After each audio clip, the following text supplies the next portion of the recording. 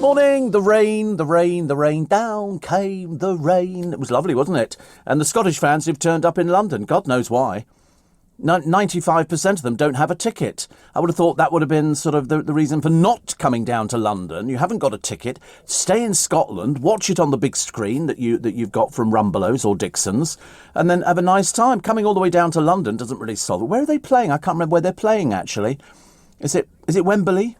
We're on our way to Wembley, on our way. That'll be a bit of a shock for people, won't it? Nothing in Wembley that you need to go there for, apart from the stadium. But I think they're putting screens up in Trafalgar Square. There's going to be copious amounts of booze consumed. The supermarkets around here will be rubbing their hands in glee. Yeah, buy 12 cases if you want. We don't care. We're not bothered about the mess that's going to be left behind, because there will be mess.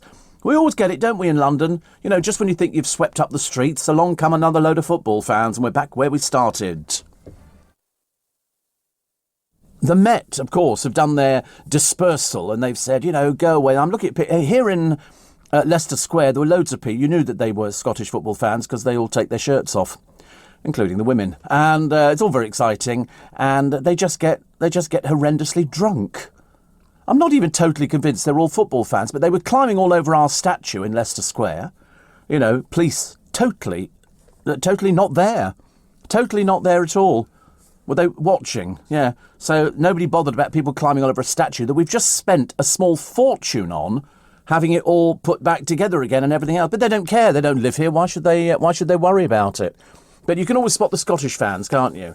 But, for, I think, 2,800 tickets were available to them, and 20,000 have turned up. I mean, apparently, London Mayor Sadiq Khan previously said supporters are a needed boost to the capital's hospitality industry. Do you mean drunks? If you mean drunk, say drunk. Don't give us this garbage about, the capital's hospitality industry. Yesterday, he urged those without tickets or a safe place to watch to avoid travel. I mean, the move has prompted pubs to cancel bookings amid safety fears, with fans claiming Scottish postcodes have been targeted. But I mean, it's very nice of him to say it's a much needed boost to the capital. Of course it's a much needed boost. But you don't want drunks all over the place, do you? God help you, Mr. Mayor, if they lose, because we're going to pay the price for it, because they're very bad losers. Thousands of them boozed up, wearing Scotland jerseys, were seen chanting the "We hate effing England" as they jumped into the William Shakespeare, because they're so classy, aren't they? And you might think I'm being slightly biased, but I tell you, you should have been here. It looked like there were thousands of them down there, and of course most of Leicester Square, they wouldn't have known this, was sealed off because they're restoring all the generators underneath. I mean, perhaps they're like this when they're back home in Scotland. But, the miserable thing will be they'll all get horrendously drunk. What time is the kick-off? 8 this evening. 8 o'clock this evening. So they're going to be so drunk by the time they get there, they won't even know where Trafalgar Square is, even though they might be in it. They have no idea. Not a clue, but they'll just be very drunk. And if they lose, there's going to be a lot of very disappointed people dragging their weary carcasses back to the station again. I mean, if you don't have a ticket, what's the point of coming down here? There's only 2,800 tickets, and yet 20,000 fans turned up. And so they'll all think they're marvellous, and I'm sure it's very good for if you support a particular team. But we have to put up with it in London. We don't seem to have any England fans. Perhaps they're all sitting at home. And should we have some more cheese on toast? Yes, we'll have cheese on toast. Then we'll go and maybe watch the match. And Scottish fans will be having to sort of try to... They won't be going to the pubs. They'll be going to the supermarkets around this area, of which there are quite a number, and they'll be buying cases of booze. And they'll just be sitting in Leicester Square. The last time we had so much glass and broken glass and bodies all over the place was Sunderland. And I walked through Leicester Square, through Trafalgar Square in the early hours of the morning, and it was terrible. I mean, the cleaners, bless them, the Westminster cleaners get out there and clear it all up, and all you get from the mayor is, it's a boost to the hospitality industry. What, a load of drunks? Well, why don't you just open all the homes up, pal? Bring all the drunks out there and just go on, it's all free, it's all hospitality, isn't it? Because I tell you, by this time tomorrow morning, London is going to be, quite an interesting place. But the good news is that Mark Wright has said that he will strip off, and I don't know what he's going to do when he strips off, but he's going to strip off if England win. Please don't let them win, please don't let them win, please don't let them win. And well done to...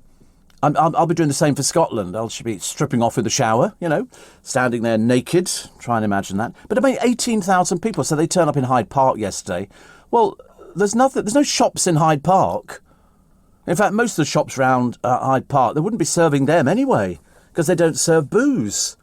You'd have to take it there. And, the police have already arrested a number of people for drunkenness.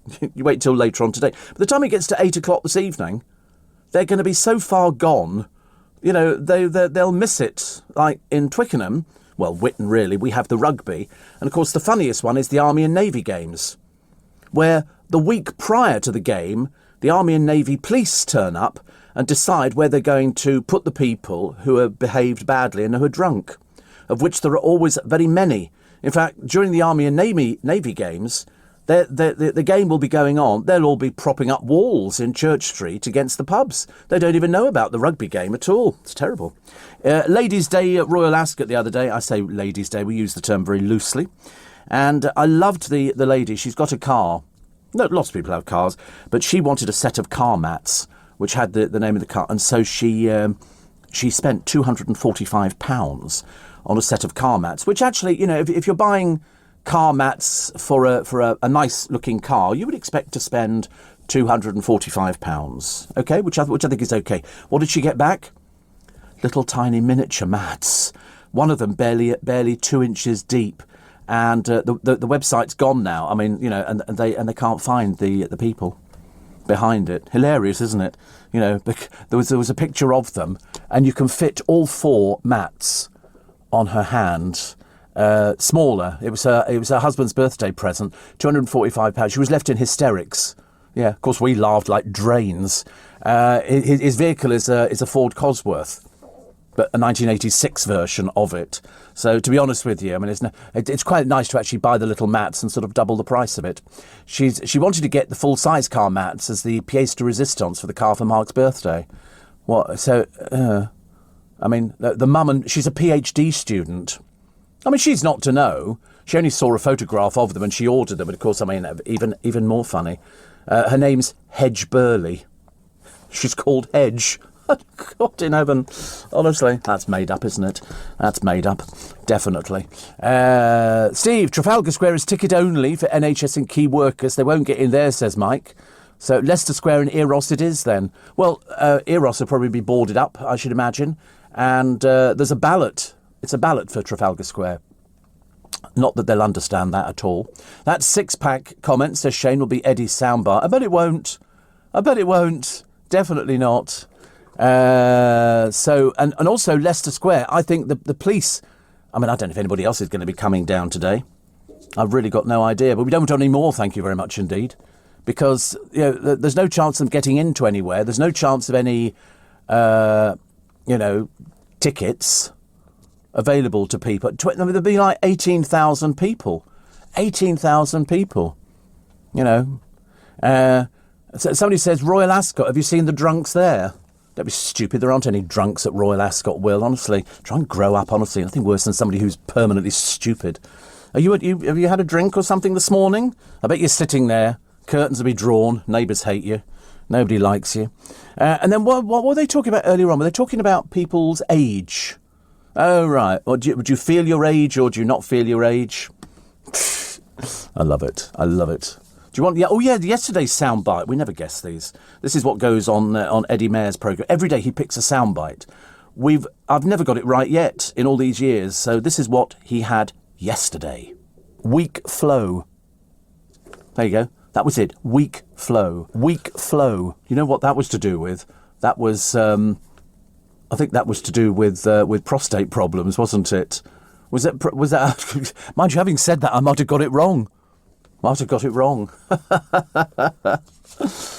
dear. Anyway, I mean, do you think what we could do with these Scottish fans is give them all a bin liner, and then when they've finished, watching their team lose, they can all put their tins and bottles in the bin liners and then leave them to the side of the road. I mean, loads of bin liners.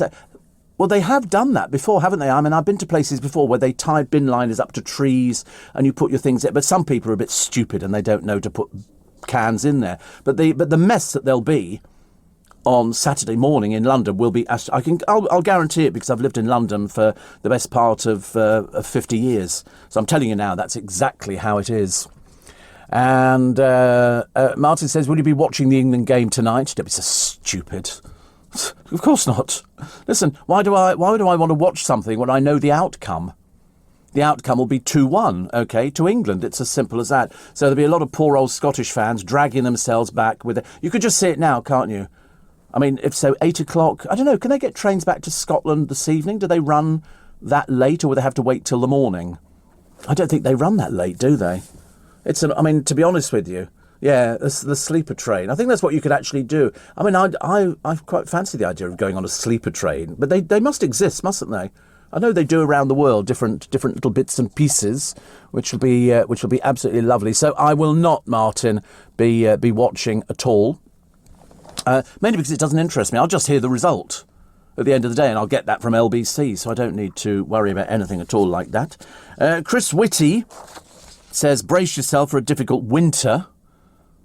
I'll tell you what else I'm going to ruin for you, Christmas. You know why? No pigs in blankets. No pigs in blankets. They think there could be a huge shortage. Start stockpiling now. Buy them and freeze them.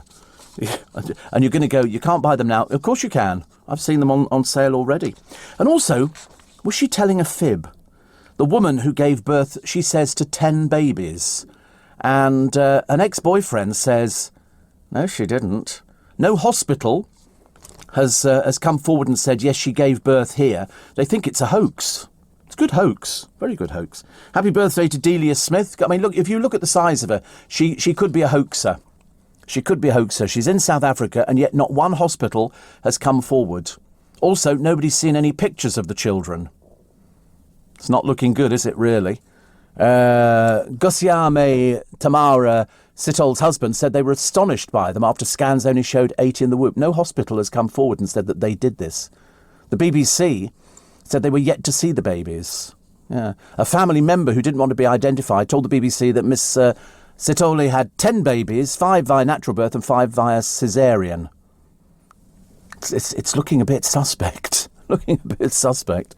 But, you know, we have to sort of take these things. But I mean, she's over in South Africa, so it doesn't really matter, actually. Of course, the worst thing is that if Scotland win, it's going to be a nightmare, isn't it, for us in London? But we'll have to put up with it, as we always do. I think perhaps we should give them a bill as they leave the capital, you know, with the mess that was here in Trafalgar Square and the mess in Leicester Square. And it is just people getting drunk. That's all it is. It's nothing else. There's no televisions around Leicester Square, as far as I know. They're not putting up any screens here. And the one in Trafalgar Square, unless you're about 7 feet tall, you won't be able to see over the top of the barrier that goes all the way round Trafalgar Square. They've sort of fenced it all off. So otherwise people would be standing there. I mean, if you bring a stepladder, you could probably see it. But apart from that, it would have been easier to stay at home. Steve Jack says, we need to tell the Scottish fans to go home because it's coming home. Very good, very good. Little bit topical. Waj says, locked into the spike, can't wait till it rains. Uncle Abdul is listening too. Have you seen, we had rain here today. It rained a little bit as I came in, but you see, as far as I'm concerned, I want it to rain a bit more because that keeps people away from all the areas in London. Everybody prays for things like that. I came past, where did I come past? I came past Tiger, the other, which is open. Empty. Absolutely empty. I think people are not bothering to go out to pubs. I'll tell you, I went to Starbucks, wasn't it, the other week? I think I told you.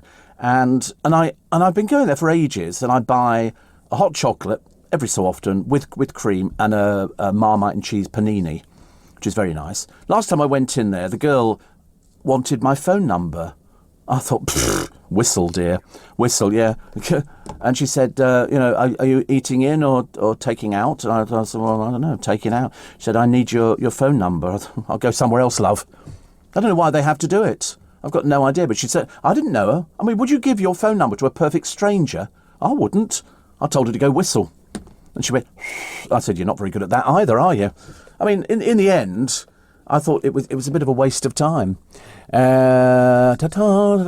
Steve, after hearing you talking yesterday, I recognised some of the symptoms. My doctor is phoning me on Monday. I said, listen, if you've got symptoms, we were talking about prostate or even diabetes. yesterday because people don't go to the doctors. They will not go to the doctor and they will not say, I've got this. But if it's something to do with your prostate, you need to go to the doctor because it can turn into something quite unpleasant. You can get an ultrasound, you can get all sorts of things, and they can see what's going on. The chances are it'll be some sort of infection if you're getting the pain. If you're getting the pain, so these were the symptoms of prostate cancer. It could include any one of these. Weak flow. That's the, when you piddle, it's weak. It's not very strong at all. The feeling that your bladder is not emptied fully. Blood in your urine, needing to rush to the toilet, needing to pee more frequently, often during the night, difficulty in starting to pee, or straining or taking a long time whilst peeing. I mean, the symptoms don't always mean you've got prostate cancer. Many men's prostates get larger as they get older because of a non-cancerous condition called, believe it or not, prostate enlargement.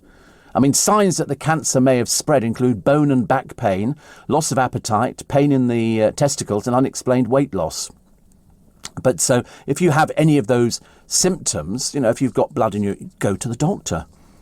It's quite a simple thing. If you pee a lot in the night, there's a chance you could be diabetic. And if you're diabetic, there's a very good chance that you probably got it. Because if you're going to have type 1, you've probably had it since you were a child. But if you're an adult, it's probably type 2, in which case it'll be down to diet, lifestyle, anything like that. Again, feeling thirsty all the time. Type 2 diabetes. When I went to the parents of my godchildren, I was drinking everything. And what was I drinking? Because I didn't know. Orange juice, which of course made it worse. I sweated profusely. You feel very tired. You lose weight without trying to. Itching around your lower bits. Cuts or wounds taking longer to heal. Blurred vision. And you're more at risk of developing type 2 diabetes if you're over 40, over 25 for South Asian people. You have a close relative with diabetes, such as parent, brother or sister, are overweight or obese, or you're of Asian, Afro-Caribbean or Black African origin, even if you were born in the UK. There's a very good chance. So if any of those things affected you, go to the doctor. When I was tested here, it was one of our people who worked for LBC when we were back at the ITN building in Gray's Inn Road, and I would sweat for the country in the middle of winter. Middle of winter, I could sit in a restaurant and the sweat would pour off me. Absolutely really terrible. And so he said, I'll test you, because he was a diabetic. And he tested me, I had this little machine. And so I've had it now for 20 years, I would think, if not more so. And he tested and he said, you're diabetic. He said, you need to go to the doctor. So, of course, I went to the doctor straight away. In the days when you could go to the doctor straight away without having to stand outside and try and, cajole your way in past the Wagnerian receptionist, which we seem to have in our one. But anyway, I went there and I said, I think I'm diabetic. And he said, well, let's have a test. So he took a blood sample, and I think you're supposed to be 7.8, 7.9, something like that on your blood sugars. I was 22. He said, you're diabetic. So they put me on metformin, and all of a sudden it started to come down again. So that's you can always go and get a simple blood. In fact, you can go and buy a little machine yourself. You can go to any chemist. We've got Goods chemist, and they always keep a good supply of these little blood sugar monitors. They're only about 20 quid, 20, 25 quid. Buy them on Amazon, and you can test yourself. It'll come with a little pin pricker, which is sort of basically shooting a needle into your finger. It doesn't hurt after about a year, and sometimes you get a little fountain of blood, which is a bit embarrassing, and you put that onto a little strip, put it into the machine, which is already in the machine, and it will tell you, within 10 seconds, I think, whether you're diabetic. So you don't even need to go and waste the doctor's time on that one. But especially if you've had that for a long time. But it's the weeing bit at night. Dee says it's tanking down here in Ipswich. Woo! I love that expression. Tanking down. Steve. This one says, I hope the Scottish fans behave themselves. I mean, I hope they will as well, but unfortunately it is the nature of football fans. When you see them around the world, I tell you, the worst experience we had years and years ago. I mean, it only takes a few stupid people who've had a few bevies. And Dale and I had been to the cinema here in Leicester Square. When we came outside, the square was full of football fans. I can't remember where they were from. Well, the moment they saw Dale, the language was unbelievable. I said, yeah, they recognised him. Yeah. Well, I mean, he's quite recognisable because he was 6 foot, whatever he was, and they were sort of doing, there's only one Dale Winton, and then it sort of degenerated into sort of just total abuse. And I remember thinking, imagine if you're in a stadium. That's why you don't get many gay footballers coming out.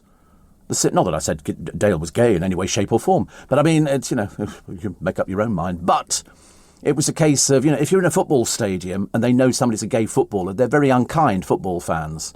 Very unkind. But, I mean, I'm sure that there will be cheering, Scotland and all that. I'm sure, listen, I don't have any problem with that.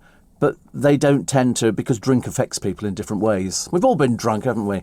And just could have a kebab. Luckily, there aren't too many of those fast food places around here. London tends to have mainly, in the centre of London, restaurants and things like that. We do have McDonald's and we do have a Kentucky Fried Chicken. I love it. Can't get enough of it. Can't get enough of it. But we don't tend to have many other places, so it's not going to be very good.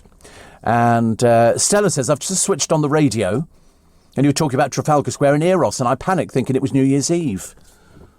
Well, we've had Christmas, Stella, so come on, now we can have the other thing, can't we? I was hoping Christmas was going to be good this year. I really do want it to be good this year. But if we're not going to have pigs in blankets, I'm not sure I want to celebrate. I'm not sure at all. Double jab Brits holiday hope. That's all people want to do. The Scottish fans arriving, as I say, 18,000. Where they're sleeping, God alone knows. God alone knows, because, the moment the rain comes down, nobody wants to sleep outside, do they? The Stonehenge summer celebrations are cancelled again. English Heritage have said they will not remove Enid Blyton's blue pluck. And Donald Campbell's widow has died. She was 93. She died in America, and she wants her ashes to be scattered near him where he crashed. Bluebird. Plus, a rogue trader has been jailed. We'll tell you exactly who he is. He tricked a pensioner. There's quite a lot of them. And Ben Elton says nothing should be off limits in comedy. Yeah, I mean, to be honest with you, you can tell jokes about just about anything now, except there's always going to be some little woke snowflake who's going to complain about it. Oh, I didn't like that thing. There's a lovely thing I found on YouTube, and it was a woman harassing a mother and daughter going round Central Park in New York in one of these horse-drawn carriages, and she's shouting on her bicycle. She looked a bit crackers. Animal abusers. Do you feel good abusing animals? I mean, she really was completely mad as a fruitcake, unfortunately. And you get a few, and then there were two old bags who turned up harassing the police in America and saying, are you aware of this code 602, which means you cannot arrest somebody? Of course, what they've done is they've gone onto the internet, and a few other balmy people before them have put up all this rubbish. It's like the people who wear their little things around their neck going, I'm exempt from wearing a mask, as they've got a fag on and try and claim they're asthmatic. And what, I don't think they all are. I mean, otherwise Waterloo Station is full of asthmatics, which I don't think is right. But anyway, it's a case of they're sort of wearing this thing, which you can print off the internet. There's loads of things. There's a woman in New York, no, America somewhere, and she's not wearing a mask, and the shop assistant is not going to serve her. He said, unless you put a mask on, I'm not serving you. She said, and she then produces a bit of paper she'd printed off the internet, which was a load of old hooey. And she goes, it says here you have to serve, otherwise I can take you to court and sue you. And so he said, take me to court and sue me. Off you go. Bye-bye. I'm not Are you going to serve me? He went, no. She said, is that your final answer? He said, yes. She went, and she walked out the shop. It was so funny.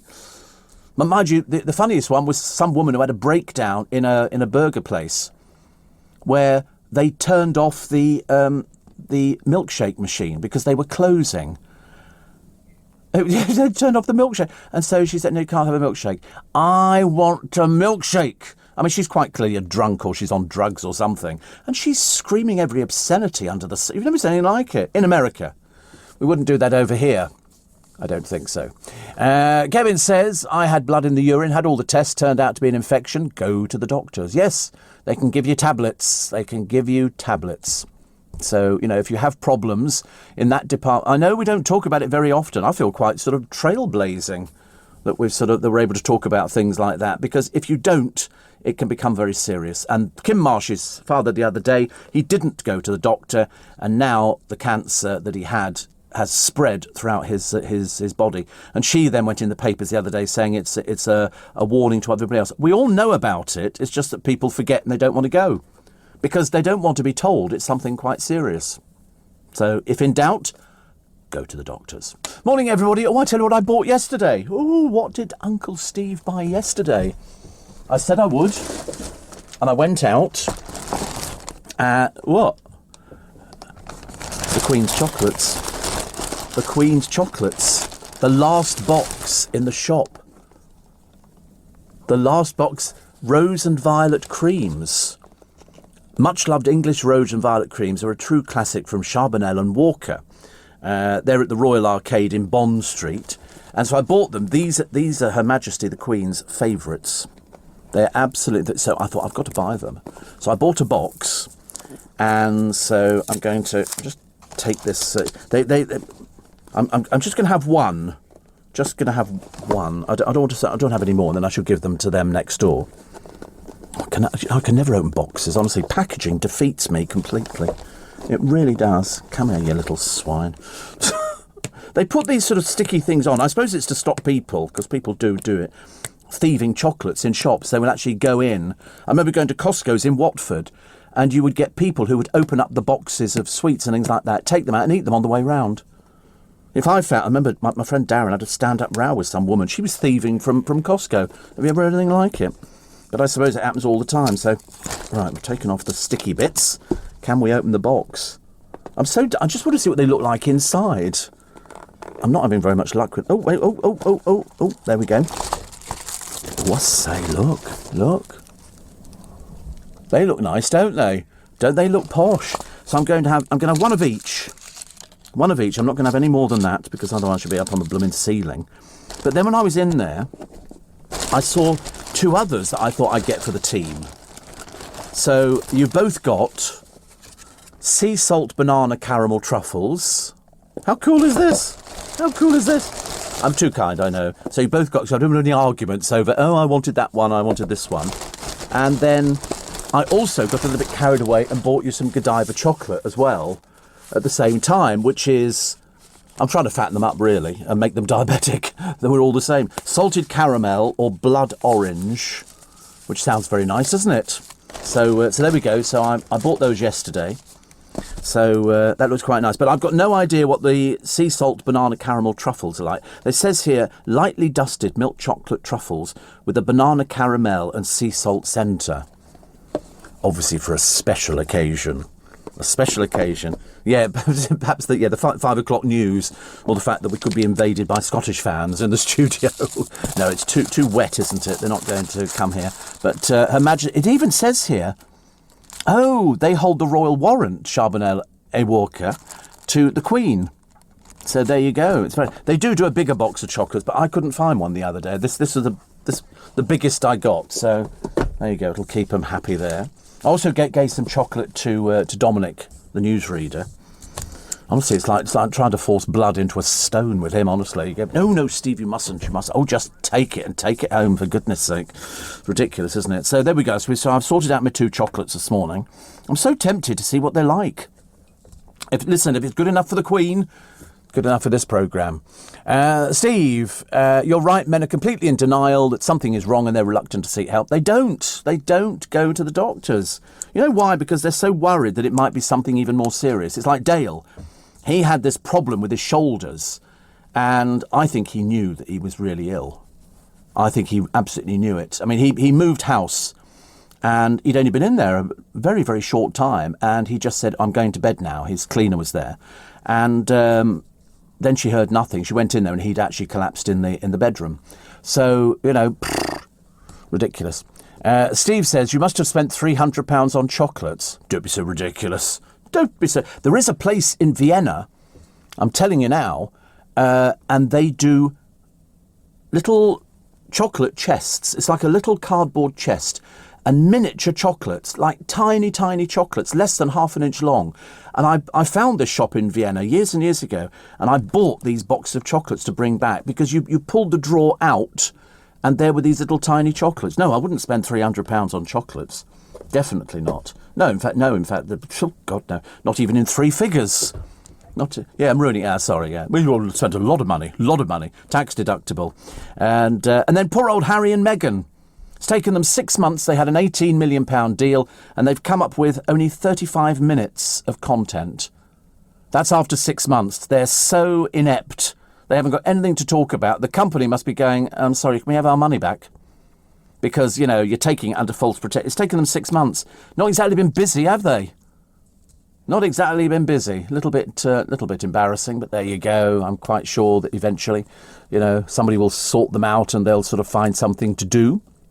Steve, I booked a date with a private doctor in Vienna. After hearing you talk about amputation, I've had a weird burning and swollen feeling on the top of my right foot. I was going to wait until it goes by itself, but you scared the life out of me. Always go to the doctors. But they don't have NHS, do they, in Vienna? You'd be paying for the doctor. Paying. Mind you, have you noticed, though, Declan? Everybody's a doctor in Vienna. Every single person. You will see on all the things. You could be a doctor of music. All the people who work for the ORF, Dr. Lufthansa or whatever, who would be head of music for their drive station or something like that. That's the way it goes. Ladies' Day at Royal Ascot, but it rained, so that sort of put the damper on it. And the people in the royal family who turned up yet again. Yet again, we had Sophie Wessex. Yet again, we had Zara Boring Tyndall. She was there. They all turn up to these things, don't they? And they sort of sit in the royal box and sort of enjoy the adulation of the crowd. But luckily, the moment it absolutely tiddles down. Oh, most people in Vienna get free healthcare. Do they really? But you should definitely go. Blimey, if you've actually got something like a swollen feeling on top of your right foot, definitely go. It could be an infection. And if it's... Henry's got his shorts on again. Honestly, it's absolutely tiddling down outside and he's wearing shorts. I ask you, what is the matter with the boy? I've issued the guidelines for Global and LBC and the dress code. And the dress code is sackcloth and ashes. It's a case of long trousers. Mind you, a guy was wearing shorts the other day. Honestly. Actually, the funny thing is he must be the hairiest person in the office. I thought he was wearing an Afghan rug, but apparently not. And yet, no hair on his arms. You think he shaves his arms? Is that possible? We'll have to find out later. I worry about these things. Steve, says Kim, are they the ones made by Charbonnel? They certainly are. It's only because I like the little boxes. And I think because my brother's wife loves the champagne truffles. Obviously a woman of impeccable taste. Married my brother, so why not? But I just think it's quite a nice little packaging. And also it's the gift that keeps on giving. There are two gifts that I would give. One would be boxed chocolates, and the other would be a candle from either Joe Loves or Joe Malone, which is now owned by Estee Lauder. And that would be an acceptable gift. In a bag, I wouldn't bother wrapping any of those things. I would buy a gift bag and then pop it in there and then just sort of do the top up. Because then you can use them again. Don't write on it so they can then use it, which is much better. So you go, Declan. You go, definitely. Somebody says, somebody else says, it's very good for the retail market because you can't buy trousers in Scotland, says Jack. Do you know, I quite like the idea of kilts. My former producer, Thomas, was Scottish. And he had a kilt. He never wore it in here, but we saw all the pictures of him wearing his kilt. Because some people like, but it's quite complicated to put on. You get the kilt, and then you get the sporran, and then you get the shoes, and then you get the socks, and then you get the this bit going around here, and another bit on the top. And I've never worn a kilt, no. Tried a sari on once, but that was a bit different. But no, I've never worn a kilt. I've never quite fancied the idea, but I think I think they wrap the material around you, don't they? And then it's all sort of pegged together, or I don't know how it works. I don't know why I said that, actually, because I've got no idea. A lot of Americans go to Scotland. They go to Edinburgh, and they go and they will sort of find out members of their family, and they will buy a kilt in their tartan. Which is because there's so many tartans. There's absolutely loads and loads of them. And, you must have a family tartan. If your family came from Scotland, you'd have a tartan. I mean, some of the ones who are coming down here, I'm assuming they brought a change of clothes. Because if they've been sort of drunk in Hyde Park, and it's been raining and it's been a bit miserable. By the time they get to the game tonight, they're going to smell a bit rancid, aren't they? Oh, dear, I don't know. Yeah, some of them had no clothes at all. And those were the ones who made the newspapers. Yeah, but for some reason, people, when they've had a few drinks, want to take their clothes off. My Auntie Enid's like that all the time, seriously. Very embarrassing. The crafty seagulls who've outsmarted the pest controllers. Why? They're delaying having their eggs, which is quite clever. I would put nothing past seagulls. And Piers Morgan lashes out at ITV over the Love Island people. He says, that they shouldn't let these people on television anyway. He said it's pointless at the end of the programme. Then they offer them psychological counselling. He said they should have psychological counselling basically before they go in there to find out what they're going in there for. It can't be because they're intelligent, because, to be honest with you, I've never met such a bunch of drongos in my entire life. If only I knew what a drongo was. But it's a case of they go onto the programmes, and what do they contribute? Nothing. Nothing at all. Everybody's sort of made up, to within an inch of their life. And then they go on the programme and then they sort of try and hook up with somebody. But to be honest with you, most of them look like they've hooked up with most of these people anyway. And it's a cheap programme. I'll be glad if, the day they actually drop it. Perhaps one of these days we might get back to some decent programmes. Watching Gogglebox last night, the celebrity version. Although you were hard pushed to describe who some of them were as celebrities. And they showed, Naked Attraction. Well, Maureen Lipman's face was an absolute delight because they had the oldest man they've ever had on there. He was 75. He'd been married, I think, and then he decided that he didn't get women giving him attention, so he started going on to men, and so they had men and women on his particular thing. And Maureen Lipman was sort of sitting there going, and then he came out stark naked. Well, really, very embarrassing. Very embarrassing. It was just very bad. And he liked people who were pierced. People who had sort of jewellery adorning their bits. Not my idea of fun at all, I'm afraid. Morning, nice to have your company, nice. So at the moment we've got the, what did they used to call it years ago? Was it the Tartan Army? Ali's Tartan Army. I'm sure, I don't know why I was thinking of Tartan Army, but it's sort of, but there's 20,000 of them. Now they must be in hotels. Mustn't they? I mean, I'm assuming they're in hotels. You can't be sleeping out in this weather. It's not particularly good for them. But then they've got to get to Wembley. I mean, I'm assuming even the people who don't have tickets will want to be there, because that's the whole thing for football fans. You've got to be there, whether or not you're three sheets to the wind is neither here nor there. But one naked Scotland fan is in the papers for today, surrounded by police in a London park. And as the Tartan Army supporters marched south, the Scots defied calls from police to stay at home if they didn't have a ticket. So they're allocated 2,800 tickets. Unfortunately, they think up to 20,000 Scots may travel. Trains from Glasgow and Edinburgh were packed with the Bravehearts swigging booze. So by the time they get here, they're three sheets to the wind. Then they've got to find their way from here, and they'll all just meander along. Rangers fan and porn star Lana Wolf tweeted, "No Scotland, no party." How lovely to be known as a porn star. How embarrassing for your whole family, but there you go. Met Deputy Commissioner Sir Stephen House, urged all fans to behave properly and control their drinking.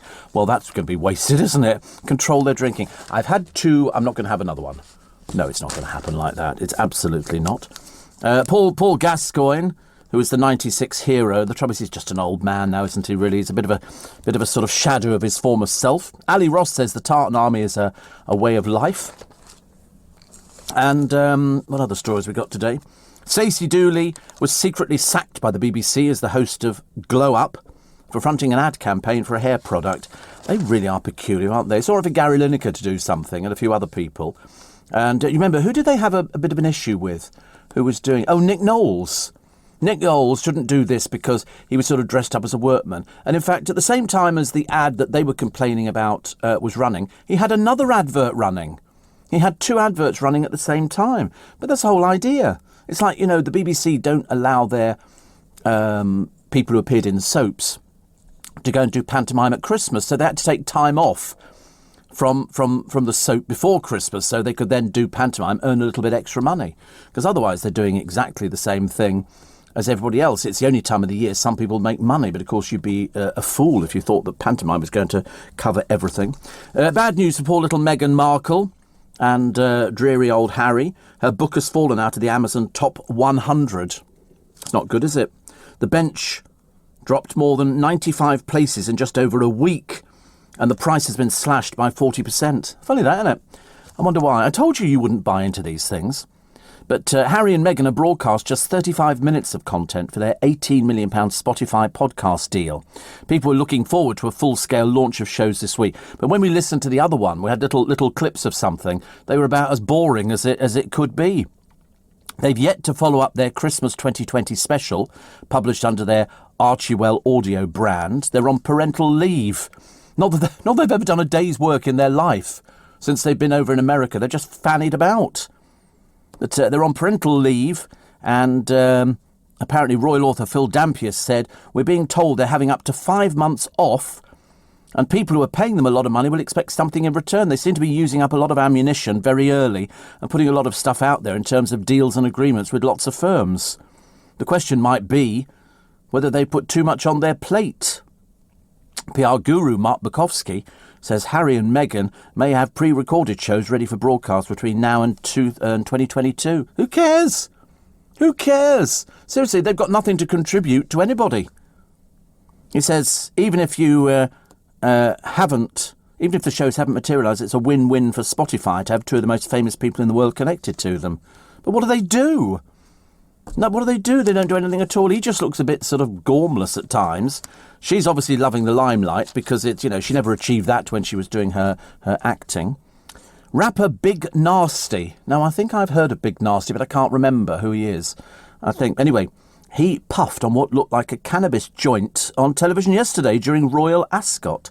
ITV presenters Ollie Bell and Chris Hughes spoke to the grime artist who had a horse named after him running in the 5 p.m. race on day 3. His real name's Tyrone Lindo. He's known to love weed, apparently. Weed as in marijuana. And one video tweeted he sat there bunning a bifter. I think this is obviously some sort of local expression. Another one said Big Nasty blazing up mid-interview.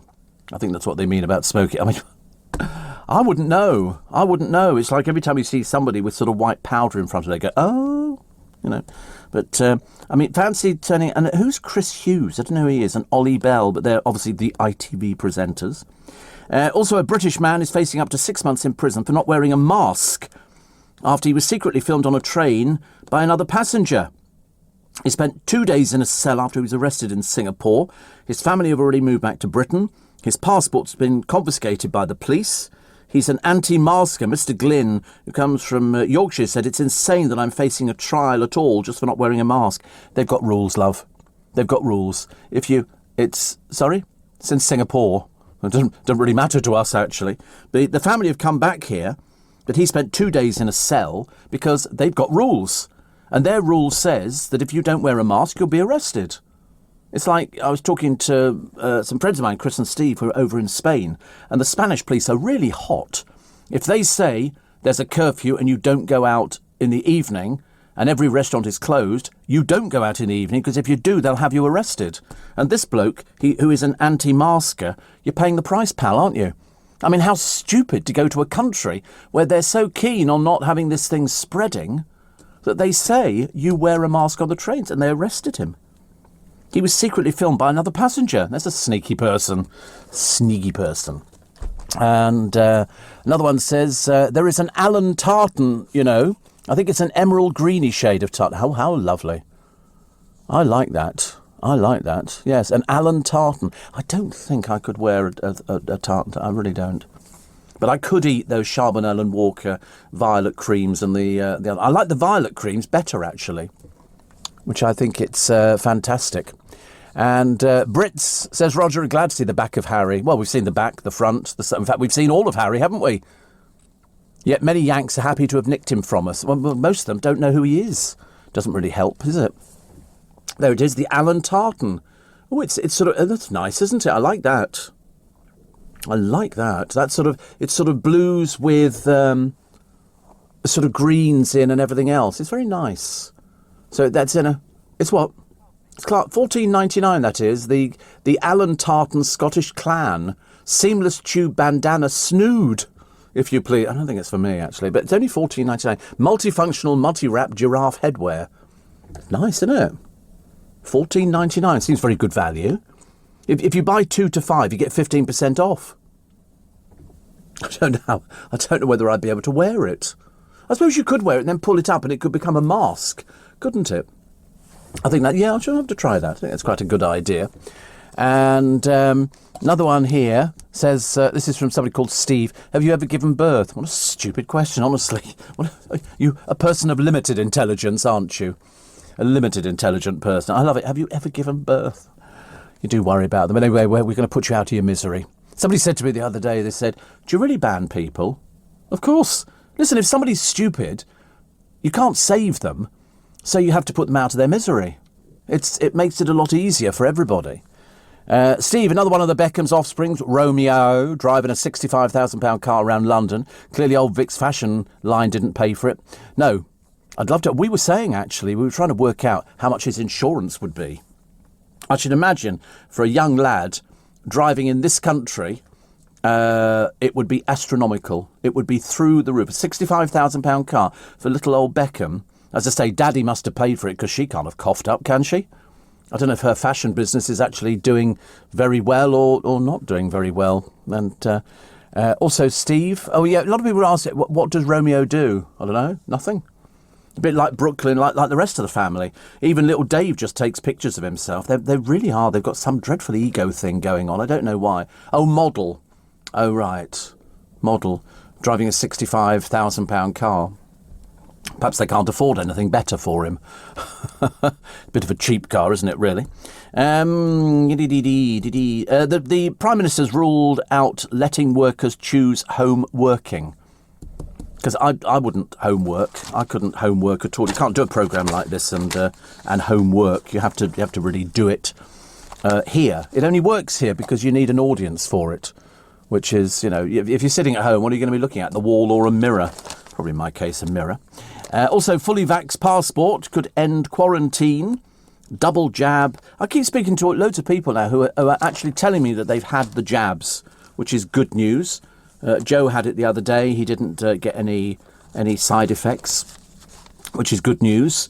So you've had one or two? You had one, haven't you? Yeah. Which means you'll be fine for the second one because the first one is always, sorting it all out. What was I doing the other day? I was watching. They were showing a bit of an old Celebrity Big Brother, and it had Daniela Westbrook on there. So you know how old it was.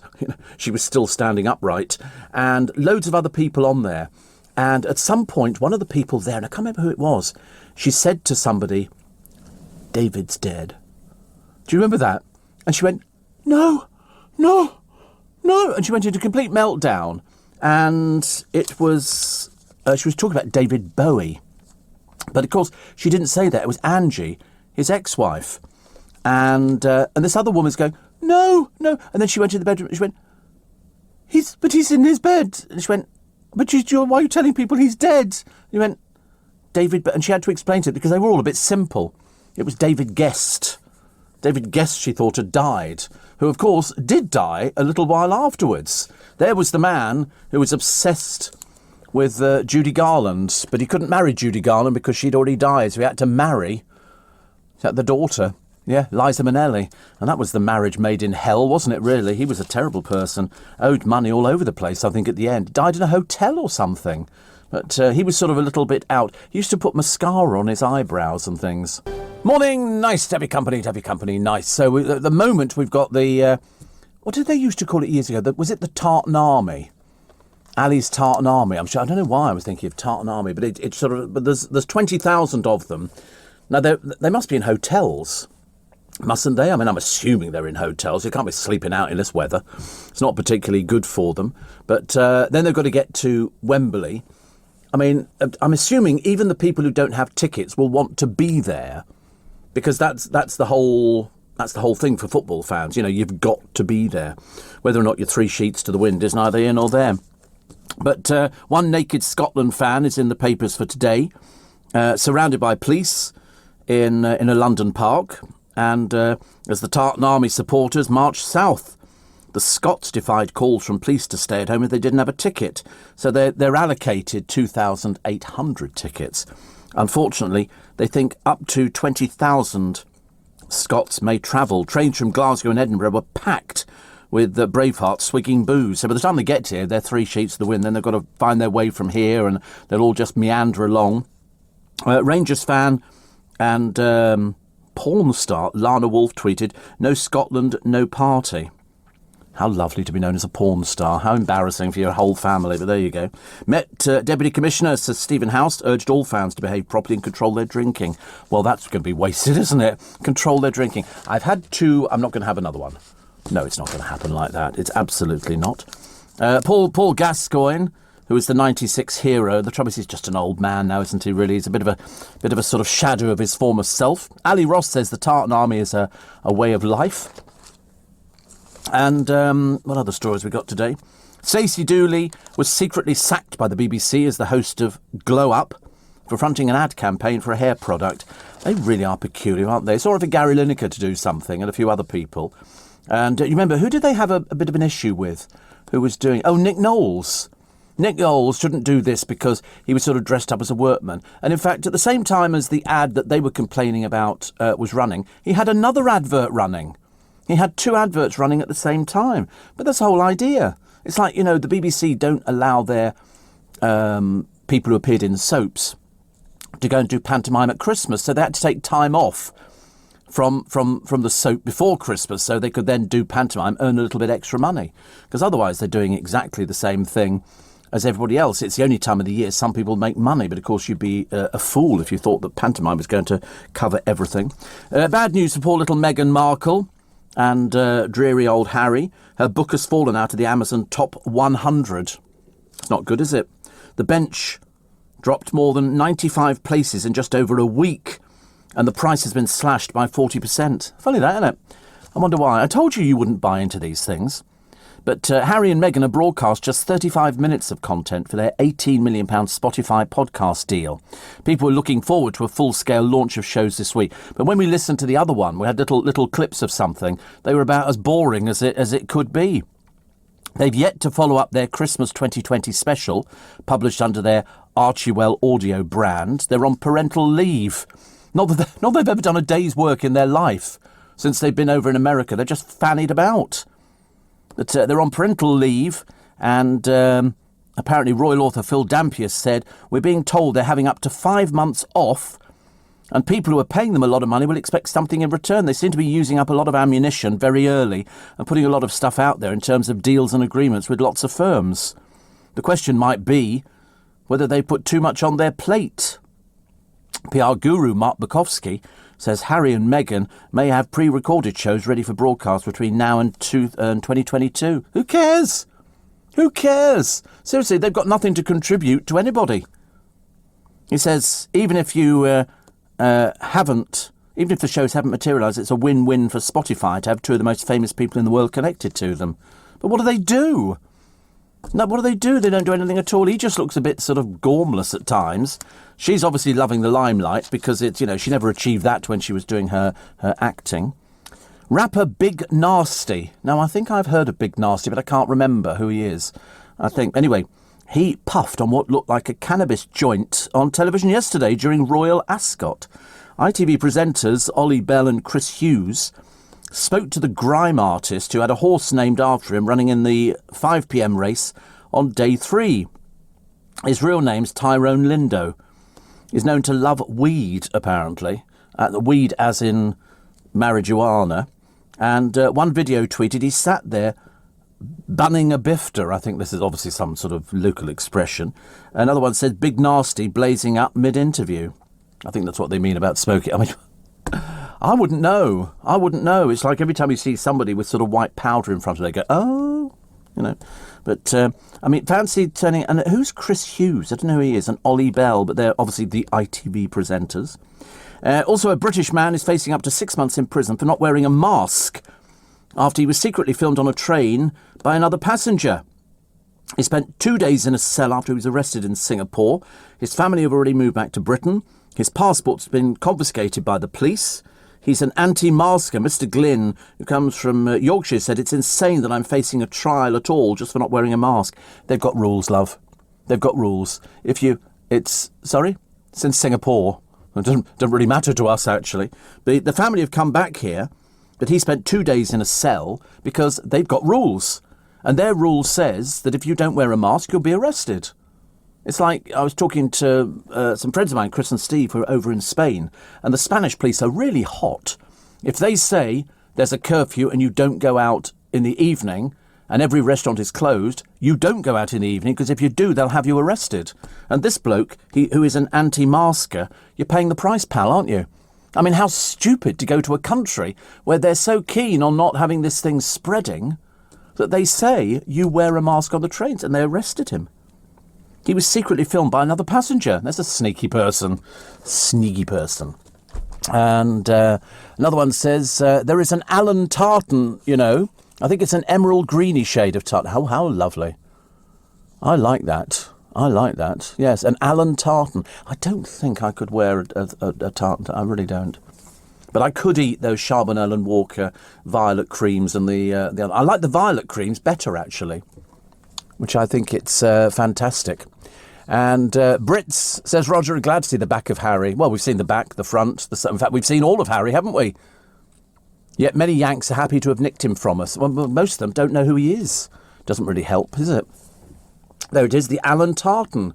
Oh, it's sort of, that's nice, isn't it? I like that.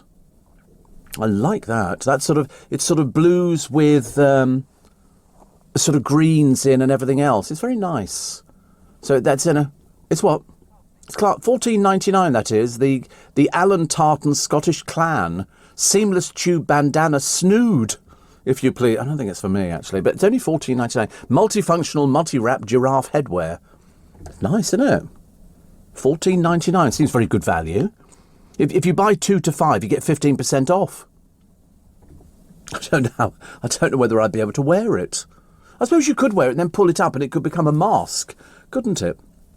I think that, yeah, I should have to try that. I think that's quite a good idea. And another one here says, this is from somebody called Steve. Have you ever given birth? What a stupid question, honestly. You a person of limited intelligence, aren't you? A limited intelligent person. I love it. Have you ever given birth? You do worry about them. Anyway, we're going to put you out of your misery. Somebody said to me the other day, they said, do you really ban people? Of course. Listen, if somebody's stupid, you can't save them, so you have to put them out of their misery. It makes it a lot easier for everybody. Steve, another one of the Beckham's offsprings, Romeo, driving a £65,000 car around London. Clearly old Vic's fashion line didn't pay for it.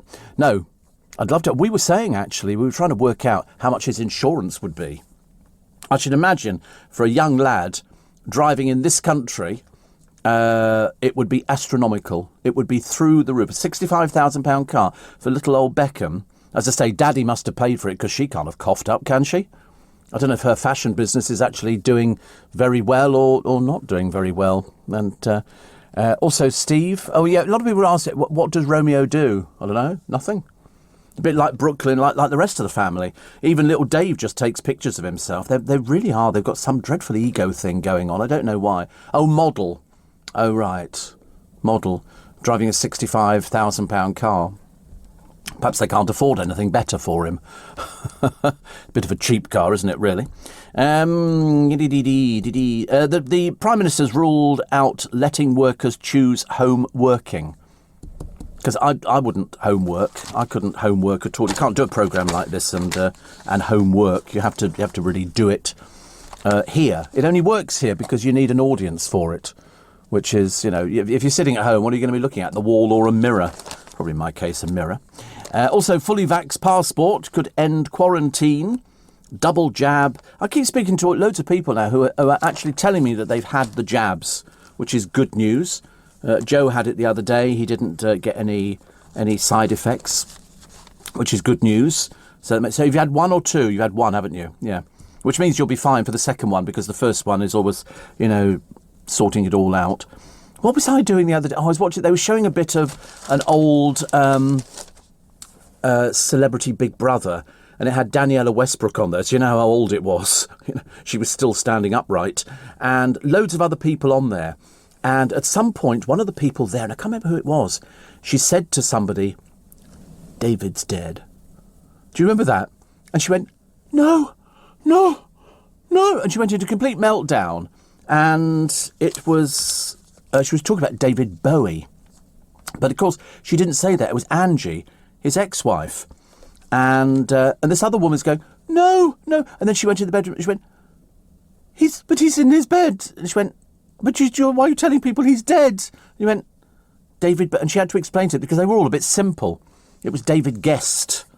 David Guest, she thought, had died, who, of course, did die a little while afterwards. There was the man who was obsessed with Judy Garland, but he couldn't marry Judy Garland because she'd already died, so he had to marry the daughter. Yeah, Liza Minnelli. And that was the marriage made in hell, wasn't it, really? He was a terrible person. Owed money all over the place, I think, at the end. Died in a hotel or something. But he was sort of a little bit out. He used to put mascara on his eyebrows and things. Morning, everybody. Nice to have you company. Welcome to Friday. Welcome to the, good grief, is it really the 18th of June? Can it really be football day? Oh, by the way, Roger, he says Romeo's got an Audi A3. No, he hasn't. He's got a Maserati now. He's got a Maserati. But as I say, his insurance must be through the roof. Must be through the roof. Unless it's a freebie. They might have lent it to him because he doesn't look old enough to be allowed actually out by himself at all. Poor soul. Steve, so it's a Maserati. You'll see the pictures. You can see him sitting behind the wheel of a Maserati. He did have an Audi A3. I don't even know how much they cost, but I mean, his insurance would be so expensive. So expensive. Because he's a so-called celebrity. Can't imagine why, actually. The whole family's a bit dreary, aren't they? You've got Dave, who sort of shaves his body and has tattoos. Brooklyn, who's not the brightest penny in the box. You've got the mother, who's running a rag and bone shop somewhere selling her clothes, which are terribly expensive. I mean, terribly expensive. And I always said, it's no good jumping, into the top market. She had a T-shirt out. £80 for a white T-shirt with a bit of lettering on the front, using a few words from the Spice Girls. And you think, 80 quid. And apparently people have been past the shop and they have a little look in, but they don't buy anything because it's so expensive. And, if you want to appeal to people, so they keep propping it up. She's had about 3 or 4 cash injections to try and keep it going. She should just sell online, make it easier. The rent on the building she's in must be astronomical. She had to get rid of all the staff. Wouldn't find her working in it, though, would you, really? They also sort of... what she was doing, she was sort of trying to move herself up the social ladder. We have all these fresh flowers. She wasn't selling anything. The place was making a loss for ages. I've got a poem. This one's for all the Scottish fans down in London at the moment. Try and behave yourselves. It's by Candy Simpson. It's called Why Do You Love Football? How appropriate. Why do you love football? What do you see in it? Why not watch another sport like rugby, golf or cricket? Well, let me answer that, my friend, and put your mind at rest. I love the beautiful game because it's simply the best. No other sport is as exciting. No other comes anywhere near. Football can create passion and lots of atmosphere. It is loved all around the world. Most children kick a football. Rich kids and poor kids, small kids and some very tall. A good football match is a joy to watch. That's why thousands go to every game. When you get goals and lots of action, all the fans are so glad that they came. So yes, my friend, I do love football. It's by far the number one sport for me. So while you're watching golf and cricket, I'll be watching Match of the Day or Man UFC. Kind of fitted, didn't it? Kind of fitted at the end. I was a little bit worried in case it wouldn't, but I think we kind of saved the day there. Steve, with all the talks of lifting the holiday ban, how soon will it happen? Don't hold your breath on this one. Don't hold your breath on it. I don't think it's going to happen just at the moment. Is the WAG saga over? Little Rebecca Vardy and little Colleen. I mean, we love a good spat, don't we? We love a good spat. And their lawyers will return to court today for the hearing that may hasten the end, which is the good news, of the libel battle. Mum of 5 Becky will ask the judges to strike out parts of Colleen's defence on the grounds that they're irrelevant or too weak to succeed in a trial. If her application is granted, Colleen's hopes of winning would be seriously weakened, if not fatally wounded, and their 18-month, that's how long it's been going on, Wagger Christie fight may end. You can imagine how much they've racked up in bills already for 18 months with lawyers. Are you serious? It's ridiculous. They say here They previously held failed mediation sessions because neither is willing to capitulate on this. So Becky's latest bid to sink Colleen has cost £78,000. That's on top of the $431,000 already splurged. If the case gets to a trial, she expects to spend a further £465,000. The only winners in this are the lawyers, aren't they? Colleen has spent £181,000 and budgeted for an extra $402,000. I mean, she says here the climbing costs are grotesque. I'm sorry, how much is the house you've just moved into, darling? Was that 20 million? I've forgotten about that. That's the house with a super duper kitchen, but you can't cook. So what's the point of that? Take away pizza, dear. You just heat it up once you've fathomed out how to turn the oven on. But it's somebody's going to lose on this, and it's going to cost them big time. It really is. And whilst I don't doubt that Colleen has got, millions sitting in the bank, or Wayne's got millions sitting in the bank, I don't think the same is said for the Vardys. I don't think so. I've seen their house. It's not as exciting as you think it is. What do we got here? We got Comedy Central. I didn't like that, actually. The trouble with farming on television, it's either incredibly earnest like Country File, or it's Rebecca Lewis with a pig on Channel 5. Never been any middle ground until now. Clarkson's Farm, apparently. I quite like him, actually. When he used to come in here, he'd been in a few times with all the boys. I thought he was very entertaining. Very entertaining. Also moving and sensitively handled scenes as EastEnders Mick Carter pledges his undying loyalty to wife Linda, who's pregnant with Max the Meekon's baby, writes Ali Ross. I told you I'll be there. I promised you, and I mean every word. But what if it's Ginger? Fair point, you're on your own, love. That's what he says here. That's what he says here. Against Ginger. Against Ginger people. Honestly, we love Ginger. They were having trouble the other day, weren't they? Trying to find somebody to play Harry as a child in The Crown, because apparently there aren't many ginger or red-headed young actors. I mean, it's quite amazing, really. So, I mean, but we actually pointed out to them, this is for the season coming out, 5th season, there is a shortage of ginger-haired actors. I mean, the forthcoming instalment of the hit Netflix series will feature a young Harry aged between 6 and 13. So they say they may have to dye an actor's hair. Well, they don't mind that. Kids, we're going to dye your hair so you look a little bit like a young Harry. Hey, that's cool. They'll love it. They won't care at all. A source said bosses have incredibly high standards when it comes to the actors they hire. Don't egg the pudding, please. It just sounds a little bit sad. Steve, I prefer watching submarine racing to football, says Peter in Malvern. Yeah, I mean, it depends if you're into it. I mean, I've never even been to a football match. I've never been to a rugby match. Never done anything like that at all. Why would I want to? What have we got here? Oh, the Bishop. It's Dr. Penberthy. And a Conservative MP has called for a bishop to quit after she tweeted, "Never trust a Tory."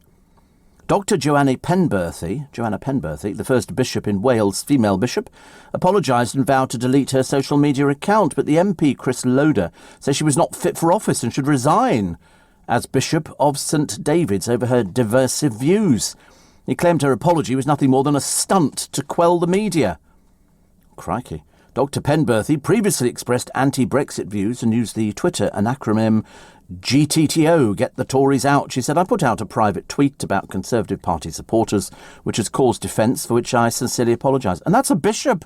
That's a bishop writing this sort of garbage. She said her post was both irresponsible and disrespectful. I deeply regret it. And you're a bishop. God, blimey, what sort of people are we putting into the church at the moment? First Church of Wales female bishop. Not for much longer, Sweet Pea. You can't go writing stuff. You're a bishop. You're supposed to be way above those kind of things, aren't you? You're supposed to be the sort of person that people look up to. Steve, the David Beckham body deodorant smells very nice. On offer at most supermarkets, reduced from about 10 quid to £1.99. Yeah, it costs about a penny to make, I think, doesn't it? Or something like that. Why would you buy anything in a supermarket that's got David Beckham's name on it? What would be the point of that? Roger says, Clarkson's very funny and could be a comedian, swears a lot, though. Oh, listen, I mean, listen, it's only old Anglo-Saxon words, isn't it? We don't really mind. We're not too bothered about things like that. Somebody swears a bit on the television. I mean, other people, I mean, even on Loose Women, Actually, every time poor little Harvey turns up on the television, he seems to let rip with a load of swear words, doesn't he? I wonder where he gets those from. Oh, here it is. David Beckham, Instinct. Deodorant, Atomizer. 5 fluid ounces. The David Beckham Instinct. I mean, seriously, if I walked into somebody's bathroom... Two quid on Amazon, by the way, on that one. 2 quid. If I walked into somebody's bathroom and that was sitting on the shelf, I'd be out that door so fast. I couldn't cope with it at all. And here's a load of people on a soggy ladies' day at Royal Ascot. Girl band The Tootsie Rollers. Ooh. Apparently we're in great form in floral dresses and see-through umbrellas. It's obviously just a publicity stunt. Their agent said, listen, can you all go to Ascot? I've got your tickets each, but you've got to go down on the train. And so they all turn up and then somebody goes, oh, who are you? And they go, we're the Tootsie Rollers. No, I'd never heard of them either, but they're all of a certain age. About 90 by the look of this one here. Forecaster Stephen Dixon says prolonged and heavy... Stephen Dixon? He's not a forecaster, is he? Well, that's what it says here. Forecast... No, but 2 Stephen Dixons. Good Lord, we can't cope. They say cooler weather and rain will continue into the weekend. So take your umbrella, and if you're going to the... actually, if... I don't know the answer to this one. If Scotland get 2,800 tickets to go to the match this evening, how many do we get? Do we get more? Oh, they say, I don't know. I don't know how many people are supposed to be going to this match. I've got no idea. Pepperami. Have you ever heard of Pepperami? Yeah, it's bringing out a non-meat version. Despite poking fun at vegetarians and its slogans, it's a bit of an animal. I've never had it. I've seen it, but I've never had anything like that. Don't think I want to, actually, really. Lottie Moss says being supermodel Kate's pretty little sister pushed her into dating the wrong men. Jamie Lang and Francis Bouls, Private Parts podcast, the model says, I tend to go for deep and disturbed musicians. Or, failing that, 2 old has-beens. Steve, I wonder how many of the thousands of Scottish fans have not had the COVID jab. Blimey, I've got no idea. I've got no idea. I don't think they know these sort of things, do they? Steve says, Gary and Frinton, are daytime TV phoning competitions too easy? A, yes. B, cod and chips. Or C, Archbishop of Canterbury. Oh, there you go. Just dyed the actor's hair. Archie in Riverdale sometimes looks ridiculously orange. After much, says Juliet, who's in Perth in Australia. So, I mean, actually, that's not a bad colour, is it, really? But it doesn't quite look real. It's a bit too orange, isn't it? It's a little bit too orange. And Chris says, I was surprised to hear you say your programme needs an audience. As I thought the only audience you had were your friends, the producers. And even then, I think I've heard you say they're sometimes in a different room. Well, they're definitely in a different room. Of course they are. But yes, I need I need to see people because they react. Ask anybody. It's like stick a comedian on stage and have nobody in the audience, and he'll die on his proverbial. Because you need the audience to get the reaction. So when I say something, if I think it's particularly funny, I know it's particularly funny if I look up and they're laughing. If they're sitting there, you know, sort of going, oh God, it's awful, you know, then I'll know it's not this station they're listening to. They're listening to something else. He says, I know nothing about radio. Well, I think you've demonstrated that quite clearly. So the audience I have, my friends, they're not my friends.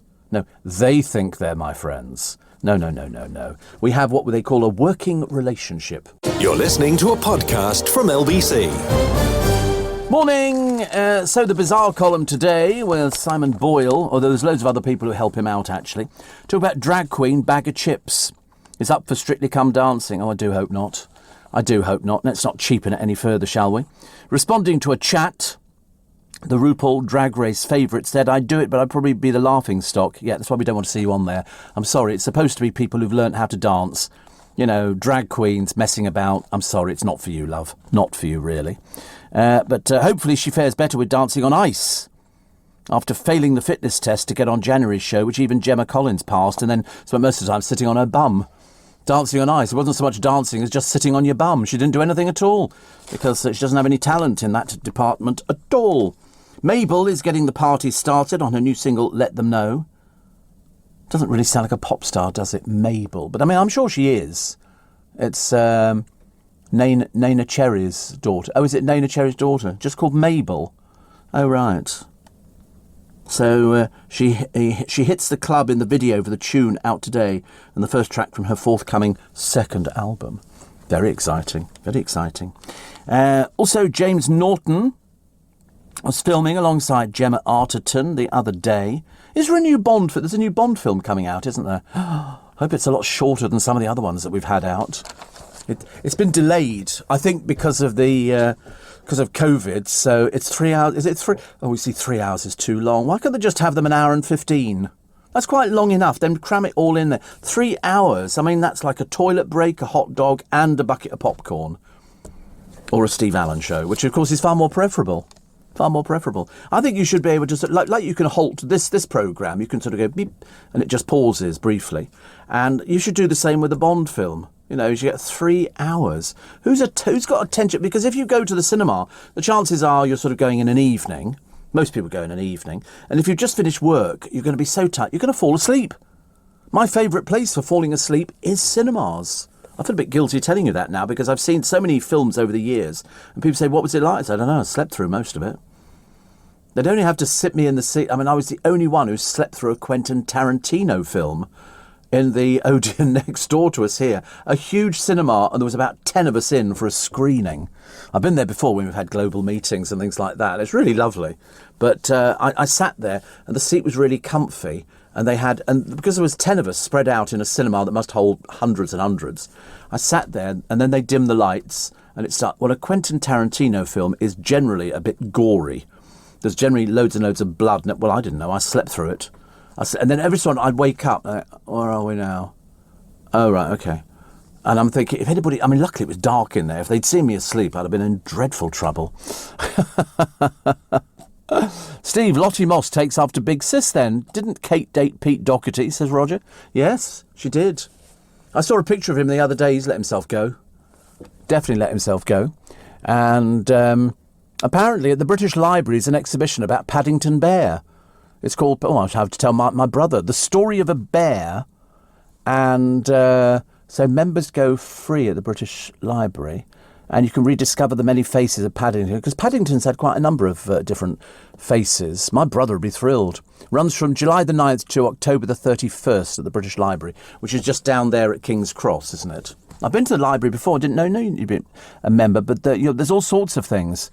So don your hat and duffel coat, grab your travel case, and join them for a marmalade sandwich-fueled trip down memory lane. Lasts 45 minutes, an average visit. Nice, isn't it? So whether tidying the attic or going to the laundrette, Paddington is forever making a mess. My brother has been... So it's £8 to go. So full price £8, member £8. What's the point of that? It's not a very good incentive, is it? Other concessions are available. What does it say? Just go down a little bit more, planning your visit. Apparently families of... I'm going to sneeze, I'm sorry. Pathetic. Families of at least one adult and one paying child receive a 20% discount. So if you're listening in Towie, that's the ones that you'll qualify for. Seniors, hello.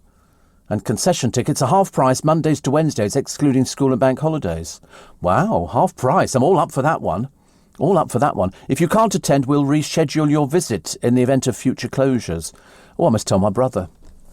The Paddington, because he's already been on the Paddington tour around London, and I bought him some Paddington artwork as well from the cartoons. It's like a Paddington in 3D. I bought two, actually. I bought one for myself and one for him, and he loves it. Got both films, yeah.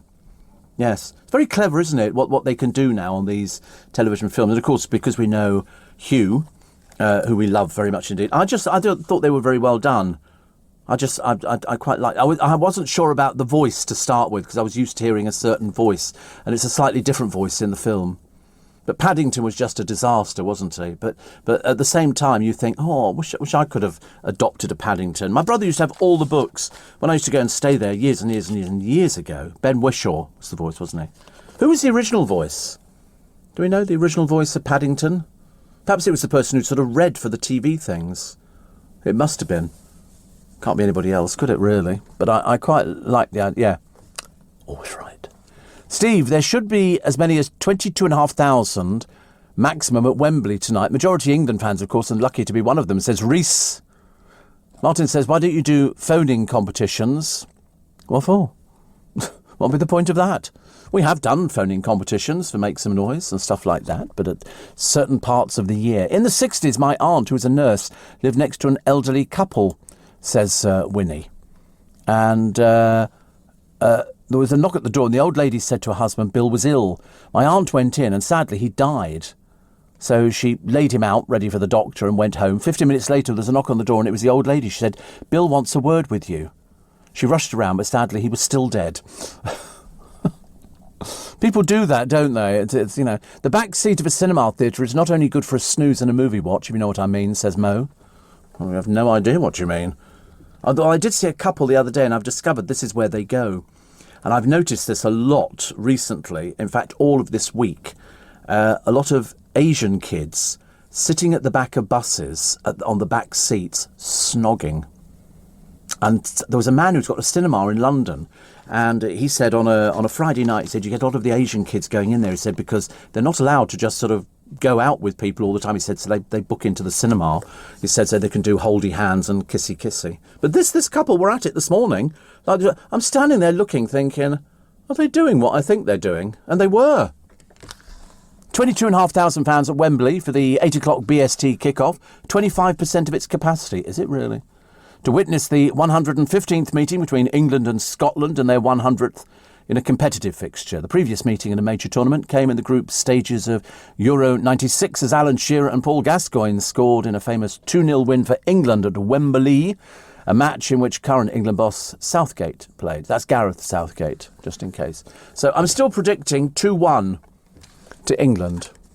2-1 to England. I think that's what it's going to be like. But as the producer said, you know, because I said, you know, God help us if Scotland lose. He said, well, God help us if they win. Which is true, actually. It's going to be exactly the same. They're still predicting thunderstorms. I love a good thunderstorm. That's what I want today, actually. And here we go. Thundery showers and a moderate breeze. 18 degrees. And, a little bit of sunshine for today. Thundery, what am I looking at? Oh, Saturday, overcast, 20 degrees. Sunday, rain. Monday, rain, thunderstorms. Tuesday, rain, thunderstorms, 17 degrees.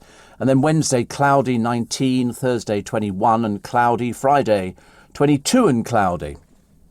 So it's not looking... Actually, over the whole sort of weather warning, I'm looking at it here today, it's just rain, blooming rain. Well, we don't mind. Listen, we're British, for goodness sake. We're so used to rain now. And it is just water, and yet you see people, oh, I'm going to get wet, like you're going to shrink, or something like that. Steve, bless you. Sorry's a bit late. A bit late. Wembley's going to be wet, says Sue Ann. Yeah, I mean, absolutely, it's going to be wet. It's going to be very, very wet. So there's going to be a lot of people going there. So if you were thinking of heading out to Wembley any time today, because you might live out there or something like that, just brace yourself for the fact the trains could be heaving with 18 to 20,000 Scottish fans who might want to go out there, actually. Lawrence says, am I the only one not excited about the Euro? No, there's loads of us. There's loads of us who aren't remotely bothered. He said, I don't get the fuss. Well, I don't get the fuss either, I'm sorry. I used to enjoy This Morning, Steve, but watching it has made me feel a little bit queasy, says Lee in Aberdeen. He says Dermot can't stay still, biting his knuckles. He's very uncomfortable on television. He's not a natural TV presenter at all. Painful to watch. Bring back Eamon and Ruth. Well, I wouldn't go that far. But no, Dermot's always been that one. He used to stand on stage when he was doing the X Factor, what it was, rocking backwards and forwards and sort of hands in his pocket or folded. Very, very bad posture. Very bad posture. I don't know why they even bothered. But then I'm sure that, I don't think they actually get on well. I don't know why. I don't think Alison and Dermot are sort of bezzy mates on the programme, because television's very competitive. And so everybody wants to be the main presenter. And I think he thinks that because he's more experienced as the main presenter, but I'm pretty certain she thinks she's the main presenter, which makes it reasonably entertaining for the rest of us, does it not? You won't believe the story I'm going to tell you after the news. This could be classed as Dr. Doolally. OK, but you'll need to wait for it. You're listening to a podcast from LBC. It so is. And it is Friday, and then somebody says, have you had the car wash lately? Have you seen the weather? Have you looked out the window? The clue would be, why would you bother getting the car washed when it rains. No, definitely not. So here is this story. You're going to think this one is mad as fruitcakes. You really are. New laws are being proposed by 2 university doctors to protect animals from hate speech. Apparently, a research paper suggests anti-animal language should be banned. It says speciesist hate speech is as bad as racism. The proposals, published in the Oxford Journal of Legal Studies, would see cats, dogs, farm animals, even seagulls safeguarded. And the plans ignore the fact animals cannot be offended by words. Last night, Tory MP Nigel Mills branded the idea utter woke nonsense and a complete waste of time. Dr. Josh Milburn and Dr. Alistair Cochrane of the University of Sheffield suggest it could be hate speech to say the lives of non-native species matter less than native ones. They say it would be impractical to censure wounding words only if they're actually wounding. Do they drink, do you think? I've never heard of such a thing. So you can't say anything, so you're an ugly parrot. Can't say things like that. The parrot would go, what? You know, I'm taking you to court, the parrot would say. But and dogs as well. How many times have you seen people say, bad boy? Bad boy. They had the thing down the other day. It was really... no, they don't say what the problem is. No, they just want to sort of protect animals. I was watching...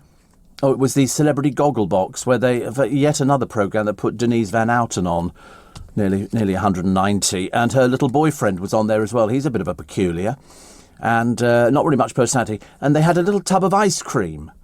Strawberry ice cream, but it's doggy ice cream. It's not human ice cream. And so she's got a little pug. And her boyfriend, as I say, not really all there in the real world, was trying this ice cream. It's for doggies. Okay, and then he sort of passed the thing over and the dog put its little tongue in there and was licking out the ice cream. And then he takes it back and then he puts his spoon in and takes more ice cream out of it. There's something the matter with you. And she kept saying, it's for the dog. I bought it for the dog. It's not for you. And he's going, oh, it's really nice. Perhaps he thought he had a personality. Sadly not. There's a beautiful wee town, Steve, called Largs. It's on the west coast, around 20 to 30 minutes from here. Famous cafe called Nardini's, draped out in Art Deco. Seriously ritzy place. If there's a place to buy their lovely chocolates, methinks it'll be there. You put me in the mood for a wee treat. Oh, I think everybody should have a wee treat. Don't you think so? I try and persuade myself. I'm having a look at Largs. It's very. I could live there. Oh, is that a fun fair they've got? Yes, they had a fun fair. That looks very nice. I like that. Oh, is that a permanent fun fair, do you think? Oh, I like the sound of that. And then they've got a harbour. There's a lighthouse. And, oh, look, not a crowded place. The only problem is it's no sandy beach. It's all stones. But that's okay. You know, if you take a chair to sit on, that's fine. We like sitting on beaches, don't we? Just staring out to sea. Doing what? Nothing. My favourite thing is to sit on a pier with a cup of tea. I mean, how old does that make me? As Darren Adam was talking about, you know, people who don't feel their age or don't act, I wouldn't use a knotted handkerchief. I would have a hat on, though, to stop my head getting burnt in the sunshine, because that's the thing I'm always prone to doing. It's always the thing that makes me ill afterwards. Yeah, it's Darren's story. Ageing process is unstoppable, finds an unprecedented... Well, of course it's unstoppable. You can't do anything about it. You know, it's a case of, you know, from the moment you're born, you're ageing. You know, and for some people, it's fairly fast, and for other people, it's very slow. And then you see people on a television programme and they go, and so is, I'm 63, says this old man that I've seen on, you know, various programmes. And you think, wow, you're an old looking 63. But I think it depends at what your demeanour is on life, isn't it? Perry says you can't say he's an ugly parrot because he's a pretty boy. Who's a pretty boy? Who's a pretty boy? People talk to parrots like they're about 1 year old. Might we do the same with babies? Hello, how are you? The baby's lying there looking at you thinking, what do you reckon, projectile vomiting or not? We always do that with babies, don't we? People say, oh, what a lovely child. You think, God, that is an ugly baby. You know, as somebody said, if all brides are beautiful, where do ugly people come from? It's the way it goes. So we like. I know you're a peanut butter aficionado, says Chris. I'm not a fan really, but I need some. As Erin Dawes asked me to make a chicken satay. Anyway, rather than buy a jar of the stuff, I thought I'd make my own. It sounds easy, just peanuts. You won't get on very well with that. It's easier to go and buy it. It's much easier to go buy it. It's not possible to do it. Well, I mean, you can do it, but it just doesn't work as well. The vet hate speech had me laughing. I couldn't believe it, says Shane. I can't believe it either, but then I never believe most things I read in the newspapers. There's all sorts of strange things. Lord of the Ringos. Disney are streaming Hobbit director's Beatles trilogy. I'm still a fan of the Beatles. We were talking the other day about Tamala Motown because Lamont Dozier celebrated his 80th birthday. And I remember thinking, wow, that's nice. So I replayed some music the other day from the Tamala Motown stable and the Four Tops. So good job, Mr. Martin. He's taught the nation how to survive financially during the pandemic. And now Martin Lewis is set to brighten up our early starts as the latest guest host of Good Morning Britain. The trouble is, he's not that sort of presenter. And I know you might think, what do I know about it? The answer is he's what they call a contributor. He's a very good contributor. He knows exactly how to do, all the right bits. He imparts information. To be a presenter takes a lot more. That's why Piers Morgan was so good at it. But when they sort of say he's actually taken over, only for 3 days. Only for 3 days. They didn't even trust him with a week. They just do 3 days. Chris Kamara seems to be on everything, doesn't he? He seems to pop up on that Steph show. Soon that goes, the better. God, blimey, honestly. Their budget must be absolutely astronomical. Cammy, is that what they call him? Cammy. Oh, who did they have on the other day? It was very boring. Oh, it was Tony Beak, the dancer. Oh, blimey, honestly. What a boring person he is on the television. Rio Ferdinand wants to bring back his World Cup wind-ups show, which pranked England footballers. Asked if he wanted to make a telly return for next year's World Cup in Qatar, he told influencer Harry Pinero on the YouTube channel. He says it could be in the works. God, how awful. Perhaps he'll take along his boring wife as well at the same time. She popped up the other day, didn't she? In Towie, where they had all the unmarried mothers. And it was sort of quite interesting. Lydia Dim and a few other people you'd never heard of. I don't know why they even bother with that thing. You'd think by now all these people should have quit Towie and forged a career out there, because you're really killing it stone dead for yourself. It's not going to be easy. Steve got a 40 quid tip from a Scotland fan yesterday. As long a cheer for Scotland. I had my fingers crossed. Is that bad of me? No, of course not. Definitely not. Sandra says that may be why my cockatiel's favourite saying is "Good boy, Benji, good boy." Well, your name's Sandra. What's calling you Benji for? That's the trouble with cockatiels. They don't care, do they? They just come right out with it. Right out with it. I'm not sure if I would want... I mean, the trouble is people buy parrots. I don't think you ever should. They live for ages and ages. An average parrot can live for about 60 years. So if you get fed up with it within the year, you're stuck with it. It's not like a dog you can take back and say, listen, keep it. And Steve, my baby is beautiful. It's a lovely little person, isn't it? It's that vacant look that children have when you take a picture of them, where they sort of stare into the camera. And I think all the photographers of children, we got loads around our way, sort of go, they had toys to try and make it go, and all this goes. You have to take yourself back, don't you, really, when you're talking to babies? People don't talk to babies very well. Oh, look, Mystic Meg, the second, because the other one must be near death, I should imagine, by now. There's 2 Mystic Megs. Yeah, there's the one that you'll find in The Sun today. No, the other one was an old woman with an acrylic wig. Used to appear on the television, Mystic Meg. Used to be a secretary at one of the papers. And then this one here, The Sun's, it's not the same Mystic Meg. It's a different one completely. It's like Ronald McDonald. They used to have one Ronald McDonald, and then all of a sudden, and you could spot the different ones. They were all over the place. But, James Bond, exactly the same. A little bit too obvious with James Bond because it was a different actor. But no, Mystic Meg, I used to see her at the BBC when I'd go up to the BBC to meet Dale, and then we'd go off for something to eat, and I'd see Mystic Meg walking the back corridors. No, she was just a secretary. We can all make it up. I could sort of sit here and make up Piscean and say that, because we are the dreamers, apparently. And Jupiter, the friendship planet, and Neptune, the planet most likely to fulfil your dreams, are both in your sign, so it could be a remarkable day. And I don't want to read any further. As far as I'm concerned, the moment you get something positive, it could be a remarkable day. Now, what does that mean? What does that mean?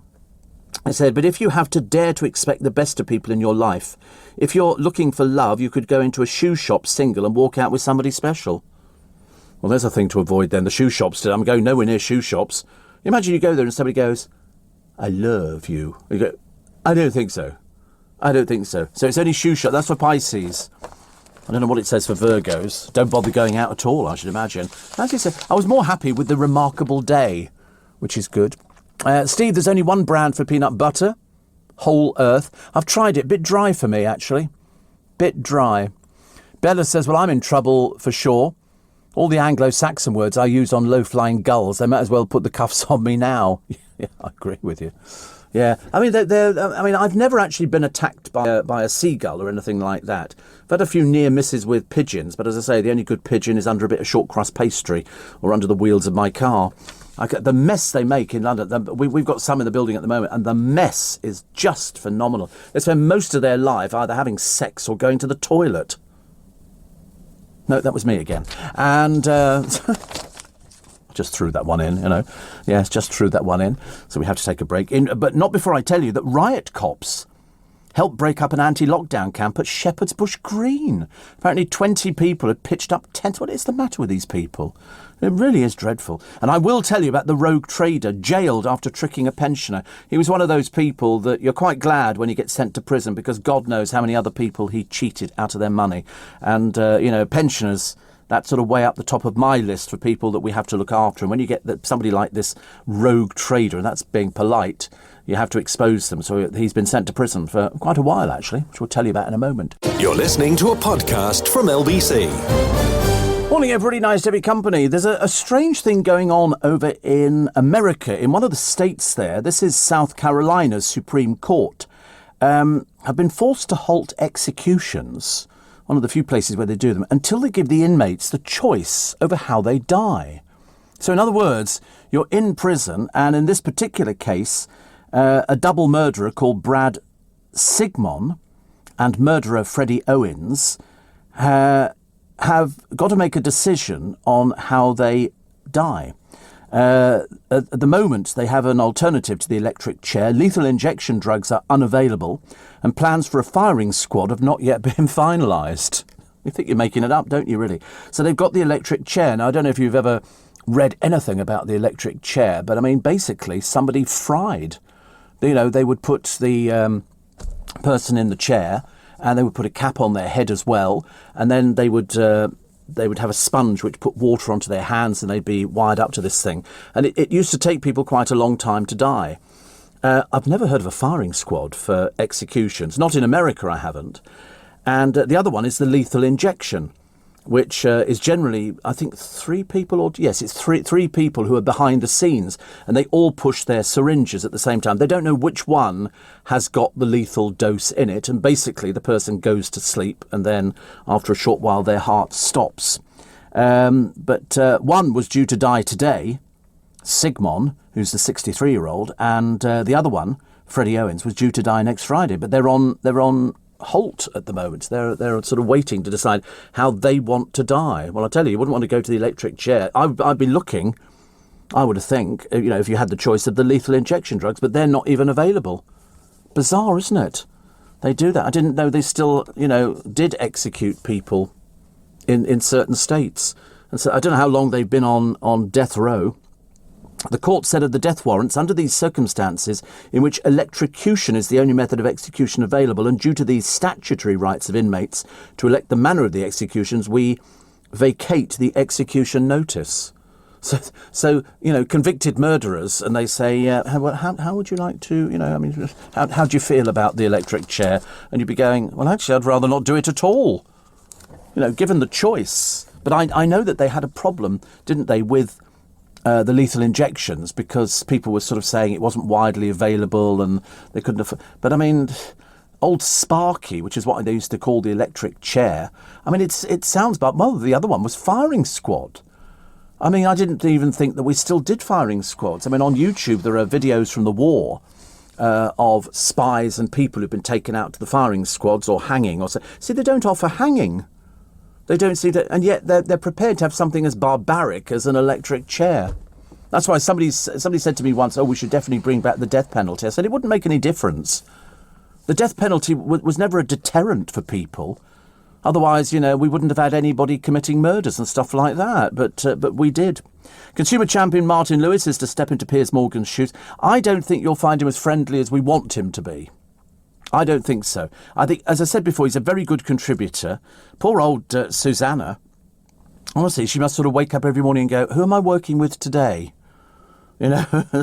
Also, a David Bowie painting, which was taken to a dump and sold for around £3 has smashed the auction estimate.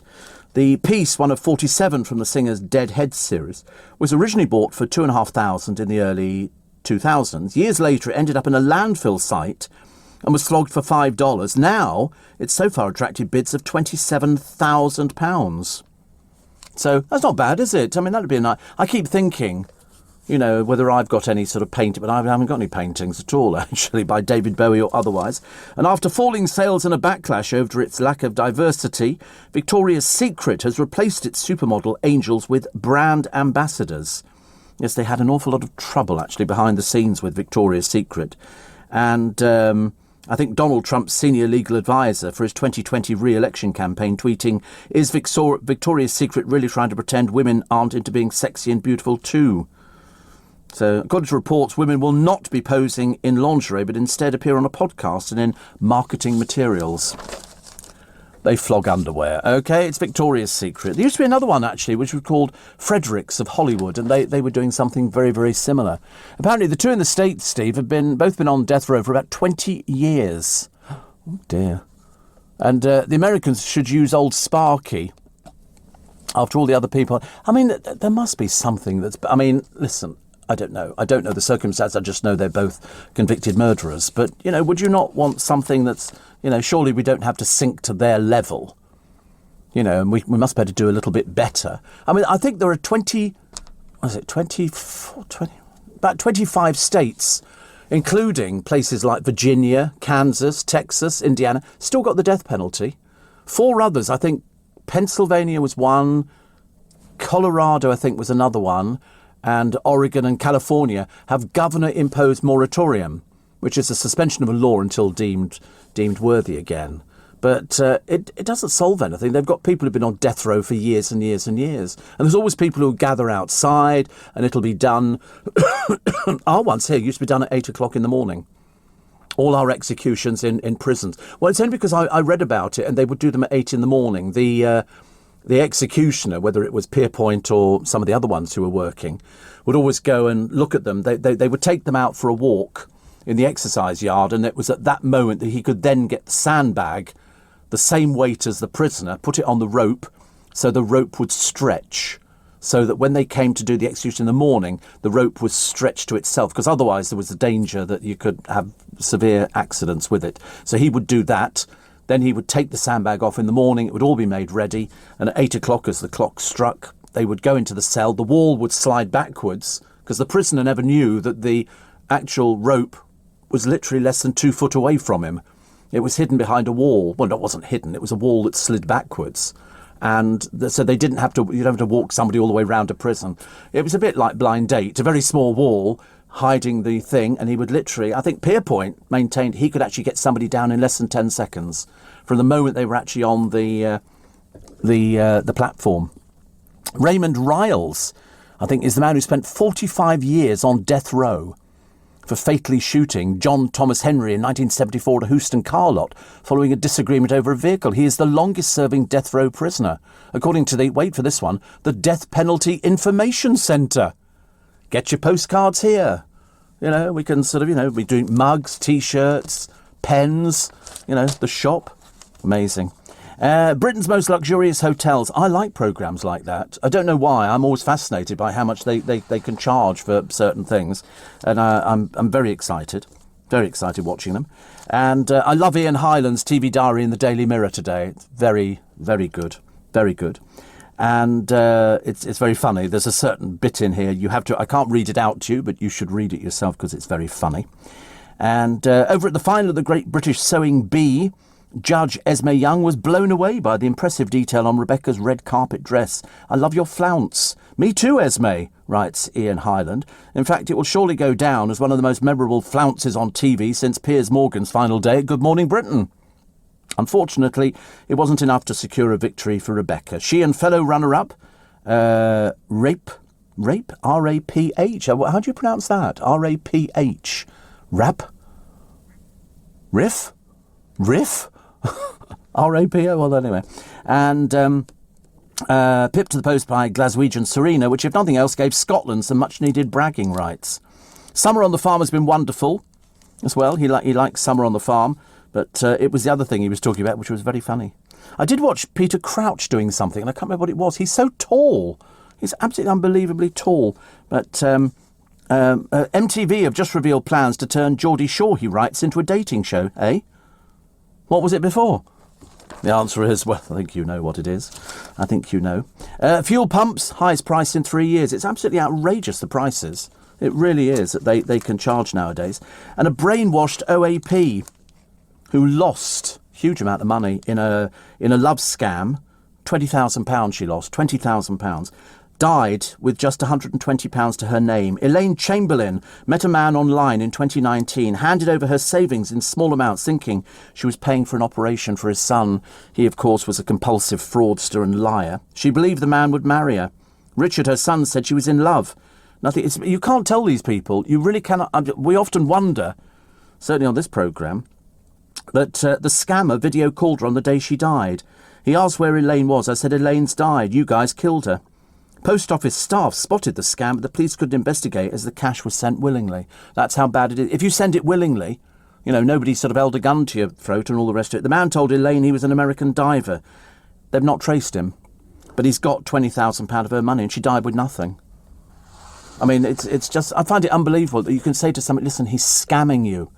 In fact, there was one woman, I think she was in the papers a short while ago, and she said, I knew I was being scammed, but I just got suckered into it. I just got taken in. And so she handed over £20,000 thinking that he really had a son, as opposed to the fact he was a crook who should be taken out and stuck on a ducking stool in a pond. That's what I'd be doing. In fact, even worse things I can think of. But to take her money, so she had nothing else to leave at the end of her life apart from £120. All because somebody didn't really care. Did you see the Alan Sugar interview, says Mo? Oh, well, the person who was interviewing him. Couldn't tell you that. Oh, it's Raf. Raf, thank you. And, yes, Raf. Steve, you must be the bookie's favourite to take over from Piers. If offered, would you take it? Good God, no. Me and the people. I mean, it's a difficult. They all want it. All their agents have gone, oh, I think so and so should get it, and so they're trying out all these different people, but they can't afford to make a mistake because nobody was as good as Piers Morgan. It doesn't matter whether you're a Richard Madeley or anybody who's actually had a go at it. Adil Ray. It doesn't make any difference. Piers Morgan was the one who got the ratings on that show. And as you all know, ratings are the big thing on television. They really are. I mean, I actually get more than quite a number of television programmes. And I'm far cheaper, I keep telling everybody. I'm far cheaper than all these people who earn a small fortune. But it comes down to the ratings. You're looking at audience figures. And when I look at certain companies who sort of set up and they do it, and then you look at the audience figures day one, you go, that's impressive. Day two, it drops. You ain't going to get them back again. It really is. And sometimes you think, why have they employed that person? Nobody liked them in the first place. Because television's got to have a likeability factor. And that's why everybody loves LBC. Morning, everybody. 4 minutes past 6. It's Steve Allen's Early Breakfast. I've just realised, in fact, I only realised a second ago when I stood up to exercise my legs, the little present that the Scottish fans left us in Leicester Square. Bless their little hearts, honestly. Bless their little cotton socks. What did they do? They took fairy liquid bottles and they squirted them into the fountain. Consequently, the entire fountain looks like it's in a winter wonderland because it's bubbles everywhere. Lots and lots of bubbles. So that'll be a picture for the papers now. Be going, get a photograph of it. There's literally loads of bubbles, aren't there? I mean, it's literally, it's horrendous, isn't it? I think we should charge them. It looks like snow. Yeah, the entire fountain. That'll be the idiot standing on it the other day. Right, we got you. We got your pictures, don't worry. We've seen all the pictures. Terrible, really. Absolutely terrible. that somebody would do. I mean, I haven't seen childish things like that since, it's vandalism as far as I'm concerned. Absolute and of course behaving like 3-year-olds. Pathetic people, honestly. But yeah, the entire fountain is covered in bubbles. It does look like snow, doesn't it? What if any of the newspapers will pick up and sort of get some pictures, or the news organisations, the television people, to say, "Oh, look what the Scottish fans left us." As I say, God help us if they win or lose tonight. Be quite interesting, isn't it? Did you see Blackadder go in front of the firing squad? Yes, that was very funny. Did you ever remember when Blackadder did it? And he was there and he was waiting for a phone call to say, "Oh, don't worry, you've been reprieved." And the sergeant major was going, "Okay, 1, 2, 3, 5. Sorry, just testing there, sir, just testing." And you think, but it is like that.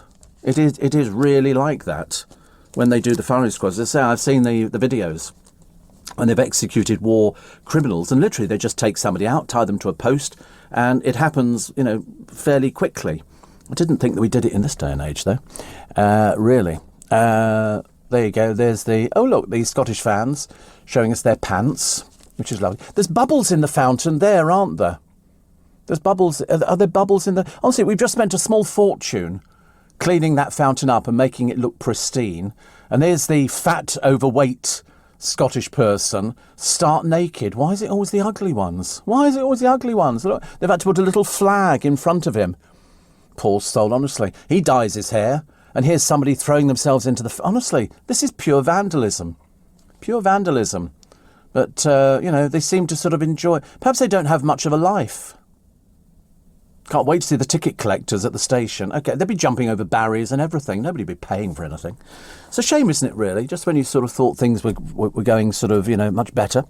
They sort of go... There we are. They've got the fairy liquid bottles and area. So we've got a picture of one person vandalising the fountain. So once we found out who he is, we can get him into court.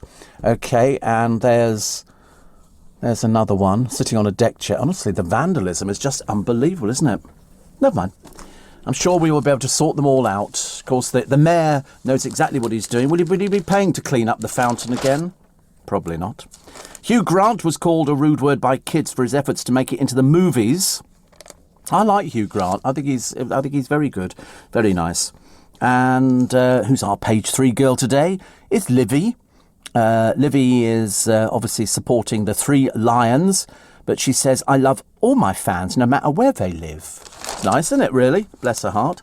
Another picture of the vastly overweight Scottish fan who took all his clothes off. I don't quite understand what the purpose of that is, but it's perhaps something that takes place. Hay fever sufferers are being warned they could be fined for sneezing behind the wheel.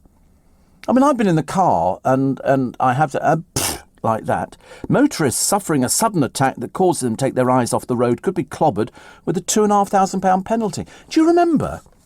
I told you I got a speeding ticket and I filled it in and sent it back. You have to fill it in to say, no, I wasn't the driver of the car, or yes, I was the driver of the car. 5:38 in the morning down the road from me, because I hadn't driven the car for ages. I wanted to charge the battery up, and I was doing 56 in a 50. OK, which is, practically a hanging offence, of course, now. And I sent it all off. Well, that was, 2 or 3 weeks ago. I haven't heard anything. I haven't heard anything at all. I'm assuming there must be some sort of, somebody would write back to me and go, we're coming round to take your car away or something. Yeah, they're charging the chair at the moment, even as I speak. But I thought that was a bit odd. I thought because I filled it in and sent it back as quick as possible. But then I haven't heard anything at all. I don't know how long it takes to get these things back. I mean, 6 miles an hour above 50. I mean, it doesn't really seem a lot, does it? It is illegal. I know. But it just doesn't seem a lot. I defy anybody to sort of, show you what 6 miles an hour looks like. But I just thought that they'd be fairly quick at sending it back to me, but they haven't. Perhaps they're listeners to the programme. Perhaps they've decided to be benevolent, going, poor soul, honestly. Were you the driver of this car? Yes, I was. I filled it all in, filled my driving licence in, and sent it back, and I haven't heard anything. So hopefully I'll hear something over this weekend. A couple of people turned up to Ascot the other day. It was Ladies' Day. That basically means people wear the most stupid clothes you've ever seen in your life. One visitor who stood out were Jimbo, a Labrador Retriever cross and guide dog. But Ascot veteran Tracy Rose, a milliner from London, was barred because her hat was too big. Just looked a bit stupid, actually. But TV's Jeanette Manrara. You know who she is? I didn't know who she was either. Apparently she's from Strictly. But that doesn't mean anything to me at all, but bless her heart, she's there. Also, Katy Perry was suffering a Marilyn Monroe moment because her dress blew up. The trouble is, she neither looks like Marilyn Monroe or even acts like Marilyn Monroe. But children's author Enid Blyton's work has been branded racist, xenophobic and having no literary merit. I mean, she's only sold 600 million books, so, obviously they know better. She's been reappraised by English Heritage. They're reviewing London plaques following the Black Lives Matter protests. English Heritage website gives a brutal assessment of Blyton's work, which includes The Famous Five, The Secret Seven and Noddy. Apparently, in The Little Black Doll, the lead character is only accepted by his owner once his ugly face has been washed clean by rain. I mean, this was written donkey's years ago. But as far as I know, English Heritage are not taking down the plaques. So there. And the police breaking up a camp on Shepherd's Bush Green. I mean, mind you, Shepherd's Bush Green is a rubbish area. Years and years ago, it used to be all brick kilns. You go there now, it's just full of drunks. It really is. It's very sad, very sad. Steve, if you don't hear within 2 weeks, you won't hear anything. Well, I haven't heard it. I feel a bit cheated. I almost now want to hear. I thought they would write back and go, don't worry, we're not going to take it any further. Sorry, I'm still seething over somebody. Actually, we've got a lovely photograph of a person squeezing a fairy liquid bottle into a fountain. What a saddo he must be. Look at him, pathetic little person. Even the haircut looks a bit stupid. So they've decided to do that. Now we've got a picture of him. Can we get him into court, get him prosecuted? In fact, today would be a good idea, because I reckon he's only got the one shirt with him. He doesn't look as though he's got sort of a little bag holding all his other things. Roger says, was the speeding thing on the A316? No, it wasn't. No. And another one here says, they have 6 months to get back to you. You'll probably get offered a driving course, says Simon. I've done one of those years and years ago. 6 months hardly worth bothering, is it really? But, Steve, small amounts of sunflower oil would break down the fairy liquid. Well, the bubbles have gone everywhere. It's quite, obviously if you... Outside here. It's actually appeared outside here. Ridiculous, isn't it, honestly? Sad. Perhaps they think it's funny. Perhaps when you've had a few sherbets, you think, oh, ha, ha, ha, ha. Christmas must be a wow at their place. Here's Jamie Oliver planning to transform the servants' quarters of his country house into family bedrooms. He wants to restore the attic of his Grade 1 listed mansion, Spain's Hall, which dates back to 1570, because that's where they all were, all in the attic. That's where all the servants lived. Sometimes a little bit later on in life, they were sort of downstairs, upstairs, downstairs. Mancunians, the top of the foraging league. Apparently more than 70% of Mancunians hunt down mushrooms, wild garlic, nettles, blackberries, and an array of free food. It's called shoplifting, isn't it?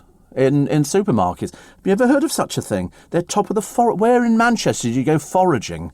I'd love to hear that one. That's not very good, is it, at all? Piers Morgan has lashed out at ITV over its new duty of care plans for dimwit Love Island stars. They're going to get 8 therapy sessions and help dealing with negative social media posts. Why don't you just axe the programme? Do everybody a favour. Honestly. McDonald's is running out of some of its most popular chicken dishes. Customers are struggling to get hold of chicken selects, big flavour wraps and deluxe burgers. So, go somewhere else.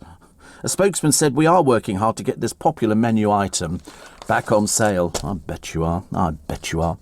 And Wimbledon Chiefs spent £20,000 to bring home Fred Perry's winner's medal. It was won in 1936. 1936.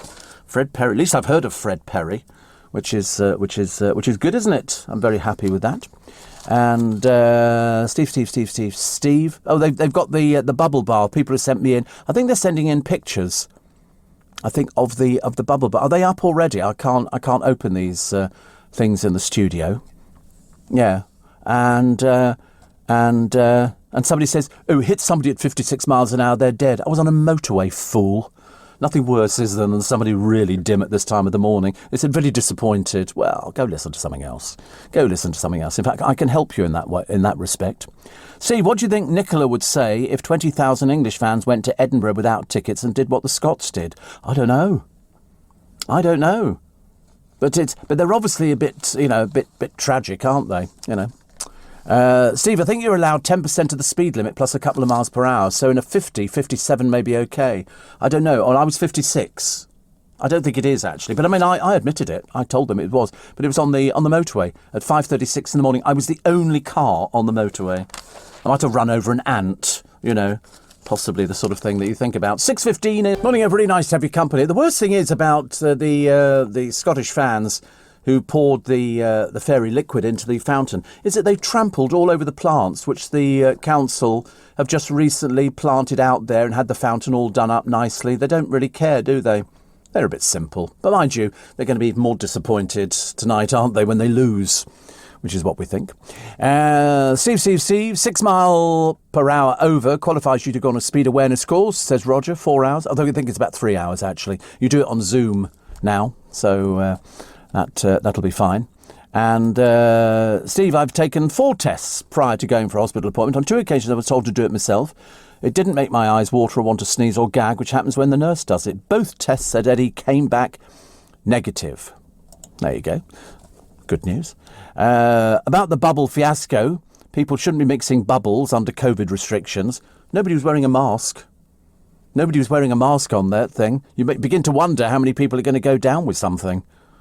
Which is very likely, actually, quite a number of people. I don't think anybody was wearing a mask. And somebody was thrown in the face. But it's the fact they trampled all over the plants, which somebody's paid good money. We've paid very good money. Flying saucers have got UFO hunters excited. Doesn't take much to excite them. Ooh, E.T. phone home. They love it, don't they? The glowing discs were spotted under a mass of dark storm clouds. Shocked office worker took a video to show his pals. He said, I wanted to take a video of the sea that day when I noticed these strange discs that looked like spaceships. I showed them to my friends. They said it was my eyes playing tricks. This took place in Manila, in the Philippines. Apparently, meanwhile, in America, the Pentagon is due to release findings next Friday of what is known about unidentified flying objects. Yeah, they're unidentified and they're flying, OK? I've solved it for you. And a meteor that hit the Earth 65 million years ago did not contribute to dinosaurs being wiped out. University of Glasgow geologists used dating techniques on the melted rock created by the meteor. Results suggested it landed in the Ukraine about 650,000 years after the meteorite which hit Mexico, wiping out most dinosaurs. Imagine, dinosaurs in Mexico. Who'd have known? Who would have known? The other story was, do you remember I told you about the bloke who moved into a village about 4 years ago with his wife? And his name is Chris Deacon.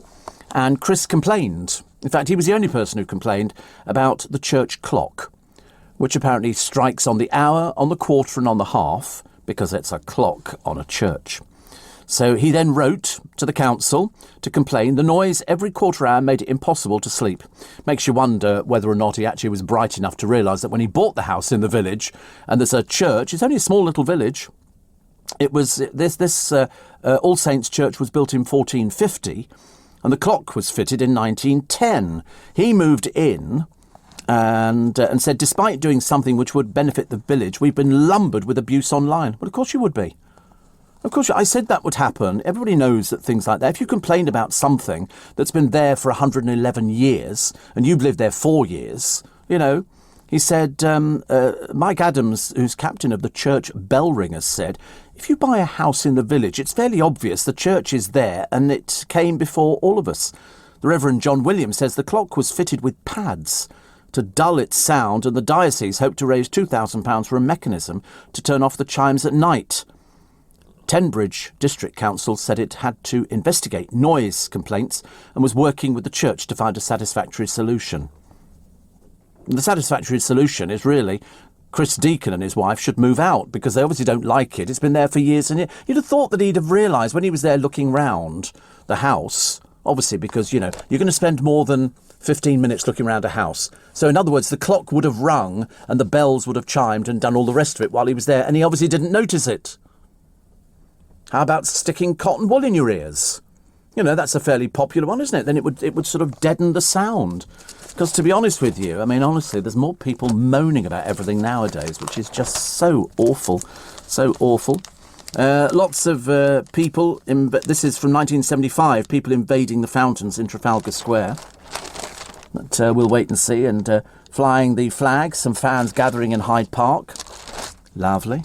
You know, as I say, it's going to be people moving. I don't envy poor old Nick Abbott coming into the studio. He's going to have to come in. There's going to be people all over the place, aren't there? Yeah, he'll be down. Yeah. Scotland. No, sorry, England. No, Scotland. That's what it'll be like. What else have we got? Oh, Whitty. Chris Whitty warning yesterday, difficult winter. Oh, listen, let's not try and think about the winter just yet. You know, it'd be so much nicer. So much nicer for us to have a good winter. You know, a little bit of snow, a little bit of wind, a little bit of everything else. And here we've got the Seven Dwarfs. Sneezy, sleepy, happy, doc, grumpy, bashful and dopey. Now, of course, we've got the modern ones. Homey, Skypey, lazy, slothy, zoomy, easy and selfie. And also Edwin Poots quit as leader of the Ulster Unionists last night. He resigned over a row over a new deal with Sinn Féin. The wife who saw a frenzied water buffalo killing her husband and son. I mean, just absolutely awful. She said the bull has rolled into her husband down a field. She hurried over to distract the animal. I mean, listen, even lions avoid water buffaloes. And people do have them in this country. She'd been preparing lunch at the family home when somebody said Yolo is pushing Dad down the field. And the daughter was wounded. The son was killed as well. So father and son were killed. There was no refuge in the field like a tractor, because if you'd had a tractor, he could have climbed onto the tractor and sort of got in this country. Oh yes, here, definitely. They make buffalo milk soap and everything else. In fact, health and safety officers told the hearing the rented smallholding, which made this buffalo milk soap, fell far below the guidelines for handling cattle. They said a ring should have been fixed through the bull's nose to control it. And there should have been a tractor in the field so that if anything happened, they could climb onto the tractor and get away from it. But these things are dangerous. As I say, if ever you see, you know, pictures of buffalo and lions, I've seen them toss lions up in the air. Lions know to stay well clear of buffalo, water and otherwise. Very nasty little pieces of work. Very nasty pieces. The boyfriend of the woman who gave birth to the record-breaking 10 babies said the pregnancy could have been a hoax. Because so far, no hospital has said, yep, here they all are. Here's the photograph of all the babies. We haven't seen anything yet. Delia Smith celebrates birthday today. Good old Delia. She left school at 16 with no qualifications. And she sold more than 20 million books. Not as many as Enid Blyton, but I mean, it's close behind. She says her guiltiest pleasure is eating her Cadbury's fruit and nuts straight from the freezer. Cameron McIntosh asked for Smith's complete cookery course as his book on desert island discs, he said, because there's not one thing that you can't go into the book to find. She's 80 today. Doesn't seem... So I just thought she was about 50. I never thought she'd be 80. So many happy returns of the day. Also, 1633, Charles I was crowned King of Scotland. Didn't last as long as he thought it was going to last. And Jan Moyer is very impressed with Penny Lancaster today, and the World Health Organization, who suggested that women of childbearing age shouldn't drink at all.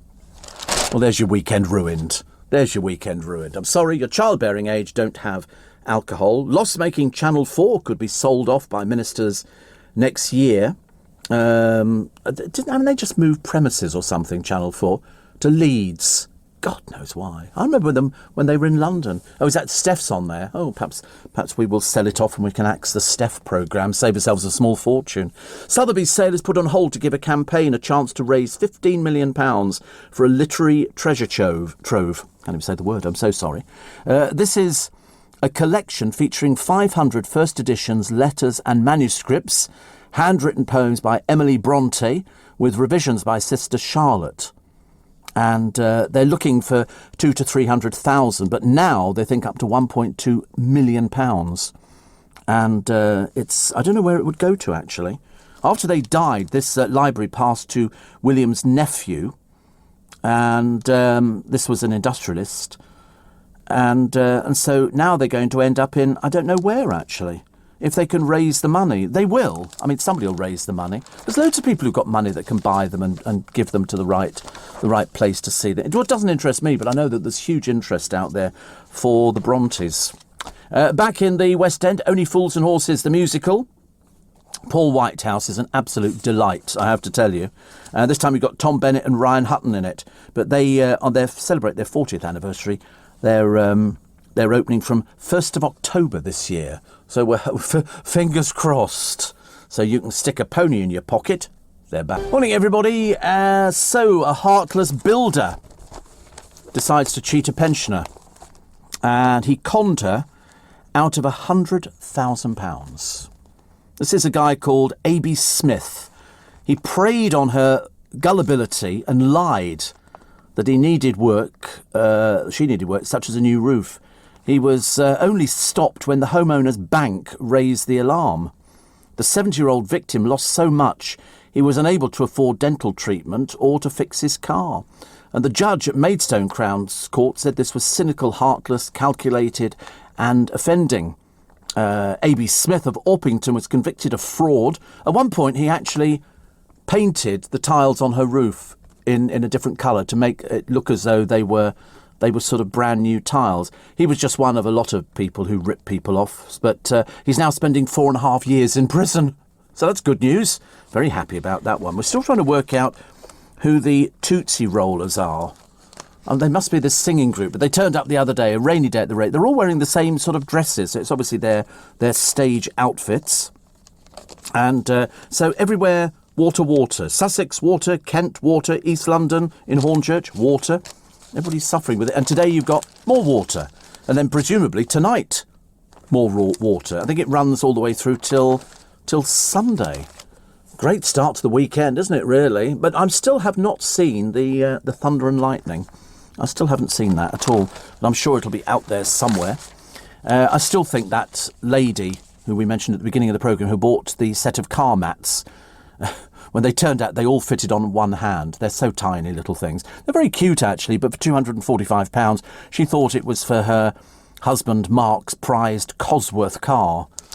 And it's just basically little toy mats. They're quite sweet, but toys nevertheless. A James Bond coin. You ever heard of that before? I've never heard of one. Worth £300,000 is one of thousands to be tested for weight and purity in a medieval ceremony. Because they did a thing the other day, I was watching it. It was one of these pawnbrokers, Posh Pawn or something, on the television. And this woman, was it a woman? Bloke, had taken in a watch. It was a Rolex. And they have people who can look at Rolexes and they can tell you exactly or not if it's genuine. And one of the things that they can tell is by the weight. Rolexes weigh a certain amount, heavy gold. But the strange thing was, I remember thinking, but surely if you were making a fake Rolex, you would make sure it was the same weight, wouldn't you? You'd find something heavy, the metal, because I've seen some fake Rolexes and things like that, which are so unbelievably good now compared to what they used to be like years and years ago, where your wrist would turn green. Not that I ever had one, and you'd pay about 20 quid for it. You can pay £400 for a fake Rolex that comes in a box with all the certificates and everything. You would never know in a million years, unless you were an expert, that this was a fake. You can literally go to, a person, whoever they are, and you would pick a watch out that you like the look of, a Patek Philippe or something like that, and they would get one made for you, which is absolutely identical. And I think I can't remember what they call them. There's a name for them, but they are identical. They don't call them fakes because they're so expensive. There you go. And you look at these. These are fakes, are they? Which is the real one? One of them's real, one of them's not.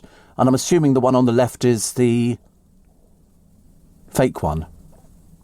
It's real, is oh right, typical. There you go. See, I'm useless. But I've seen quite a few of these Submariner watches, and they're the dials turn and everything else, and they're automatic, but they're about £300 to £400 each. And I think I wish I could remember what the name of them is. But the boxes that they actually come in look like the real thing. And as this guy said on Posh Pawn, he was buying this watch. He said, "I'm buying it." He said, even though normally we would expect the receipt And we would expect the box that it comes in, because there was some woman in New York. Was it New York? Yes, they were doing an antiques roadshow. And she had a whole collection of these watches. And they all came with the boxes and the receipts and everything. And they were worth a small fortune. These things, I mean, I think some of the most expensive watches now run into millions. Can you imagine actually having a watch worth that much on your wrist? I'd be scared to wear it. You'd have to keep it in the bank. Steve, an invite was given to the Queen to visit the White House. It'll probably be the Cambridges who go. Apparently that's upset Mrs. Sparkle, which could provoke more vacuous accusations. She views a genuine Duke and Duchess being on her turf as a threat. I mean, I think the Queen might... No, would she go? No, she won't go. Listen, she didn't go to Ascot the other day. There were too many other sort of minor members of the royal family. Also, the Tootsie Rollers are a cougar-style 40s girl band, very retro, says Sue-Ann. There you go. How much is the most expensive wristwatch ever sold at auction? $31 million. This is a Patek Philippe. It was the most expensive wristwatch. It beat the last one, which sold for $17 million for a Rolex Daytona, once owned by Paul Newman. My God.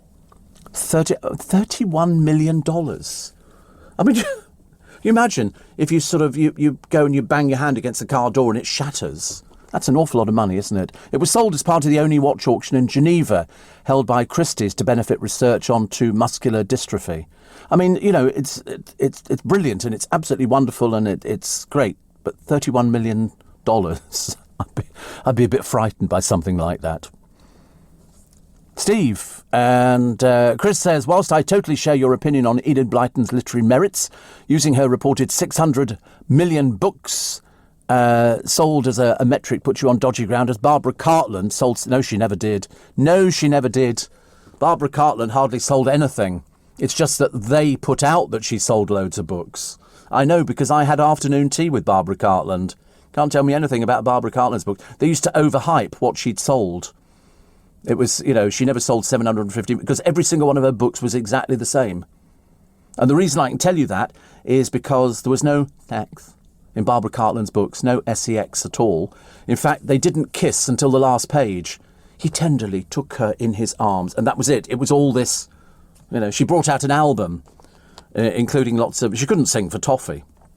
But she was what they called a true British eccentric. But no, she never sold that many books, believe you me. So Enid Blyton still winning. 600 million. 600 million. I bought some of them. This Royal Mint licence to spend, the James Bond coin, the Royal Mint submits 60,000 coins to a panel of jurors for the annual Trial of the Picts, dating from the 13th century. Oh, Lord, I've never even heard of it. Never even heard of it. It could be worth £300,000. Mind you, bad news. I'm sorry to mention Manchester again. Apart from the foraging that goes on, now people from Manchester prove to be a huge flop in bed. How they know these things, I have no idea. Bonks down 43%. On 2019, research has shown on average people aged 18 to 49 had sex 90 times in the year. Oh, for goodness sake, who has sex 90 times in the year? But they're only managing now in Manchester 51 times in the year. I mean, it's a case I would do it tomorrow. Who can be bothered, honestly? Faffing around. Lingerie specialist, whoever it is, says that Londoners racked up 130 romps in 12 months. Well, who are these people? Show me these people. 130 romps. Apparently Southampton came second on 115, and Newcastle... Well, there's nothing to do in Newcastle, is there? 115 people, but London, 130 romps in 12 months. You show me this person. I'll call you a liar. 3 times a week. Lucky to get 3 times in 6 months, I should imagine. God, dear me, honestly. And now we've got all these Scottish fans in. I mean, put it this way, they won't be difficult to pull, will they, a little bit later on? Couple of sherbets. Hello. Like to come and spend the night at my place? Aye. There'll be all sorts of people. Steve, the only watch I have is my phone, or I ask the wife, says Paul. Yeah. Steve, you buy a Rolex, you can get a copy for insurance purposes. Yeah. I mean, I've seen a couple. I've seen a Rolex Submariner watch, which is beautiful, but it's about £400, which of course is a lot cheaper than buying the original. And I suppose if you buy the original, the bank wouldn't, or anybody, if you insure it, they wouldn't let you just walk out with it. Can you imagine just walking down the road with a Rolex? Because people can spot them. It used to be the second hand, that ticked as opposed to sweeping. That's what they used to say. But now they're all automatic. It's all terribly clever. Steve, my brother-in-law, brought a fake Rolex on the way here from Australia. Too dangerous to wear a genuine. Came through Switzerland. Big mistake. Big mistake. No sense of humour. Nearly got arrested and they confiscated the fake Rolex. I can remember, I'm old enough to remember that in Covent Garden they found all these fake Rolexes and Patek Philippe's and everything else, and they steamrollered the whole lot in Covent Garden. They laid them all out in a big long line and the steamroller crushed them all. But if you saw somebody rich, just supposing, off the top of my head, I can't think, say Gary Lineker, if you saw him wearing a Rolex, you wouldn't think, that's a fake. You'd think it was genuine. If you saw the Queen wearing some nice bits of jewellery, a bit down the old High Street there, you wouldn't think it was fake, would you? You would think it was real. When they sold off Elizabeth Taylor's jewellery, she had some fabulous jewellery. Really fabulous jewellery. And it went for huge, huge prices. But if ever she wore anything, you would never think it was a copy. You would think that was the genuine article. If we saw Joe walking down the street with a Rolex on, straight away you would know it was fake. You'd never think that. It's like you see girls walking around the market with Chloe handbags and they're fakes.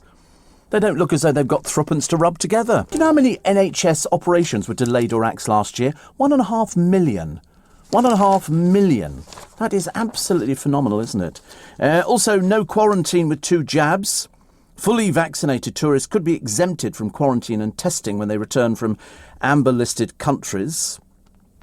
But not before August. Try not to raise your hopes too much at the moment. I know people are so desperate to get away and go and get a bit of sunshine, and we're not getting it in this country, are we? In between all the showers and the thunder and the lightning and all the other bits and pieces. But the Town Hall COVID marshals are doing quite well. They've raked in £1 million so far. On-the-spot fines to businesses which fail to enforce pandemic regulations. I saw something the other day. It was a removal lorry. A very well-known one round our way. And the driver was smoking a cigarette. Now, I thought it was illegal to smoke cigarettes in company vehicles.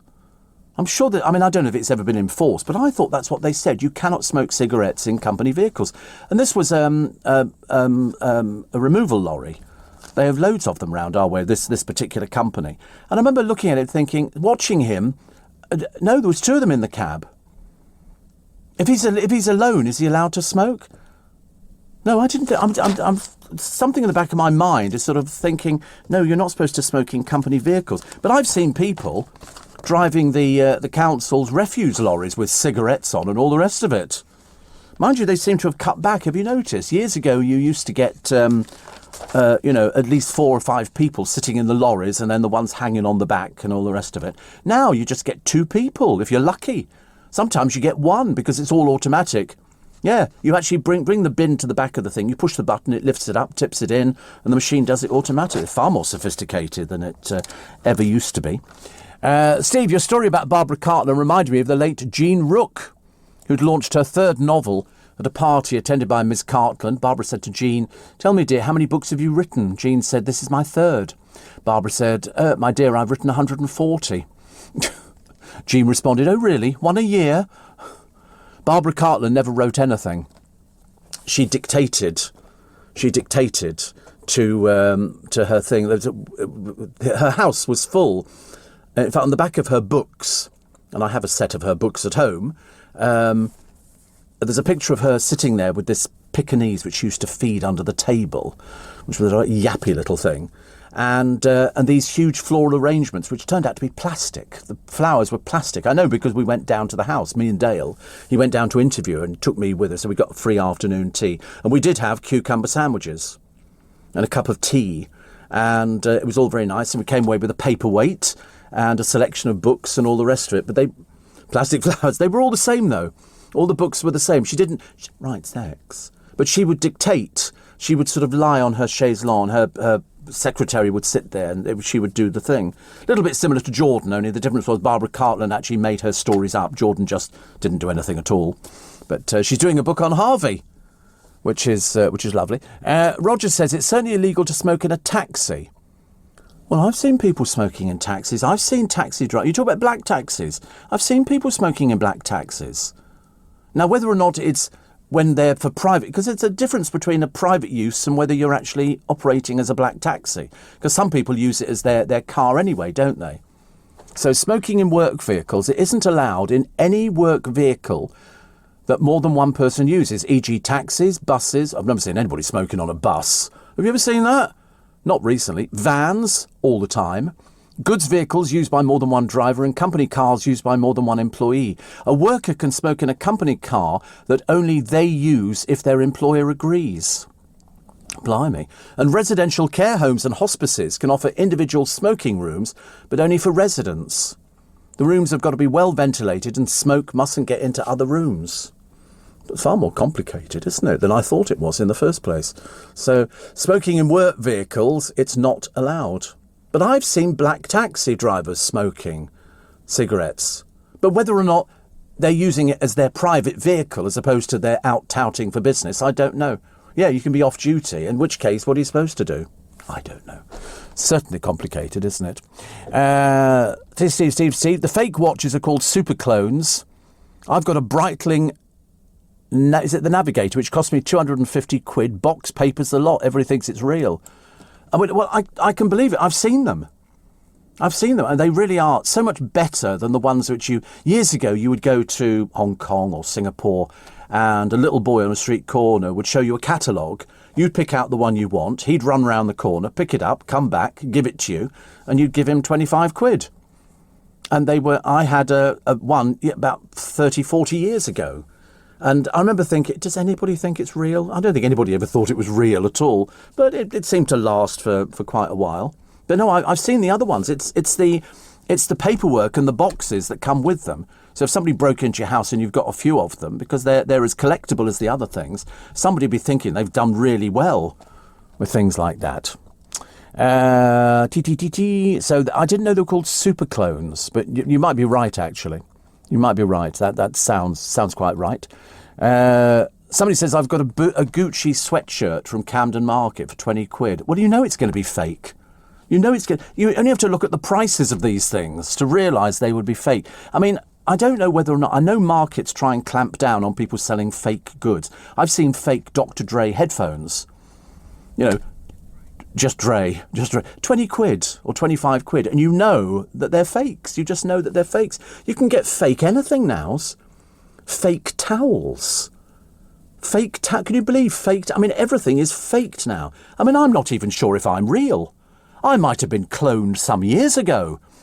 When people... Fake news. We've had fake news. You have fake everything, don't you, really?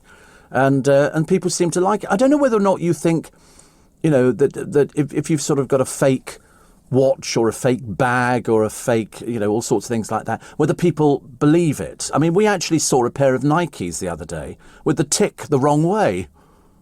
And you think, well, you know, surely that's a fake. But I think the people who sort of buy this stuff, they think that we think that it's real. No, we don't. No, we don't. We think it's fake. You can tell if it's sold in a market, there's a very good chance it's going to be fake.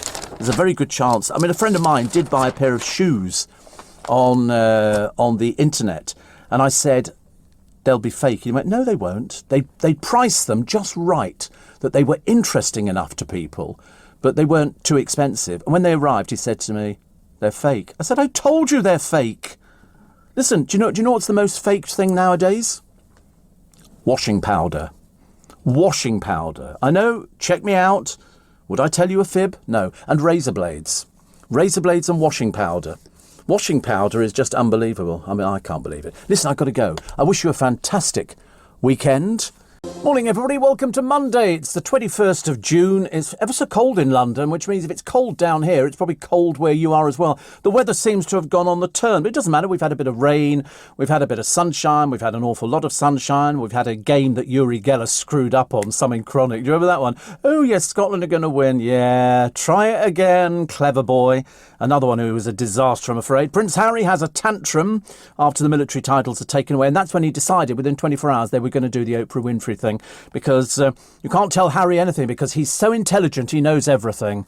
He's really marvellous, but he does stamp his little foot and make himself look a bit silly. Piers Morgan's a wrong 'un, says David Icke, the man who thinks the royal family are lizards. I mean, you seriously worry about him. And then on one of his books that came out a short while ago, he had the very unwise decision to put himself on the front of it stark naked. Again, another sympathy card from Steve Allen. And what else? The Druids. No Stonehenge. No Stonehenge because it's, what is it, 4:45 this morning? The sun will come up, 4:44. So we will remind you at 4:44. That's when the sun comes up, and that's when the Druids assemble at Stonehenge. But not this year. There's also no Notting Hill Carnival. That'll upset a lot of people, won't it? No Notting Hill Carnival. And yet, surprisingly, they've decided to allow loads of other things. Like Wimbledon will go ahead with a full capacity crowd. They've recently had a musical festival with 10,000 people. So how can they have some of them and not other ones? The good news is that having sort of seen the decimation of Leicester Square by the Scottish fans, love them to pieces, and some of them stayed behind and started picking up the rubbish, which was very nice. So, to be honest with you, the others tried to do it, but they just fell into it face down, so there was nothing going on there. And having destroyed our fountain by pouring fairy liquid into it, all very hilarious. It didn't help because nobody won, and it was a draw. And then they had to get back on Saturday because there was a train strike on the Sunday, so they could have been marooned here. I did see one the other day, actually, who was it on the television or something like that? And I remember thinking, good, no, it's in Richmond. Yesterday, Richmond. And I remember thinking, I think you're a bit far from home. You're a little bit lost. But anyway, so a number of them took part in a clean-up. That's a nice thing. Very good, because the rail strike was Sunday and many travelled home on Saturday. I mean, do you think they bought tickets? I mean, there were so many of them. I mean, in situations like that, we were just grateful to get them out of the capital. Because who stands there with a bottle of booze or a bottle of water and then just drops it on the floor? What sort of peasants are they? Mind you, my friend Jordan sent me a little video taken here. He obviously was coming around to see a friend. And above the Italian restaurant, just down this alleyway here, a girl opened the window and got her tits out. Excuse me. And the crowd, of course, who were 3 sheets to the wind and have never seen a naked woman before, cheered and whooped and all the rest of it. Some of them tried to climb up onto the awning of the pizza shop. And you think to yourself, what on earth? I should imagine if the landlord was watching, she'll be out on the streets in about 5 minutes. I mean, really. You know, talk about cheap trash. God in heaven. Happy birthday to Sir Ray Davis. Happy birthday there. And also, what was the other one? Oh, the Royal Mail are rolling out a new uniform for the first time in a decade. Does it make any difference? I don't think it makes any difference. You don't need to roll out... I mean, well, I don't know what it's going to be. Perhaps it's going to be kilts. Or so, I don't know. When they say they're going to roll out a new uniform, see, for me, I just see that as being unnecessary expense. There's nothing the matter with the uniform that they've got at the moment. You know, that's the way it goes. The beauty blogger you've never heard of. She's obviously got an agent because she's heading to Love Island. Dreary, dreary. And the last British soldier from the bridge on the River Kwai has died at the age of 104. Isn't that amazing? Louise, what's her face, her name? Redknapp or something. Still desperate for publicity. She's found so obviously the music career's died on its proverbial. And another day at work for the so-called psychic Ian Lawman. Obviously got a TV series out on some channel that nobody will ever see.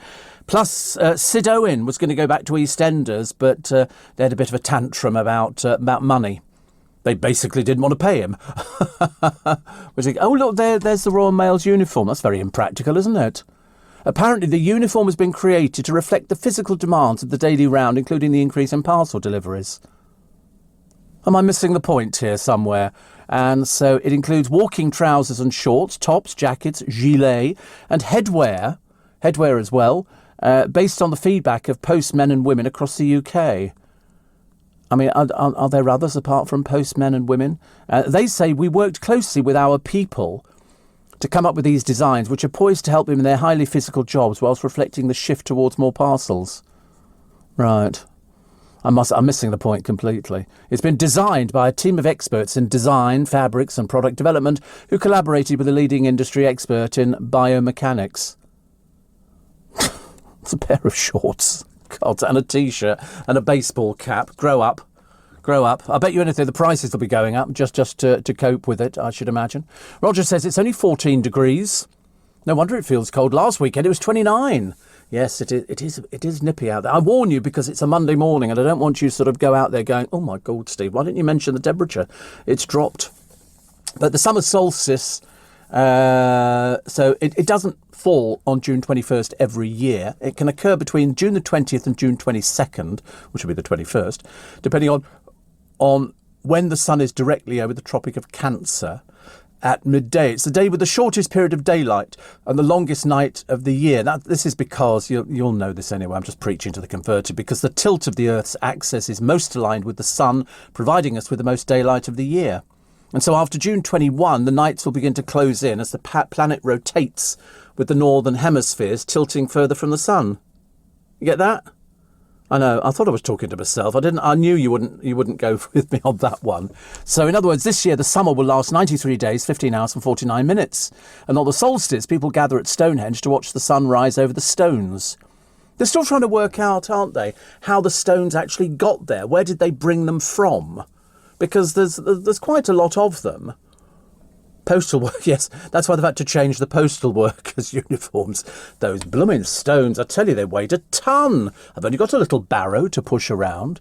So it's a Neolithic site. I think that's quite exciting, don't you, a Neolithic site? I like the idea that we've got the Druids. Unfortunately, due to Boris pushing Freedom Day to July, no events will be scheduled to happen at Stonehenge this year. But don't worry, because it's still there. 84850. Steve at lbc.co.uk. And what else can I tell you? What was Darren talking about this morning? What was it? Living at home with your parents. I know people who still live at home with their parents. You know what? It's cheaper. It is cheaper. Much, much cheaper. Shane in Sydney said it's cold here. 13 degrees. 13 degrees. Which is, as far as I'm concerned, that's actually pretty nippy. And Lawrence, says the first day of summer. Oh, for the rest, Lawrence, for the rest. That's why, for the rest. I'm enjoying it, actually, for the first time in 7 years. I've actually got my weekends back, which is, it's not happened for 7 years. So I thought now at this ripe old age of 40 something, no point. 23% of under 35s still live with their parents. I bet the parents go, I wish they'd leave home.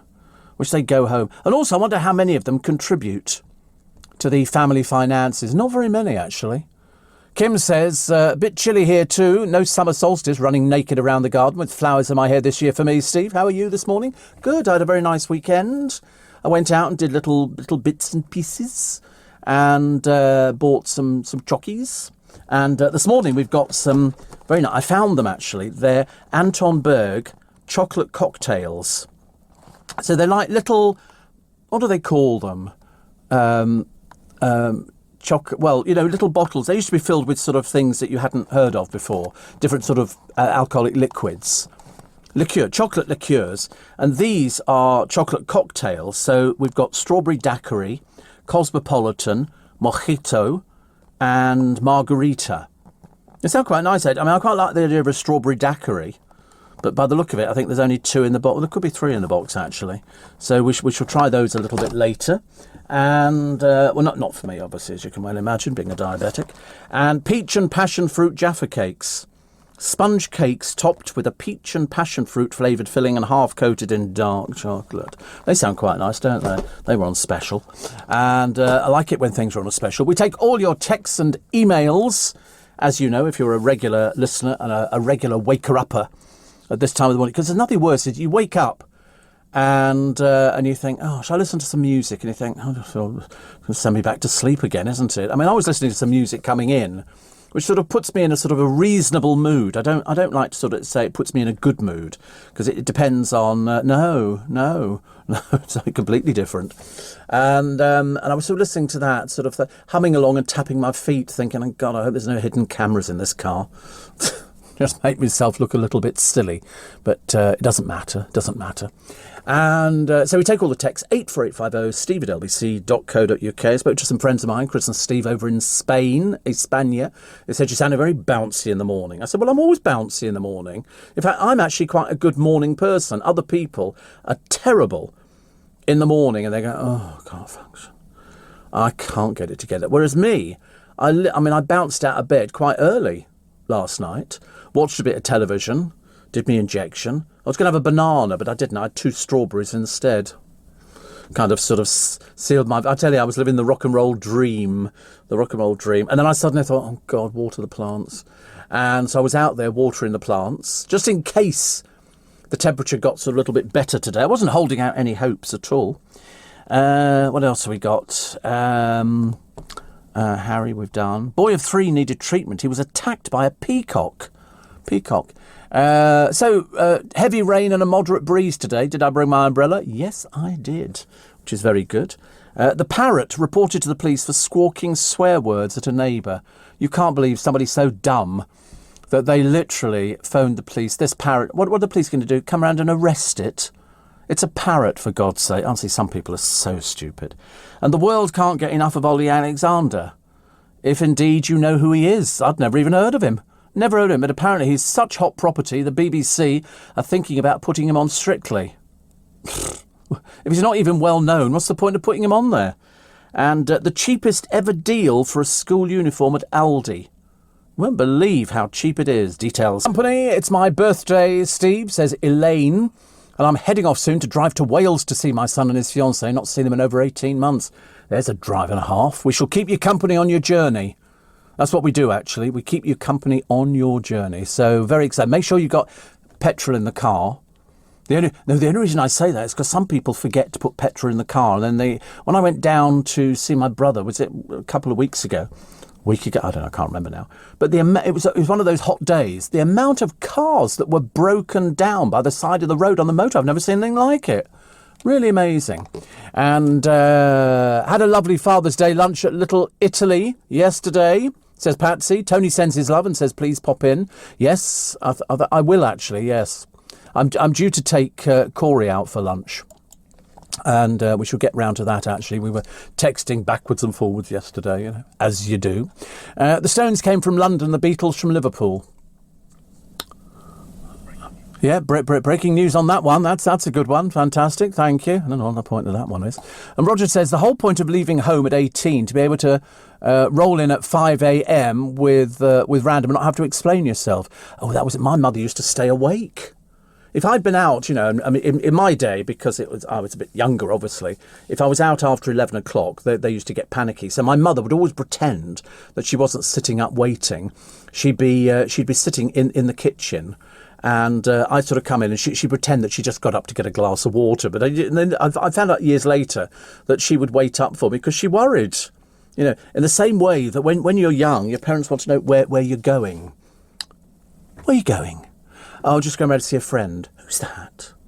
You go, it's my friend Terry. Oh, right. Where'd you know him from? And it was almost like the Spanish Inquisition. Parents always want to know where you're going. And then, so, what would you be doing? And you go, well, I don't know, perhaps we'll sort of stay in and listen to records. In those days, when I think about it, because I had my bicycle, you would cycle miles without even so much as thinking about the exercise side of it or how far it was. And I remember cycling to some friends of mine who must have been about 10 miles away. And you didn't think, my God, 10 miles away and 10 miles back again. You never thought about it. You just sort of stay there and you'd sit down and you'd play records. We were quite happy just playing records. We didn't have many records. We couldn't afford many records. We'd have about 4 and you just keep playing the A side and the B side. So you knew the records backwards. But when I got myself a job at a hotel, as like a little summer job, cycling out there on a Saturday morning, even if it was absolutely tipping down with rain, you would still get on your bicycle. Nowadays, the children wake up in the morning and they would sort of... I wasn't like Basil Fawlty at all. I just went there. I can't remember how I got the job, but it's a hotel that's very famous now for doing hot air ballooning. It's called the Elcott Park Hotel. And in my day, all the food there was boil in the bag. So if anybody turned up and the chef wasn't in, we were able to actually cook the food by just dropping it in the bag. You can find it. They're on the internet, Elcott Park Hotel. And I didn't appreciate just how fab it was. And I can't remember what they used to pay me. It can't have been very much money. But I used to sit on one of these mowers and cut the grass. It was temporarily closed for oh right. Is the site down as well? Oh, shame. But they do hot air ballooning there, and that was but I used to cycle about 15 miles out to this. Looks like Downton. I know, it's fab. It was really good. And all that grass at the front I used to cut on my mower. I used to sit on it and drive. I used to love it. I thought we'd being paid for this. There it is. The Elcott Park Hotel. It was like an old stately home, and it was lovely. And some people turned up one day and they wanted some lunch, so we had to go to the freezer and see what we had. And we did bœuf bourguignon, which is you just popped it in hot water and then took it out and then poured it onto the plate. We got away with it. But it was a sort of house you could live in. You know, it had a lovely big oak staircase that went up. It was all really, really cool stuff. Mark in Romford said, I watched Steel Magnolias on TV at the weekend. Such a lovely film. God, I tell you, they're showing all my favourite movies at the moment on television. Steel Magnolias, because we had the guy in who wrote it. And I can remember being so excited that he came in. He was in town because there was another piece of his that was running. And I didn't realise until he sat down in the studio that the story of Steel Magnolias was based on his sister. That was his sister who died in it, and that's his town where he lived. And I remember thinking, and I then became even more interested in it because I said, so you wrote this thing about your sister. So what had happened was, if you remember if you haven't seen the film, you must get it. It's an old film. It's been out a long time, but it still holds up very well with Dolly Parton. You know, it's an all-star cast. And the daughter in it is diabetic, and she's type 1, and she gets married, but she gets pregnant. And everybody's going, oh, this is fantastic. And the mother says, no, this isn't. The doctor said she shouldn't get pregnant because it's too much of a strain on her body.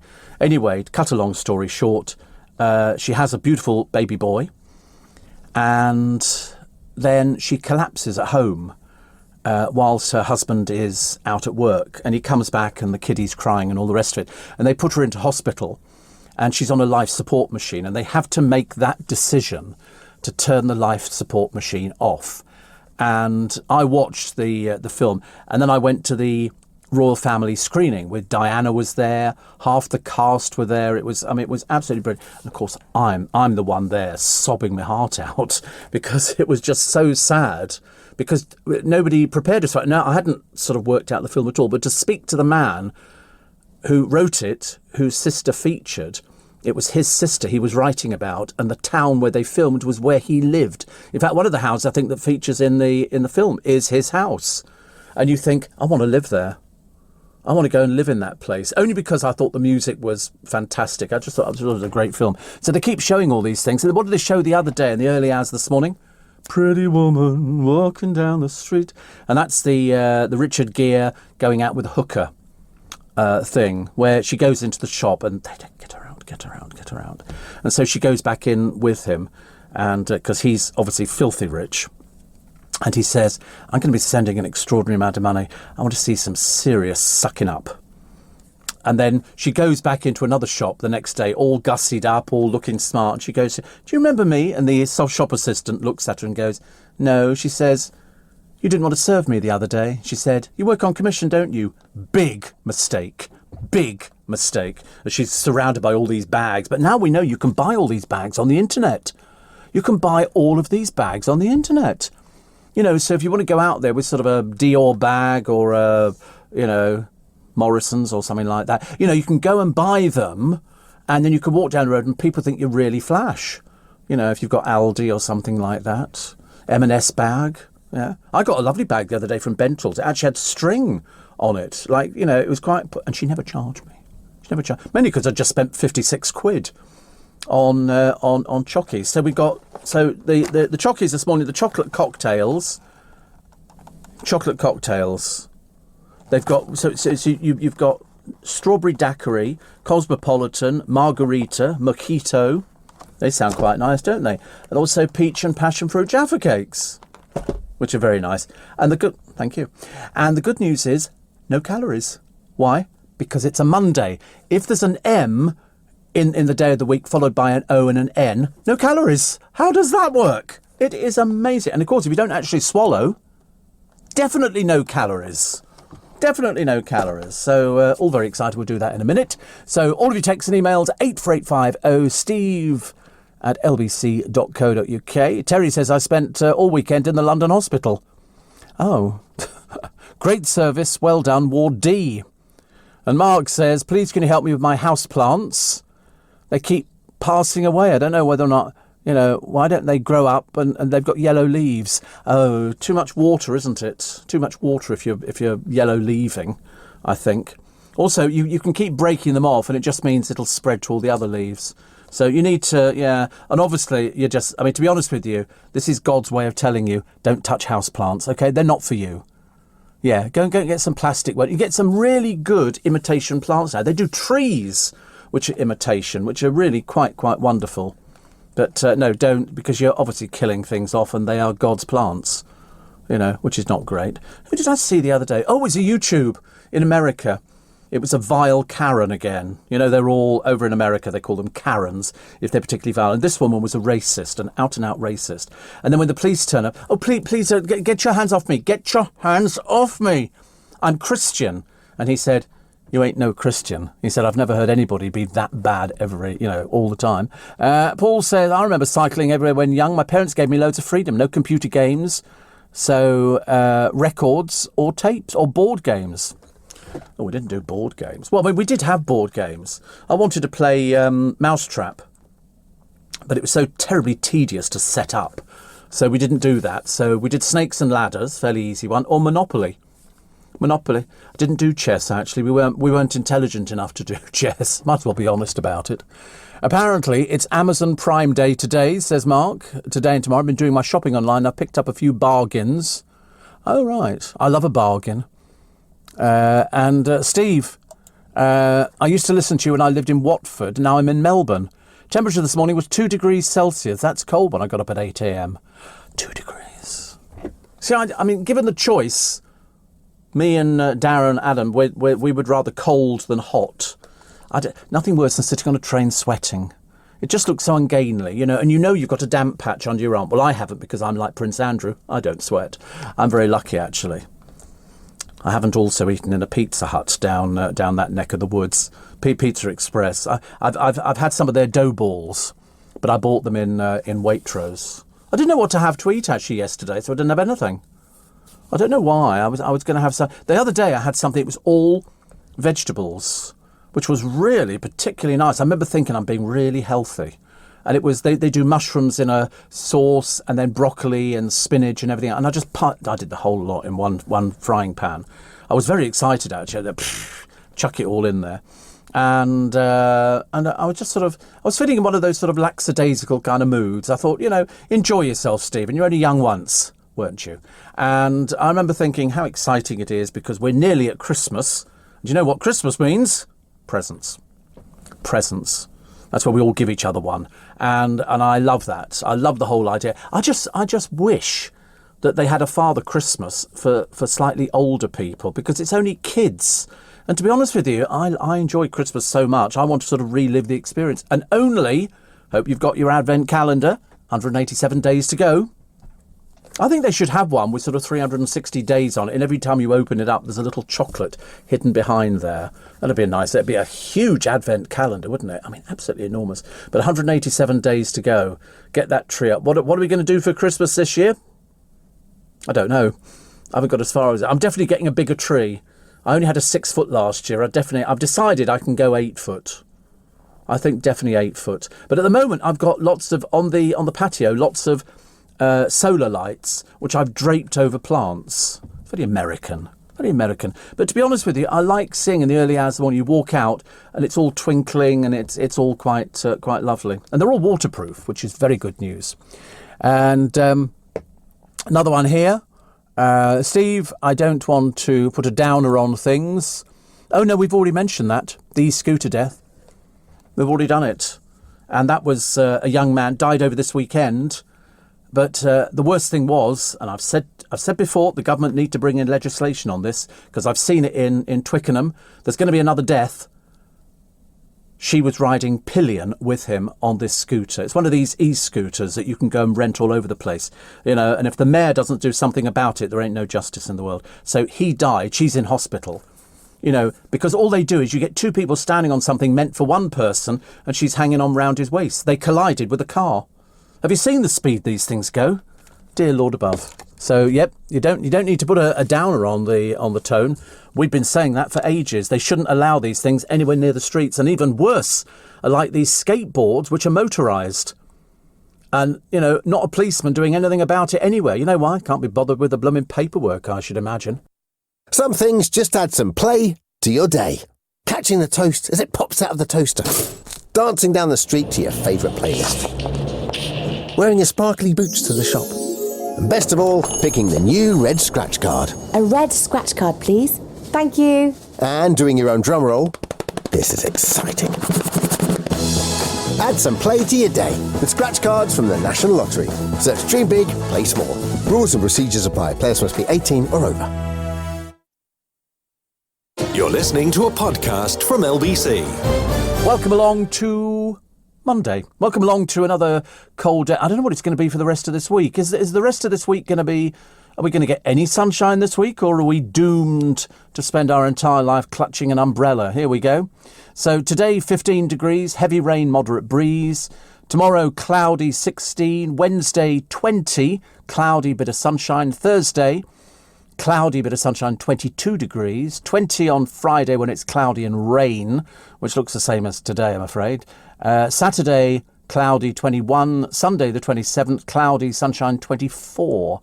And then back to 25 degrees, cloudy and a little bit of sunshine. So this week, you've got today wet and Friday wet. The rest of the time it's just going to be miserable and overcast. And this is supposed to be summer, isn't it? First day of summer. We will tell you about the what time are we doing summer solstice? Was it soon? It's soon, isn't it? 41? 4:41, I think, something like that. I wonder if people. It's already happened, has it? Oh, it's been and gone. How's that worked out? 4:30. Oh, 4:31. I wonder if people went down to Stonehenge. I bet they did. You know what people are like. I bet somebody did go down there, because if did they go last year? Yes, they did go last year. I'm pretty certain. I think so. I don't know why. But it's something. It's part of their religion. So I don't know. Ridiculous, isn't it? 4:31. So there are some people down. I don't know if they actually do a ceremony or if they just stand there waiting for the sun to come up, going, I don't know where. I always think it's like Despicable Me, where those little creatures go, ooh, like that. I'd quite like to go down there, actually. I'm not a druid, but I see no reason why I couldn't be. Listen, put it this way, one of these groups has got to be right, haven't they, come the day of judgment, whenever that is. Thank you for mentioning Christmas, Steve. This reminds me I may need to buy some more baubles. This will, of course, infuriate my wife, but I don't care, says Robin Hatfield. Well, we might be able to help you with baubles this year. We haven't quite fathomed out what we're going to do to make some noise, but I fancied some baubles for Christmas. So we're going to have a meeting this week and see just how feasible it is. Something that you can keep. Oh, there we go. There we go. Oh, there's a live show on English Heritage. Who's he? He's the presenter wearing a really, really bad tank top. Seriously, who wears tank tops now unless you work for English Heritage? And he's got a very obvious earpiece in, whereas most of them, it looks like... And he's got, hello. I don't know what he sounds like. And so is that the live picture next to it on English Heritage site? Isn't it? So it's an English Heritage site, is it, Stonehenge? Wow. He just looks a little bit, okay, yeah, I went to Eton, and here's some of my chums.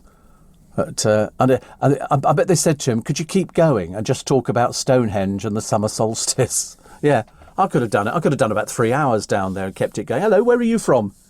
Good for you. Good for you. Happy solstice.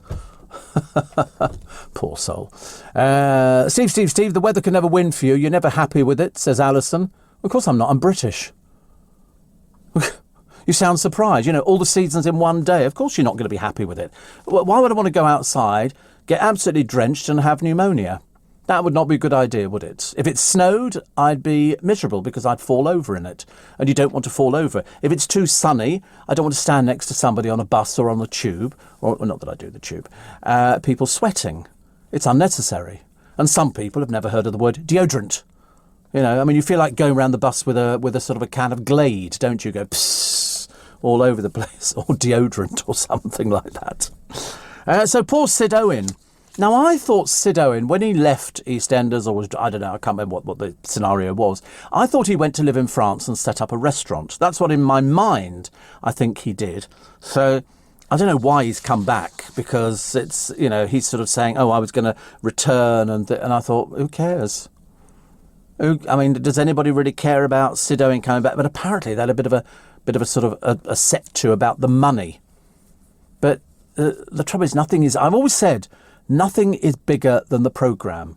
All these people who threaten the producers and the makers of these programmes, say, oh, you need me. They don't need anybody. They wouldn't put Daniela Westbrook on anything now. She's too unreliable, way too unreliable. Kerry Katona, where would you put her? Nowhere. Nowhere at all. I mean, following Pat's funeral, Bianca realises she can't forgive Ricky's latest infidelity. She ends the marriage, forcing Ricky to leave Walford. He then comes back in June for Janine's wedding to Michael Moon, along with Tiffany, Morgan and Diane. Janine goes into premature labour and Ricky sits with his newborn niece, Scarlett Moon, as she fights for survival. Later he argues, I mean, so it goes on, it's so dreary. He becomes Scarlett's godfather at the baptism before leaving with the children again. And so he advises them against taking money from the Beals and offers to train him to become a mechanic. They basically don't want him back. The storyline is so convoluted. So convoluted. So he obviously comes back from this, but he did in real life have a restaurant in France. I'm 99% certain. Yeah. And obviously this day and age, they don't sort of do things like that. But he did, because I remember reading a feature in one of the colour sups, you know, Ricky takes you to his restaurant in wherever it was, De Dogne or something. And very nice indeed, but obviously he's come back and he's looking for work. The trouble is, once you've left a soap, you can go back only a couple of times and then they go, no, it's not really working.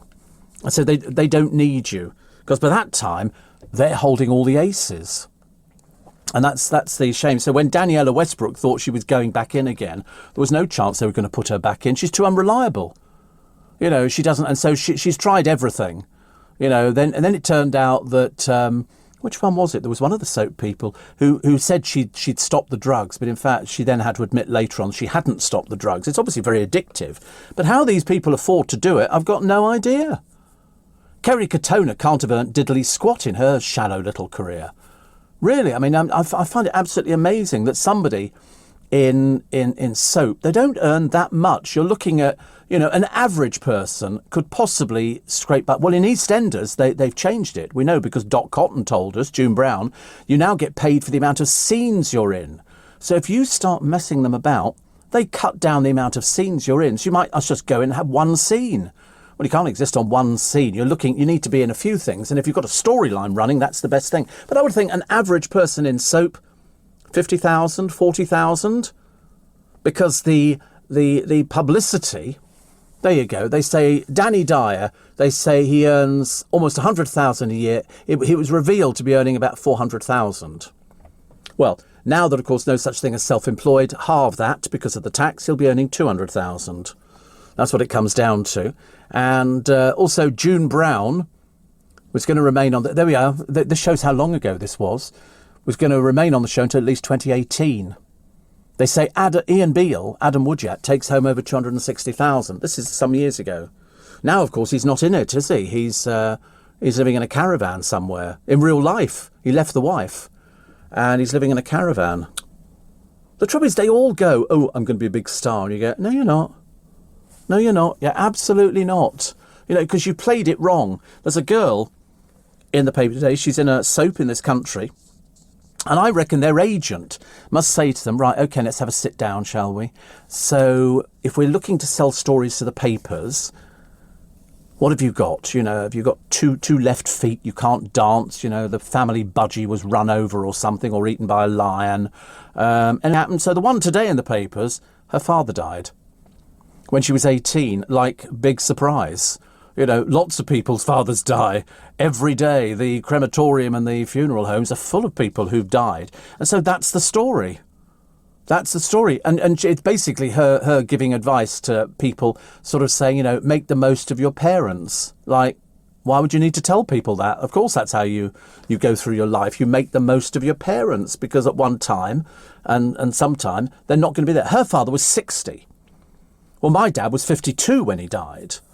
You know, it was as simple as that. He had, we think he only had one kidney. We're not too sure whether he was born with one or he had one removed. We know he went into hospital at some point, but we don't know whether or not, we can't find anything out about that bit. There's a yawning chasm, I'm afraid. My mum died at 62. So I suppose that would be it, wouldn't it? People who sort of, make a living by selling stories to the papers about how, my mother died or my father died or this. I mean, people unfortunately die.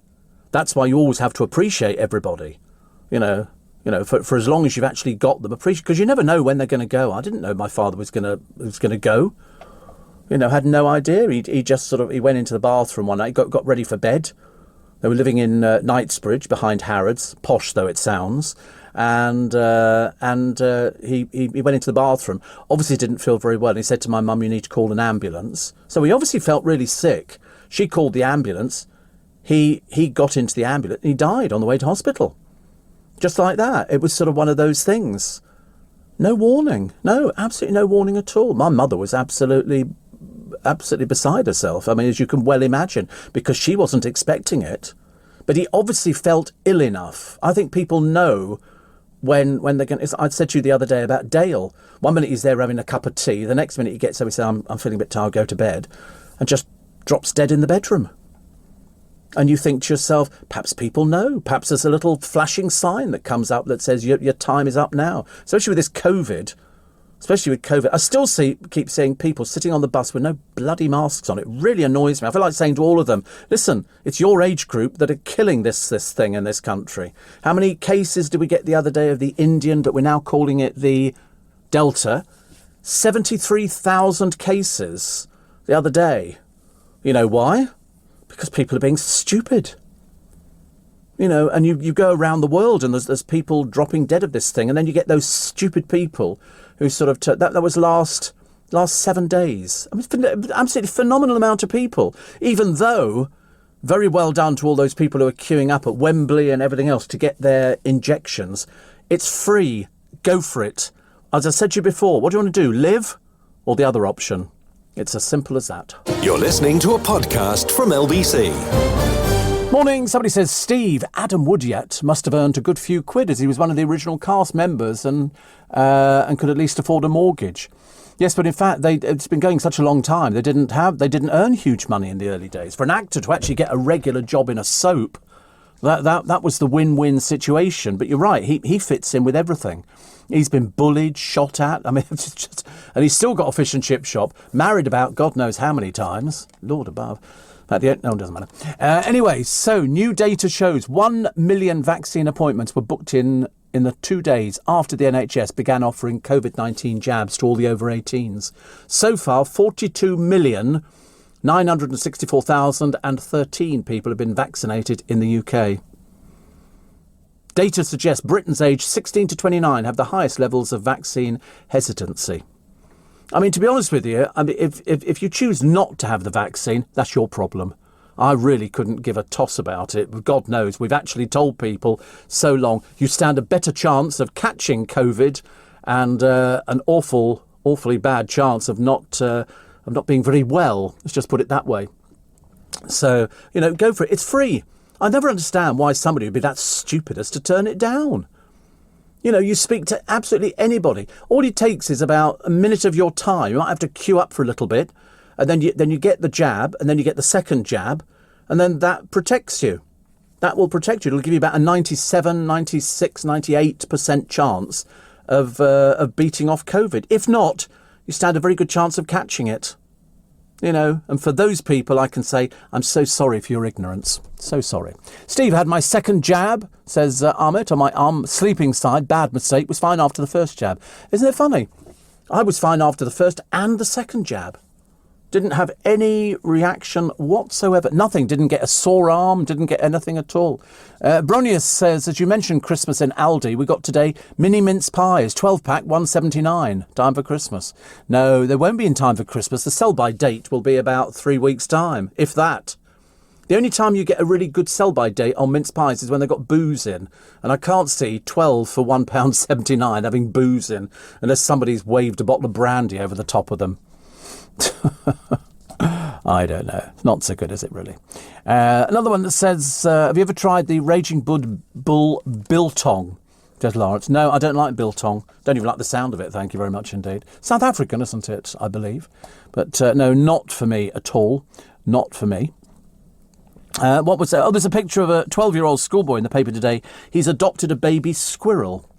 After it climbed up his leg, God knows what it was looking for, and it wouldn't let go. And so they've built a little thing for it and all the rest of it. But they can give you a nasty bite, squirrels, and I don't think you're allowed to keep them as pets, I'm pretty certain. Plus, Jeremy Kyle returning to the screens, not for the Jeremy Kyle show, but they're going to do a documentary explaining where it all went wrong. Because, isn't it funny? One person dies as a result of that programme, and they axe the show. Love Island, 3 people have died already. They've taken their own lives, and yet they're still running with the programme. Why have they not cancelled the programme? They've said that they're going to give them counselling after they come off the show. They should give them counselling before they go onto the show. Why would you risk it? We had that girl who was apparently she used to work for the airlines. She goes out with some bloke on there, AJ, I think, as one of those little sort of, romance. And he then decides she's about the most boring person he's ever met in her entire life. So dumps her on the programme. She practically goes into rehab. And I'm thinking, my God, you're just unstable. These people shouldn't be put on television at all. The stunt. Cops have filmed a man trying to join the motorway on an e-scooter. And you wonder why people are dying on them. It's going to get worse. Oh, and the cheapest deal for an Aldi school uniform. This is including sweatshirt, shirts, skirt or trousers. Whole lot, £4.50. Which is very good value. Very good value for Aldi. But can you imagine what the people making it get paid? A pittance. An absolute pittance. Because if Aldi is selling that, they're selling the sweatshirt for £1. So they're obviously on a profit. So by the time you've gone down from the person who makes it in one of those sweatshop factories, how else can you turn it out for £1? That's selling. So they must be turning it out for less than 50p, I would think. And perhaps they make, 40. I don't know how much they make on these sort of things. But the whole uniform, £4.50. It's the cheapest ever, isn't it? Not very good. Not very good. But, I'm sure mothers will be going, thank God for that. It costs enough, doesn't it, to actually get these school uniforms. Here they all are. Young adults at Tottenham Hotspur Stadium, and good for them. These are the sensible ones. These are the very, very sensible ones. Plus, Michelle Keegan says cheers to her dad as she celebrates treasured family photos on Father's Day. I'd forgotten it being Father's Day. And Holly Willoughby called her father Terry a ray of sunshine. Jamie Redknapp, Dawn French, Rochelle Humes and Rebecca Vardy. Well, Rebecca Vardy will turn up for the opening of a fridge. So no opportunity to keep her out of the limelight, although we're still waiting to see what happens with the Wagathon thing that's going on, the arguments. Not so good, is it? Plus, wait a minute. Here's locals' fury over Clarkson's farm shop traffic jam. Apparently people were queuing outside. Traffic was said to be gridlocked. Some people queued for 3 hours to get a glimpse of him. Amazing, isn't it? He's only 61. Di Davis of a local Facebook group branded visitors idiots and said at the start, such a shame he's decided to call this his home. Total so-and-so. And Maggie Jackman fumed there was nearly a crash at the junction with cars everywhere and 2 police cars. Oh, nothing worse than moaning Marys in the countryside, is there? Listen, be grateful somebody's actually decided to come and live near where you live and annoy you. Because I'd be doing that. Absolutely. And here's poor old Pete Doherty. He's ballooned as Pete Doherty, a bit of a waste of space. Went out with sort of Kate Moss when he was sort of thin and totally uninteresting. The Libertines and Baby Shambles rocker lives in France these days and eats a lot of cheese, as is fairly obvious by his size. The Duchess of Sussex, no, she's not. She's just Meghan. Okay, has given her first interview since her talk with Oprah Winfrey to discuss her book, revealing her 2-year son loves it. He's 2, don't be so stupid. He's 2 years old. Do you like Mummy's book? Yeah, it's about a bench. Riveting, isn't it?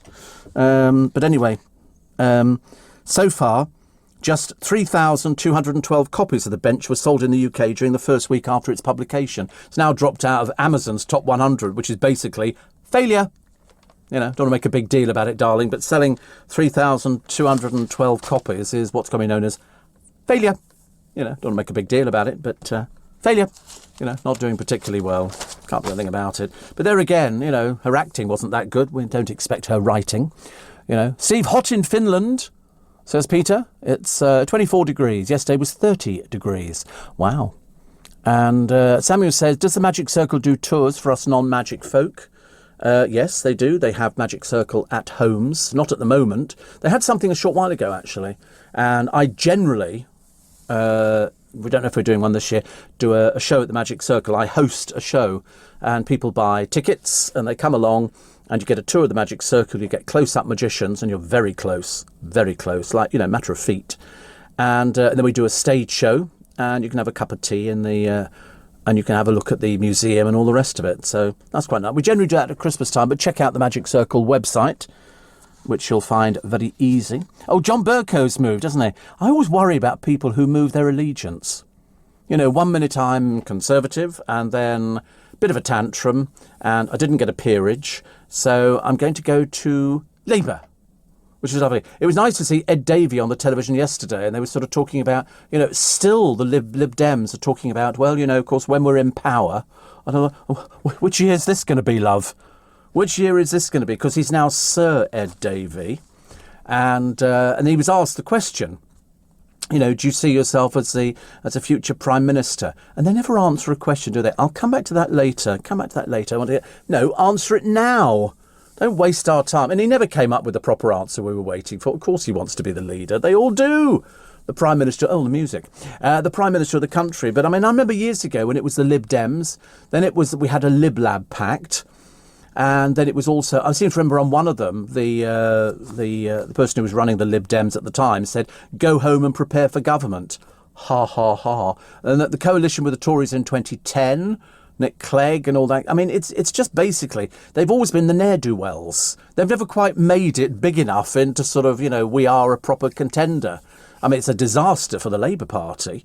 And as the Conservatives have now said, they're welcome to Burko. Absolutely. And he's taken Sally the Burke with him as well. So that's good news, isn't it? You're listening to a podcast from LBC. Welcome to Monday. I know, bursts into tears, terribly depressed, awful weather. Is this summer? Apparently, yes. Are the Druids down at Stonehenge? Apparently not. So another avenue of pleasure denied people. It's not. Perhaps you can do it somewhere else. I mean, does it have to be? Was Stonehenge the only place in the entire country where the Druids could go to? Isn't there anywhere else? That must have been a nightmare if you lived in Scotland. You were a Druid, and they went, "Will you be going to Stonehenge?" I went, "No, can't get down there." And I wonder, really, you know, whether or not there were other places. John says maybe Burko will bring some order to the Labour Party. I shouldn't think so. Well, put it this way, I don't think he'll bring anything to the Labour Party. Have you noticed that Sally the Burke, I mean, she was on everything on the television ever since she posed in a bed sheet.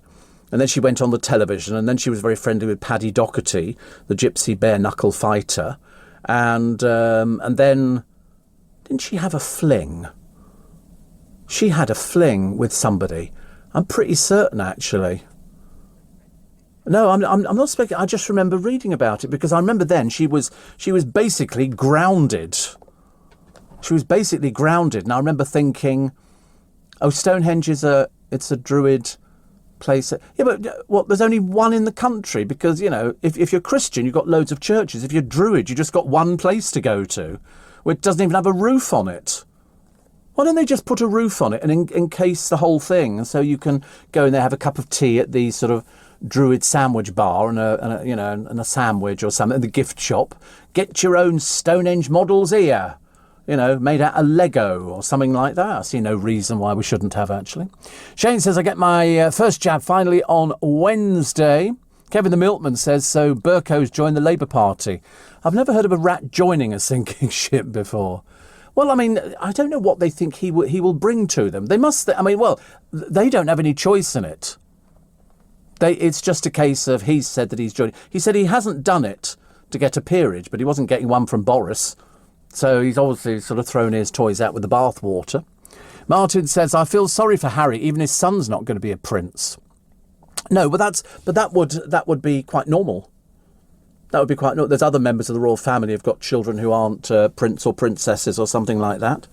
And now we know. I think Harry could be over here already. He certainly has to be here because he has to self-isolate.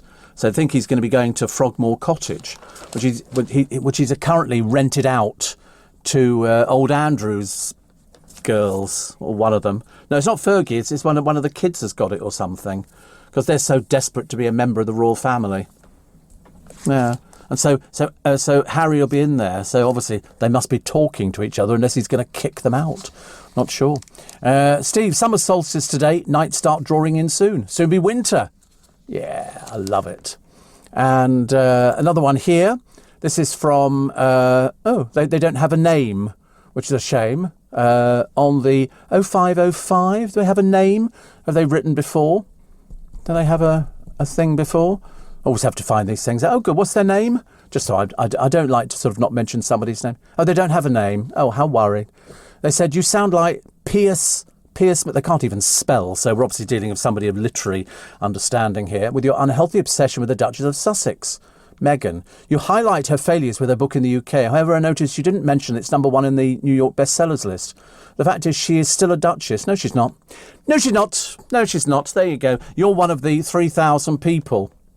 And then she says, I appreciate you're entitled to your opinion. Well, obviously not, because you're a moaning old Mary, aren't you? So obviously you think nobody's entitled to an opinion unless they agree with you. She's not a duchess. She's just a very average actress. The book's a failure in this country. It's even dropped out of the... I'm just telling you facts. I'm sorry you don't like facts. Obviously, you're one of those drippy people who go, we love you, Meghan, we love you. Well, unfortunately, we're entitled to an opinion. But obviously you don't think so. Obviously... Oh, gone. Oh dear, what a shame. Steve, the nights start drawing in, and somebody else feels sorry for Harry. I know. Perhaps Harry will write a book. My downfall within the royal family. Love it.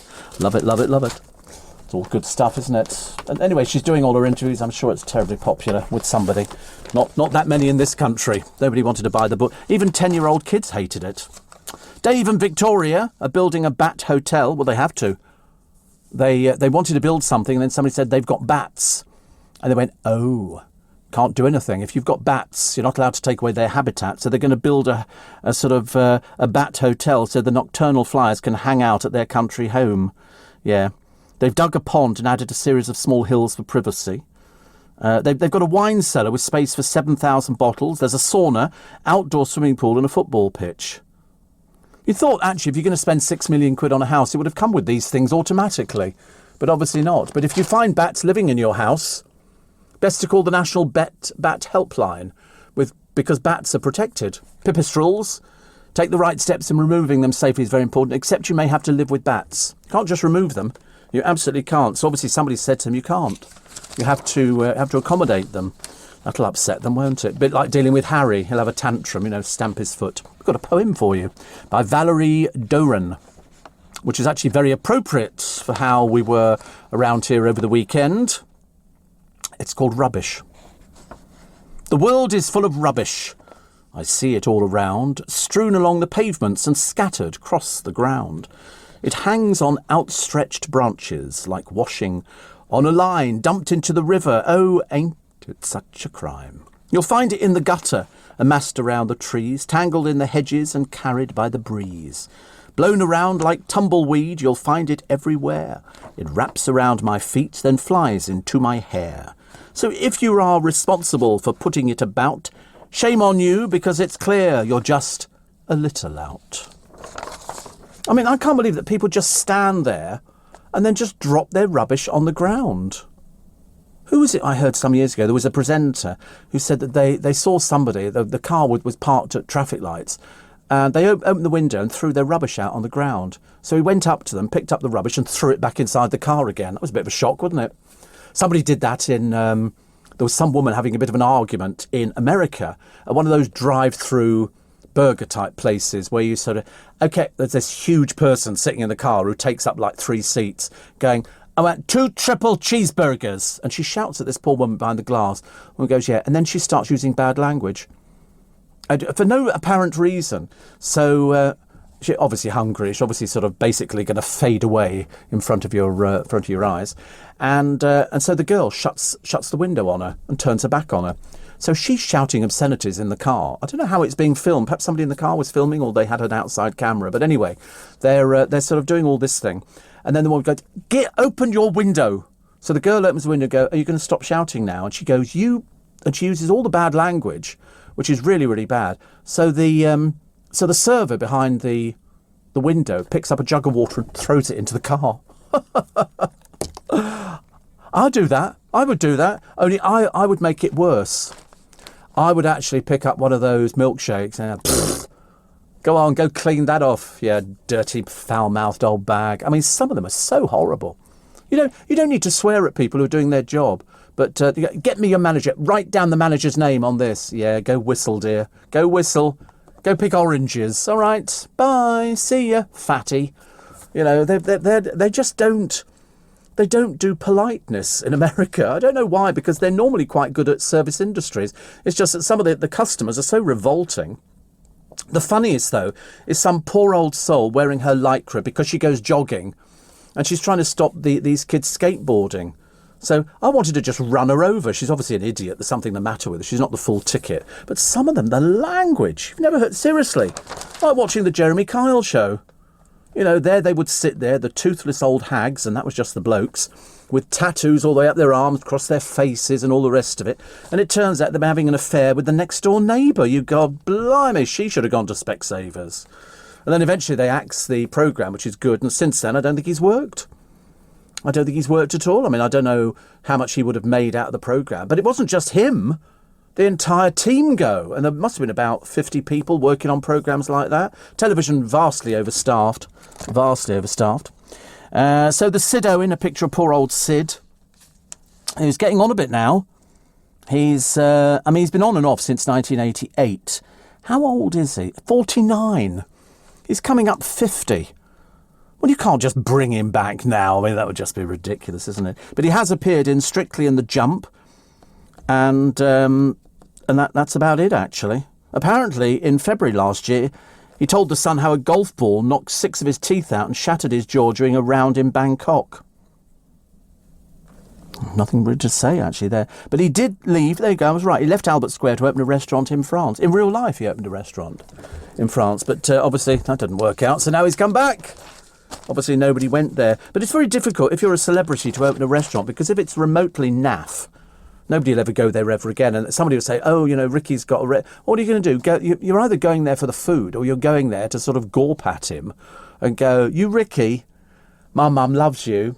We'll have the spaghetti bolognese, thank you, and a prawn cocktail. And that's about as fast as it goes.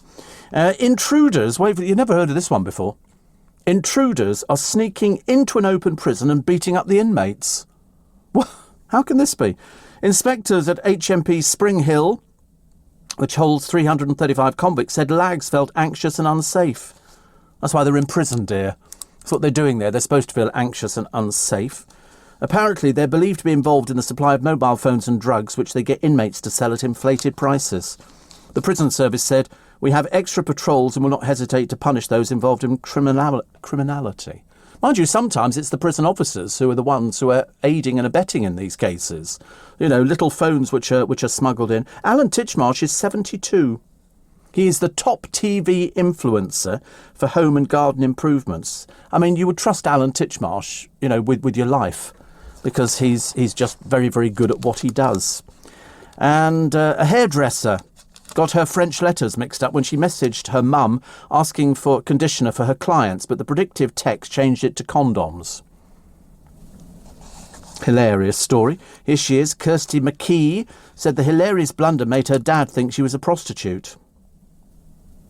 What a deadbeat story. What a deadbeat story. Because she didn't even bother checking it. And the message reads, Mum, can you bring some condoms in this morning? I've run out and I've got clients coming.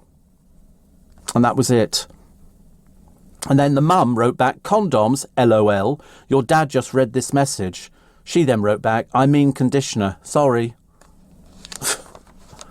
Yeah, lies. What a load of old toffee, innit? Here she is. Neglect, drugs, abuse, lost marriages, bankruptcies, but no pity, I survived. Ulrika Johnson interviews Kerry Katona. Oh, God. No, thank you very much indeed. No, thank you. You're listening to a podcast from LBC. I just looked at the weather outside. It's not a day for a solstice. Not a day for a solstice, I'm afraid. But somebody said no. It's the stone circles, isn't it? Where you can go. But I don't know what being a druid means. But I quite like the idea. The place is full of Steve of stone circles, which is good. And Steve, assuming Prince Harry's on the reserve list when he's in England, perhaps he should be recalled to his regiment, says Richard in Knightsbridge. No, well, he can't. He's had all his titles taken away. There's no chance. In fact, they're not even sure he's going to be talking to William. You know, all this baloney you read about, they've had conversations on the phone. I'm led to believe they haven't. They haven't. Harry, of course, who, you know, is never going to be king or anything like that. There's no chance of him ever getting into any positions like that. Just a petulant child. Petulant child. Steve, I heard about a drive-through Burger King sacking an employee after a customer made an order and told them to step on it. So that's what happened. Yeah, I mean, it's the trouble is, I think in all these drive-through, the Americans do it much better than we do. We've got it, but it's quite difficult to get the car round. So I've never done it. I couldn't get my car round those sort of places at all. But the producer, I'm afraid, weakened the other day, and he went for a sausage and egg McMuffin, and then proudly told me, like I'm supposed to be impressed by things like that. Oh, went for a sausage and egg McMuffin. Because it opens early, doesn't it, over there? Yeah. You'd manage to make it over the square by yourself, would you get an Uber?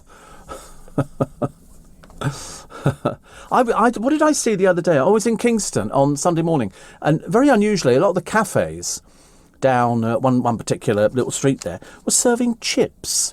And you don't often see chips being served for breakfast, you know, because you can't get them at McDonald's. Well, they're not chips, they're fries. Do you know how many ingredients they've got in their fries? About 14 ingredients in there. No, it's not. Potatoes, last thing on the list. It's got all sorts of things in there. I was quite surprised, actually, at how many ingredients there were. I didn't realise that you could get so many ingredients. I think you'll find it on McDonald's fries. Ingredients. It's horrifying, isn't it? So, please note, our fries can be cooked in the same oil as red pepper and pesto goujon, which I've not heard of. No, there is definitely... So potatoes, blend of non-hydrogenated vegetable oils, predominantly added at the beginning of the potato season. But there was a whole list of all the things, so they've got to remain... They have to have their colour and everything else. I'm trying to think where it was. I read it because I remember thinking, good Lord. So fluffy on the inside and crispy on the outside. But they go limp after a while, don't they? I don't know if you've ever had it go limp. But sometimes you buy it and you think, unless you eat them quickly, they're just going to sag and fall over. Whereas I like hard. You know, if you're going to be buying chips, but they're not chips, they are definitely fries. But you can ask them to make fresh without salt. Because they put salt on automatically and they'll be hard then. That's the one thing they hate, because now it's in the public domain. If you go in there and go, and one French fries, no salt. And if they say no, you just have to go, allergic. I did the thing with the sausage and egg McMuffin, just sausage McMuffin, and they didn't bat an eyelid when I said no egg. I said I'm allergic to eggs. I mean, I'm not, I just don't like them. They're just sort of, if I'm going to have an egg, put a proper fried egg in it. Not something that's sort of round and sort of, you know, it's a burger-shaped egg, which probably fits well. But, I mean, I just quite like and I wish the burger buns were different. I like different burger buns. But there we go. I'm just being difficult. Meghan and Harry played a very sly game, calling their baby girl Diana, thinking she should be called Princess Diana. No, but that's not the first name. It was that they've used Lilibet, haven't they? And so she'd be called Lily. Listen, they're eating humble pie even as we're sitting here, but the trouble is poor Harry is not going to win this one. He ain't going to win it. He thinks he's being really clever, but nobody is going to have to worry about it at all. You know, you just don't sort of think about things like that. It's a case of the royal family have done it their way for years. Charles is going to be the king, and then William after that, and then a few other people. It's not going to go anywhere near Harry, I promise you. A parrot has been reported to the police for swearing at a neighbour. Jill Gregg claims Stephen Davidson taught Pablo, a female African grey, to swear at her. Stephen admitted the 29-year-old bird does hurl four-letter words, but he denied training him to abuse Jill. He says, Pablo swears a lot. I call her mucky mouth. But she's only copying things she hears on the television or around the house. I'm not actually training her to swear at anybody. But anyway, Stephen says Jill, wait for it, here it comes, fell out with him over an extension he planned for his home in Hartlepool. Jill says he didn't like us challenging the extension. It's him we have a problem with, not the parrot. Our sympathy is with Pablo for being dragged into this. Cleveland Police says police have received a number of reports of harassment. Officers are in contact and this is an ongoing matter. Nothing worse than a neighbour complaint. Neighbours arguing over something. So he wants to put up an extension and she challenged it. So the bird swears at her. Listen, it seems fair enough. They both look miserable little so-and-sos. Doesn't bother me in the slightest. Always get on with your neighbours. Once you fall out with your neighbours, you're on a hiding to nothing, I promise you. What's this one? What's this one here? So the Jeremy Kyle show is coming back. People get a bit worried thinking it's actually coming back. It's not. It's going to be a documentary about its impact on the nation. 14 years they had it. 14 years, yes. ITV axed the provocative talk show in 2019 amid scrutiny of its methods after the death of a guest, Steve Diamond. And but I always thought it was. We used to watch it because it was odd people from the community. It used to be on the radio. He did it. He used to do sexual advice and stuff like that. And then they took it on the television. But of course, as with all these things, as with Jerry Springer, if you look at early Jerry Springer shows, it was all nice, cosy. I'm wearing a jumper, and then it turned into an absolute bun fight, where they brought horrible people on and, I've been cheating on you with your mother and your sister and your cousin.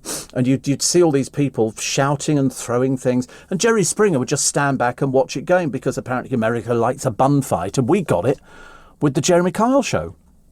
You would see these awful people. Just ghastly. And then all of a sudden the girl would sort of turn out that her boyfriend, who she thought loved her, but you only had to look at him to realise he was putting it about all over the place. And she would then storm off. And Jeremy Kyle would start following and go, listen, come back on. Listen, we'll get to the bottom. I don't want it. And we get all... And we were sort of watching somebody else's breakdown on the television. So eventually, when it goes too far, they then decided to axe it. But then they've had that with Love Island. We had 3 people who have taken their own lives. One of them including the presenter. And they still don't axe the programme. If it had been anything else, they'd have axed it. But they didn't. You know why? Makes money.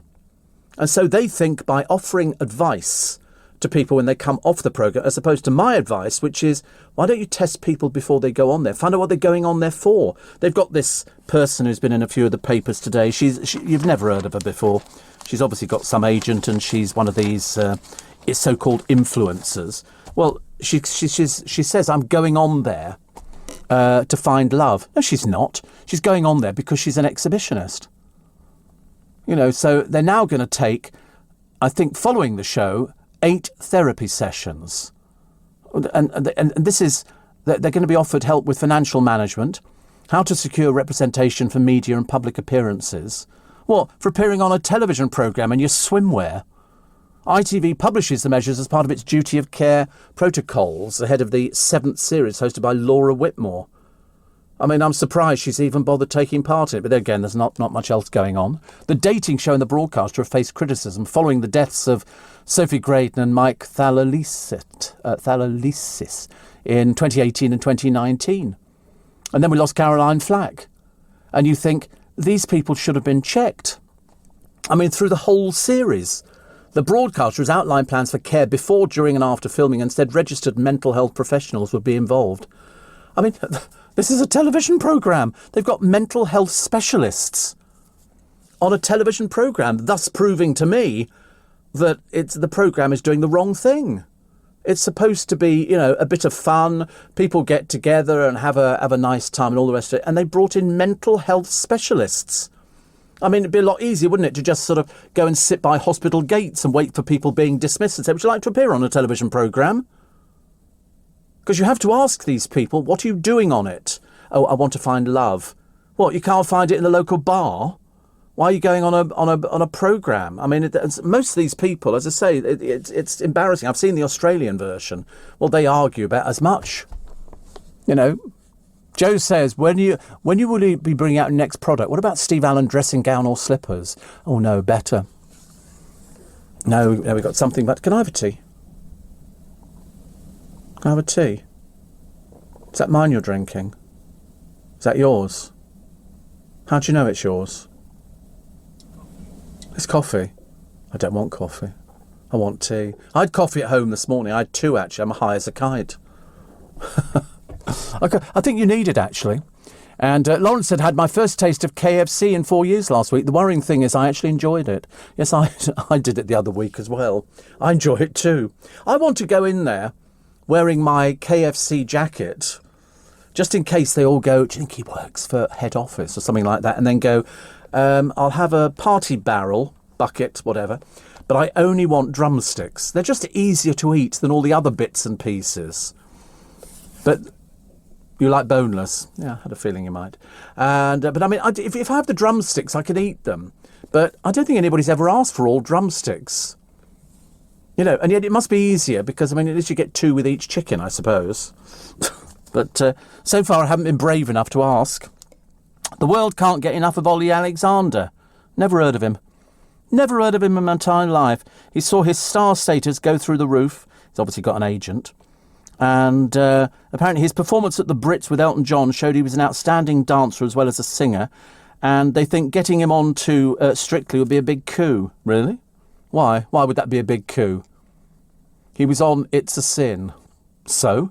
Well, one appearance on the television. Apparently that's going to put him on to Strictly. They said he is everything Strictly loves. Yeah, cheap. That'd be it, wouldn't it? And given his enormous popularity with younger people, well, I asked younger people there, they'd never even heard of him. 3 years ago, he said he would consider a turn on the dance floor if he was given a male partner. Oh, we're going down that route again, are we? It's like we've already seen this with Nicola Adams and Katya Jones, and so it's left the door open for Ollie. And we've seen H from Steps. I'm sorry, is it possible to find somebody, who's a bit more positive of a role model? I mean, so he sang It's a Sin. That's the criteria for getting onto Strictly, is it? My God, it's all gone down the Swanee, hasn't it? So what do you want to do when you're older, they ask. Not that question again. If one thing's for sure, it's okay not to be sure. Because there's education and training in areas you may not have even thought of. From artificial intelligence, to genetics, to aerospace engineering. Get the jump on the skills employers are looking for with a T-level, apprenticeship, or higher technical qualification. Search Get the Jump and see what's out there for you. You're listening to a podcast from LBC. Nice to have your company, Nice. Somebody says, why have they brought Michael Barrymore back? Have they? Or do you mean, why have they not brought Michael Barrymore back? I don't know, actually. 84850 steve@lbc.co.uk. Richard, the lazy postman, says, how do stories like the condoms and conditioner article actually make it to the newspaper? Well, we've got no idea. We were arguing that one a little bit earlier. And Steve, how is Ollie Alexander a negative role model? I didn't say he was a negative role model. You should wash your ears out and listen properly. We said we don't know who he is. They say he's a light for minorities, especially young members of the community often left to work it out for themselves. How many more do we need? Who cares if he goes on Strictly? Well, everybody cares because everybody in the country over the age of 25 will be going, who is he? It's as simple as that. Who is he? And so I think really you must be saying, when you said how have they brought Michael Barrymore back, Terry, have you just got a bit confused? What do you mean? Why have they not brought him back? Well, you know why they've not brought him back. You can't be that stupid, surely. You know, it's over the Lubbock case from some years ago. In fact, I believe that there is a show on the shelf that Michael Barrymore recorded. I'm pretty certain, which didn't get the light of day. I think there's another Strike It Lucky, which they made, and it didn't see the light of day. So we'll have to wait and see, actually. We'll have to wait and see what will happen. I mean, you know, nothing. I don't know where they're going with that story. We were told a short while ago that Stuart Lubbock's father was terminally ill and literally had days to get... Well, he's still with us, as far as I know, and I don't think he's going to get any answers. I've got no idea how they're going to work this one out. I mean, I admit, the trouble is Michael did go a little bit round the bend towards the end of his career. I remember him doing sort of some things which are fine, but you've got to confine it to the television. You can't live your life, you know. I think he was a bit inopportune with various people at the Comedy Awards. I think he was being a little bit rude, I think, which wasn't necessary. He actually could have been so much better and played it better, because it effectively killed his career stone dead. It went from up here to down there. And I think it all happened when, you know, we'd seen him with his wife and the little dog, and then he went to the White Swan in the East End one year and decided to come out. And that's basically what it was. He then came out and it made all the newspapers because somebody in this gay bar decided, I mean, he just decided to tell everybody he was gay like nobody had guessed. It was a bit like H from Steps. I've got something to tell you all. Good Lord, what can that be, H? You can't sing? Go on, do tell us. You're gay. Well, knock me over with a feather. And so it went on. There's a dominatrix in the paper today. I told you, there's a really bad Monday. She spent her £50,000 government COVID bounce-back loan on a new torture dungeon. The sex worker, who apparently earns $200,000 a year charging kinky blokes, has been given the maximum allowance. Well, she apparently lives in a £750,000 house, drives a £60,000 Mercedes. She says, I see nothing wrong with me using the loan service. I pay my taxes. Yeah. What if you told them it's £200,000? She's even VAT registered. She says, I run my firm as a counselling and therapist enterprise. Doesn't sound very much like a counselling and therapist enterprise to me. You're a dominatrix, dear. They had one on the television the other day who was on one of these sexual type programmes. I'm always fascinated that half these people who are desperately unattractive want to go on the television and talk about it. And there was some woman, she was a dominatrix, and her daughter was on there as well. And her daughter appeared not to know anything that her mother was up to. She knew she was a dominatrix. She was about 70. I mean, honestly, a geriatric dominatrix was the kind of thing I just couldn't get my head round at all. Some people like the older woman, and God knows she was old. And they had another person on there who she turned over in a year 6.6 million. And she was basically working from home, performing to a camera. Which, I mean, good heavens, I mean, honestly, seriously, I mean, I must be incredibly naive about these sort of things. I didn't know you could make that much money, otherwise I'd have kept it up. You know, I didn't realise in the early days, you know, I used to drape myself in a bear skin, you know, and roll about on a rug. Yeah, making some noise. And nobody ever paid. Nobody ever... Perhaps that's where I fell foul of it. I should have been charging, actually. Diana at 60. She'd have been 60, Diana. Would have been 60. And there's a piece by Ingrid Seward in The Sun today. Hopeful and happy in one of her last interviews. She says, divorce was hell. Charles and I still love each other. Unfortunately not. He loved Camilla Parker Bowles, and she was always there in the background. Camilla in the background. And that's what I think really annoyed Diana. But of course, Charles, being Charles, would do whatever he wanted to do. And it was a bit of a shame, really. Bit of a shame. So they were posing back in 83. Harry's always teasing William, if you don't want to be king, it doesn't matter, I will be. Well, there's no chance of that ever happening now, is there? No chance. No chance. Harry can stay in America. Nobody cares. The Americans don't seem to bother about them too much either. But over here, they've kind of fallen out. Of course, the next thing will be, very interestingly enough, to see whether or not he speaks to his brother at the Diana statue thing. They're not holding out much hope. Somebody says, I first listened to my teens and now woke up For you again, Steve, in a menopausal panic. Time flies, says Ambrosine. How lovely to share things like that with us. You see, when we were saying Richard the Lazy Postman about some of the stories in the paper, they've run out of ideas. They've done the weather. They've done the fact it's turned cold. We've done the Diana thing. We've done the fact that Harry and Meghan, you know, she's definitely not coming back with him. You know, what do you think the reason for that is? They've said it's because she's just had a baby. But let's face it, they're not working for the next 5 months. Not that we thought they actually did work. But, you know, we'll have to wait and see. Plus, you can get these flexible season tickets from today. I've never heard of these before. So the tickets offer savings on certain routes for those who commute 2 or 3 days a week, which is now more common due to the effect of the pandemic on work. 2 days a week travellers using the tickets could save more than 260 quid if going from Woking to London, 230 from Liverpool to Manchester, and 170 quid from Stafford to Birmingham, according to Department for Transport analysis. Oh, right. I see no end of people who are obviously using fake tickets on the bus, or they haven't got any credit, and it goes blip, blip, blip, like that. And the bus driver just waves them through. Bus drivers couldn't give a 4x. They don't care. The amount of people that get on and say, listen, mate, sorry, I've lost my ticket, especially school kids in the morning. And they go, and the bus driver just waves them on. But I've seen a couple of them.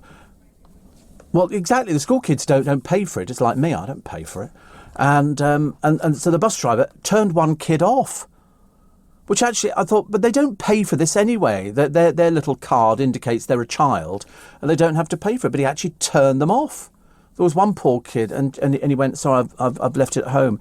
Bus driver said, no, you're not coming on. And I sat there thinking, are you stupid? I mean, I'll tell you the other thing which bus drivers are a little bit remiss on at the moment, especially around our area, is push the thing and it goes bus stopping. There'll be a few deaf people at the back who haven't seen the sign saying bus stopping, so they ring the bell. So it can go about 4 times. Then you get there and you're standing and he opens the front door, doesn't open the back door. The other day they were trying to get somebody off on with a pram, and he was about to drive off and everybody's going, driver, stop! He was a real thicko, this one, I tell you. And they're pushing the bing, bing, bing, bing, bing, bing, bing. You know, I mean, surely they must see you. Surely they must open their eyes. But a few of them, I'll tell you, they used to be so much better a while ago. But, you know, the standards have fallen. Standards have fallen. So the Druids, it'll be obscured by rain. No, well, it won't be obscured by rain. They won't be allowed there. Are they actually turning them away, the Druids? Do you think they would... They're not going? What do? Do they just do it privately at home in the kitchen or something? Well, I don't know. I mean, I'm not sure how it works if you're a Druid. I like to think that you could go down the garden shed and do it. I think that's quite a good idea, don't you? I like the idea we have stuff like that. I think it's quite good. I think if the people who built Stonehenge were sort of watching, I think they would be, you know, really thrilled that people were still carrying on a tradition. I like that idea. I'm trying to find out, actually. Burko says, I was never offered a peerage to defend to Labour. Well, I don't understand why you've left then. I mean, surely, obviously you're not a committed person. Obviously a little bit fickle.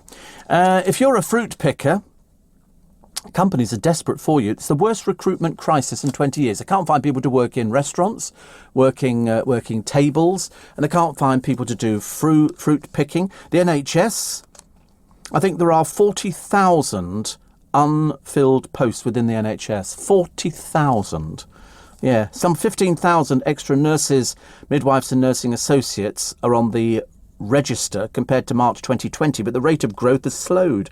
Manufacturing, hairdressing, even lorry drivers, 70,000 unfilled posts. In hospitality, 190,000. When they say hospitality, they mean pubs and stuff like that.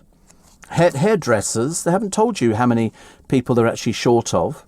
So what they're doing, they're offering, more money to try and get people in to do things. Not good, is it? Campaigners say road signs are being turned into rubbish dumps as highway bosses fail in their legal duty to keep them clear of litter and debris. It's because people throw stuff out the windows.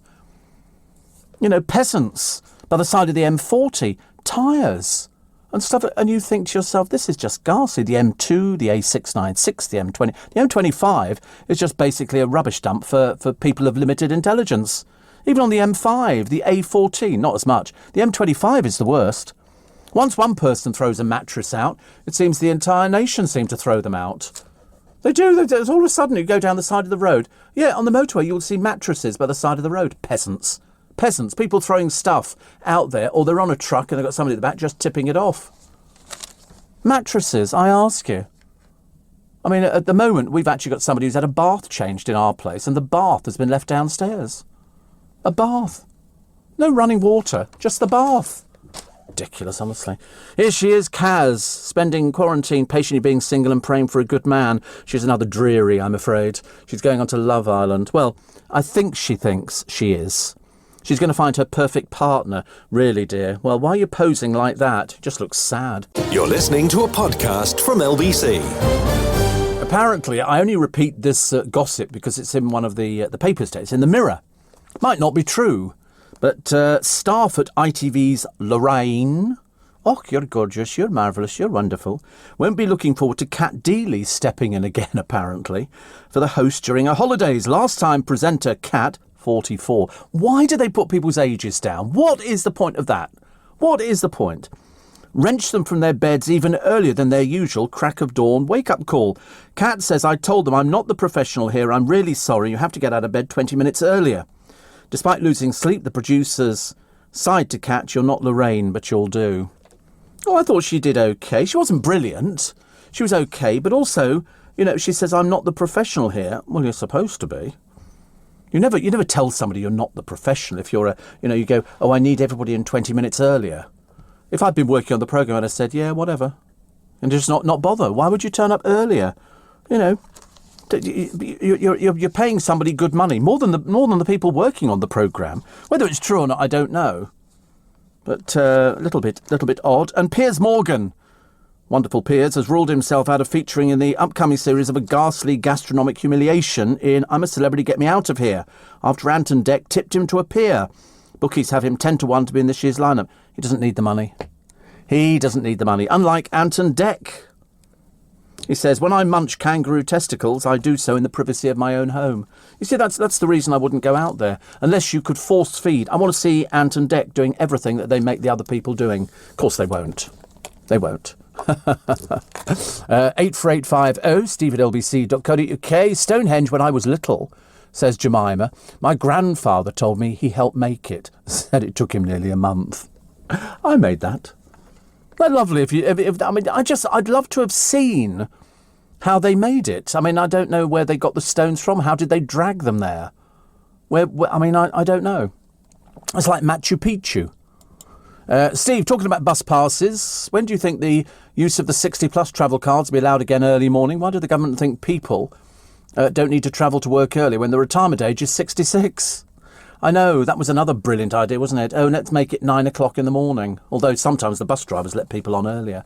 But the card machine is will not let you do that. But the bus driver, they're not going to have an argument. I would. I'd be sitting on the bus going, off. If I saw anybody sitting on a bus with their feet on the seats, I'd stop the bus, turn the engine off, go up to them and go, off the bus. Otherwise, we're going to sit here all day. I'm not having you disrespecting this thing. And some people do, really quite badly. You know, it's like people not wearing a mask. Sorry, put a mask on. Why? I'm exempt. Not on this bus, you're not. Go somewhere else. That's what I have to do. I'm terribly sorry. It's the only way we're going to stop this thing. Listen, if, 42 million people, 1 million the other day, people went to get their thing. You're the good ones. The people without the masks on are the people who are just dreadful. Steve says, John and crew, it just goes to show you how selfish and self-centred Meghan and Harry are. As wouldn't you have thought Meghan would have wanted to come over with Harry to give the Queen an opportunity to see her great-grandchild, seeing as they named her after. I've lost all respect for both of them. They're totally ungrateful. Well, they are. We always knew that Harry was. If he doesn't get his own way, he stamps his little foot. We've seen him having tantrum breakdowns before. But listen, he can stay in America. I don't care. I just want to see him and William chatting away together, laughing. But I suspect it will not happen. I suspect it will. I think they'll do the statue thing, and then he'll tiddle off back to America. I think that's about as far as it will go. Stella, good morning. I trust you are well. And Shane in Sydney said it's the same out here. They can't get fruit pickers. I know we used to have loads of fruit pickers. Oh, I tell you what I saw the other day. You know, we have this troop of beggars around our way. It's a family. Mum, Dad and 2 sons. And they operate either Kingston Richmond or Twickenham. And they sit there with the same sign. It's written by the same bloke who controls them. And they sit on the pavement like that, holding their hands out. They're professional beggars. I saw them the other day rolling up cigarettes and sitting just round the back of Richmond in the doorway of a shop, sitting there at about 11 o'clock on Sunday morning. I remember thinking, oh, that's where they are. That's where they are. And then they go and sit there, and then they have a cigarette break halfway through. They're always holding their hands out in prayer. They're professional beggars. Do not give them money. You know, it's bad enough seeing somebody sitting by a cash point as if you're going to be taking out a £10 note and going, there you go, have a £10 note. Not going to solve the problem. Even the experts say that doesn't solve the problem. Does not solve the problem. Diana, remembering her on what would have been her 60th birthday, all the nice pictures. Little realising, of course, that Charles had eyes elsewhere. Yes, I mean, poor woman. In fact, she even went to the Queen. She didn't know where else to go and complain about it. The Queen said, I know. What can you do? You know, Harry, of course, strip him of everything, send him over to America and stay there. But Diana, she was only young. Charles had played around the field. He'd been with loads and loads of people. And then they were looking for somebody. Most of the people that he was with didn't want to marry him because they didn't like the life. Diana thought she was in love and didn't realise, of course, he was having the fling with Camilla Parker Bowles, who he ended up marrying. And she really thought, and of course, he was fuming because when they went abroad on all of their tours, which they had quite a few tours in the early days, people didn't want to see Charles. They wanted to see Diana. She became so popular. Even today, put her on the front of a paper and the editors will tell you she'll sell more copies. People liked Diana. You know, the only person who's ever died in the royal family where £30 million worth of flowers was sitting in front of Kensington Palace. I know, because we all went down there to have a look at them. Just tons and tons and tons of flowers. Princess Margaret dies, nobody bothers. The Queen Mother dies, nobody bothers. It's a shame. But Diana died, and immediately this outpouring of grief, the like of which I've never seen before. And it would have been her 60th birthday. She had a very troubled existence, as her brother said. She was hounded by the press. The moment it was announced that she was with him, people were hanging onto the side of her car and everything else. And it must be quite frightening at times. Must be very, very frightening. And so most of the other people that Charles had been out with before didn't want anything to do with being in the royal family. They wanted nothing to do with it. I mean, Meghan lasted about 5 seconds. But there again, I think she had a hidden agenda. The others didn't have hidden agendas. They just didn't want to be into the... Oh, look, here's another picture of Kaz again. Poor old Kaz spends most of her time in her underwear. She's looking for the perfect partner. She's 26. She's a beauty blogger. Never heard of you. Never heard of you, love. Never heard of you at all. But she pined for a boyfriend last March. Yeah, I can understand that. I have a feeling you're going to be a bit of trouble, actually. And Piers Morgan has been pulled apart by David Icke.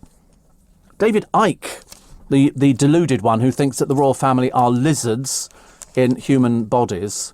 Well, apparently not, no. I mean, the Queen Mother looked a bit suspect at times, but I think that was only on a Tuesday after she'd had a gin and dubonnet. But David Icke claims that Piers Morgan is the one who's deluded and fake, whereas David Icke is completely mad as a barrel load of frogs. He also questioned Piers' journalism credentials. But Piers went on to lash the Leicester-born former sports presenter for his controversial theories. He said, "At least I don't, like him, claim to be the son of the Godhead. Deny the Holocaust happened, think climate change is a hoax and 9/11 an inside job, tell people that 5G masks spread coronavirus and believe an interdimensional race of reptilian beings called the Archons have hijacked the Earth." Oh, David Icke's passed his sell-by years and years ago. Nobody but nobody. He says, conspiracy theoried whack job David Icke sent me a copy of his new book, The Answer, personally inscribed with the words, "To Piers, enjoy my friend." Poor old David Icke. Never mind, love. Never mind. We do have mad people in this country, and you're just one of them. Crackers. Just crackers. Mind you, the other one who's crackers, Lady Colin Campbell. I don't know where they get her from. She's another one mad as a fruitcake. They stuck her on some little watch television thing the other day on the television. I mean, I don't know why they bother giving her airtime. She's got nothing to contribute to anything at all. And especially if you really want to watch her losing her temper, put her in on YouTube. Oh, what a dreadful old bag. Seriously, she thinks she's something special, whereas in fact, she's not. She's not. A fraudster. Have you heard of these people? They take the driving test for other people. So in other words, this one here is Majid Hadidi. He targeted sites in Birmingham, the Black Country and Worcestershire. He pleaded guilty to 10 charges of fraud by misrepresentation. So in other words, somebody would put in for the driving test. He would go along and take the test for them, and then they would part. But of course, they weren't able to drive. Highly dangerous. They say at 10 people he's taken it for at different centres. He's going to be sentenced at a later date, but he's been found guilty. You've never heard of that before? Yeah, people taking driving tests. You sometimes see people driving and you think, you haven't got a licence. You haven't got a licence. Mainly Australia and New Zealand, they don't seem to worry about licences. The amount of people who get stopped and they go, so, do you have a licence, mate? And they go, suspended. All right, so what are you doing driving? I just want to, would you like to accompany me to the station? No. They seem to give them the option over there. Seems marvellous. Oh, look, poor old Louise Redknapp. She went back to Pilates. I don't really know how she makes a living nowadays. She says, one of my closest friends is an incredible Pilates instructor. Riveting. So the musical career's given up on. Now we're trying Pilates. Lovely, dear. It's not going well, is it really? Whereas the old ex-husband, he seems to be really enjoying himself. You're listening to a podcast from LBC. Morning, everybody. Nice to have your company. Welcome to... My golly, it's freezing today. It's not... I wish I brought a coat. I have to go out without a coat and a sort of a leery shirt. But well done to everybody who turned up the other day to go and get their vaccines. We're doing it really well. Unfortunately, a lot of people still walking around without masks on are the idiots who are going to hold everything up. But in fact, I think there was over 1 million jabs booked in 2 days. Now, the social networks are trying to convince young people, I think Snapchat, YouTube, TikTok and Reddit, involved in a new campaign. Listen, it can only get... And even as I look... 42,964,013 and 14 and 15 and so it goes on. People, getting out there to get the vaccine. It makes sense. As I say, what do you want to do? Live? Not live? I mean, it's a no-brainer question unless you're particularly stupid. And in America, of course, they're absolutely fantastic. Absolutely fantastic. In America, you still get the people turning up at the shops going, it's the law, you have to let me in. And they went, no, it's a private shop. Can't get in Costco unless you're wearing a mask or a visor. They won't let you in. It's as simple as that. You can go somewhere else. People go, it's my right to come. In America, you see these stupid people arguing. You almost pity them because they are so dim. And then the police turn up. And then you get these women screaming, don't touch me. They're being arrested. Don't touch me. How are they supposed to arrest them? And the moment they sort of drag their arms behind their back and put handcuffs on, they suddenly realise we're not messing around anymore. Because the language is atrocious. I know the law. I know that there are 2 silly old women who are taking the police to court because they arrested one of their friends for basically obstruction and trespass. And they turned up with a megaphone outside the police station in some American place. They're so thick. OK, we want to put this now. We are suing you. And all of it. America have given out 300 million vaccines and 300 million, really, in 150 days. Wow. Brazil had a bad day the other day. A lot of people went down with COVID the other day. And I'm telling you, all those clever people who think they're really being fantastic, 500,000 dead. In Brazil, 500,000. Count them. Think of all the families and all these people go, oh, of course, it's just a little bit made up, isn't it? You think, I hope to God you don't get it. I hope to God you don't get it. I really do. But to watch these 2 women arguing with police officers, and she'll then go, OK, tell me the law of trespass. What? And he then quotes it back to her. She goes, well, we are suing you and we want this to be put. So can you start writing up now? And he went, no. And basically, they were just stupid. You can't believe... And then you read the internet and you realise that there's some really dim people out there. Really... if you've got somebody like David Icke, breathing air in this country and thinking that the royal family are lizards. I mean, he really is off his trolley, isn't he? It's a bit sad today. A little bit sad when you sort of read about people... And we give them publicity. It was like half the characters on the Jeremy Kyle show. I wasn't actually sure whether or not they were just made-up people or somebody had gone round smashing their teeth in so they could appear on the show. Because, it was obviously a requirement to have tattoos all over your face, and that was just the women, and no teeth. You know, if you had one tooth in the middle of your head, you were considered a good contestant. But they're getting as bad as that on the game shows. I mean, the game shows now but there's so many of them, even I can't keep up with them. And I was a big fan of game shows, but they've now cheapened it. So I actually prefer the ones with the comedians on, who are sort of funny and witty and things like that. Not just some people who've obviously done every game show under the sun, and it's a bit tedious. You know, I mean, there's like any old Tom, Dick and Harry doing game shows now. I mean, and yet you've got Anne Robinson starting that week today. I think they must have started filming already. She's doing Countdown.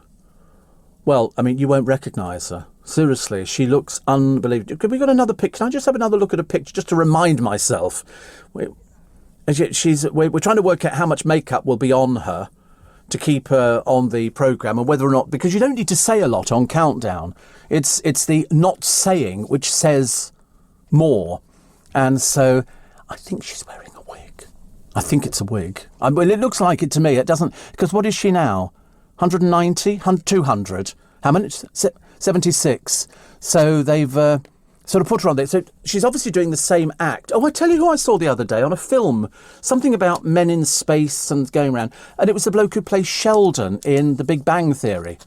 Exactly the same. You knew it was Sheldon straight away, as he was playing himself. But Anne Robinson, new host of Countdown. First female host, which is good. I mean, is that the best we can manage? An old woman who's 67. I mean, 76, sorry. Des Lynam, Des O'Connor, Jeff Stelling, Richard Whiteley, Nick Hewer. Then they had Colin Murray standing in. Well, he just couldn't be bothered. He didn't bother dressing for it or anything. Robinson, supported by Susie Dent. I like Susie Dent, actually, and Rachel Riley. So it'll air Monday, June 28th at 2:10 on Channel 4. We'll have to watch it. We'll have to watch just to see, just because it's one thing having a picture taken on the programme. It's another thing presenting it, because television is very they might have to do a lot of editing. They used to on the programme she was on before. Lots of editing, real lot of editing. Yeah, because she's not naturally funny. Weakest Link, they had to sort of stop the filming and go, OK, this will be a line. And they'd give her a line to say. Exactly the same as Joan Rivers. She came to LBC years ago and she brought her scriptwriter into the studio. And so the person who was interviewing her would ask her a question. The scriptwriter would be feverishly writing something down, give it to her. And she, seriously? So I want one. I want a scriptwriter. I mean, on some of these programmes in America, like Friends and things like that, they would record in front of a studio audience and they'd say to the audience, they didn't get a great laugh. They go, did you understand that? They'd go, no, in which case they'd stop filming. The scriptwriters are quickly having, try something else, and then try it again. I mean, I don't know how many programmes on the radio have scriptwriters nowadays. Probably hardly any, I wouldn't have thought. I could be quite funny if I had a scriptwriter. 24 writers at every recording of Friends. 24 writers. There used to be, in the Hollywood studios, there would be writers there, and they would be looking for comedy lines and things like that. They're looking to make sure the studio audience got the gag, and if they didn't get the gag, they would have to record it again so they got the gag. They're obsessed with writers in America. You know, Bob Hope, he used to have an army of writers because he had to be funny. When he played the London Palladium, the whole 2 front rows of the stalls were taken out for his cue cards. So I tell you, there's a lot of gossip around today. Steve, when I used to travel on the buses and saw somebody with their feet on the seat, I'd ask them, do they do that at home? Most of the time, they would take their feet off the seat. Some would just ignore me, says Sandra. Yes, I mean, because they're ignorant. I've actually taken pictures of people. When I used to travel on the train, people putting their feet on the seats. And I see them sometimes. I walk through the train in the morning. I will see workers, you know, dirty people, dirty people, camouflage clothing, holding a workbench or something, or a drill, and feet up on the seat. And I always make a bbig noise when I go past them, just to know, you know, you're dirty.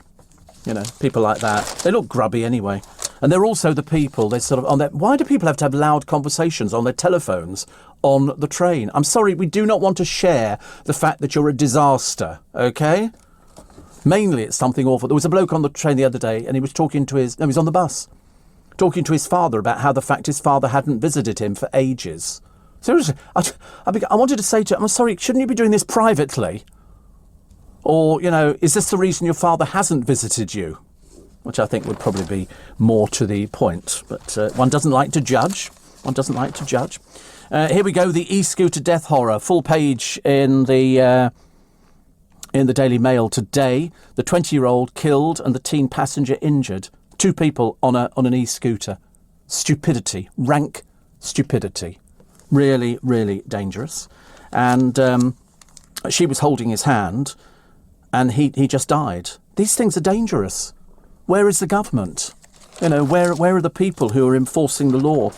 Diana. An engaged lover, a sudden change of plan, and from her close aide, the shock claim, landmine now cost Diana her life, and so we go on. And then you've got, it just goes on, doesn't it? You've got Dodie's friends, and then you've got Paul Burrell, who can't keep his little mouth shut, can he? Oh, my goodness me, singing like a canary. Diana called me her rock. No, she didn't, dear. No, she never did. Tell me where that was. Was it privately, or have you just made it up? Very difficult. Steve, train passengers. Oh, so this is what LBC are going to be talking about today. Saving this hundreds of pounds. So expensive. Steve, I'm off to visit Turner's House, an art exhibition in Twickenham on Wednesdays. It's in your manor, St Margaret's. Could you recommend somewhere nice to eat or drink? No. And I don't like to sort of recommend places to eat and drink. Because otherwise, if somebody goes there and they don't have a nice time, then they're going to come back and go, oh, you recommended this and it wasn't very good, so I don't know. I always think Spudger-like's fairly popular, but we don't have one of those. There's a few sort of places around. There's a little place in Twickenham. I can't remember what it's called, actually, but it seems to be busy all of the time. And it's a little place, which is next to the fish and chip shop, which is next to Barclays Bank. And because they've closed down, Barclays Bank's all over the place, we have a queue outside Barclays Bank every day. None of the other banks, you can barely find Lloyd's open. And the rest of them sort of muddle along. But Barclays Bank, there's always a queue outside there. Odd, isn't it? I wouldn't want a queue for Barclays Bank. I've never been with Barclays. Have you been with Barclays? No. Which bank are you with? Are you with Bank of... Starling? What God's name's Starling? I've never even heard of it. Oh, it's an online banking. Is it really? Based in where? Guatemala or something? London. I've never heard of it. Starling, who are you with, Kieran? Nationwide. Oh. Oh, that's a building society, isn't it? Oh, right, okay.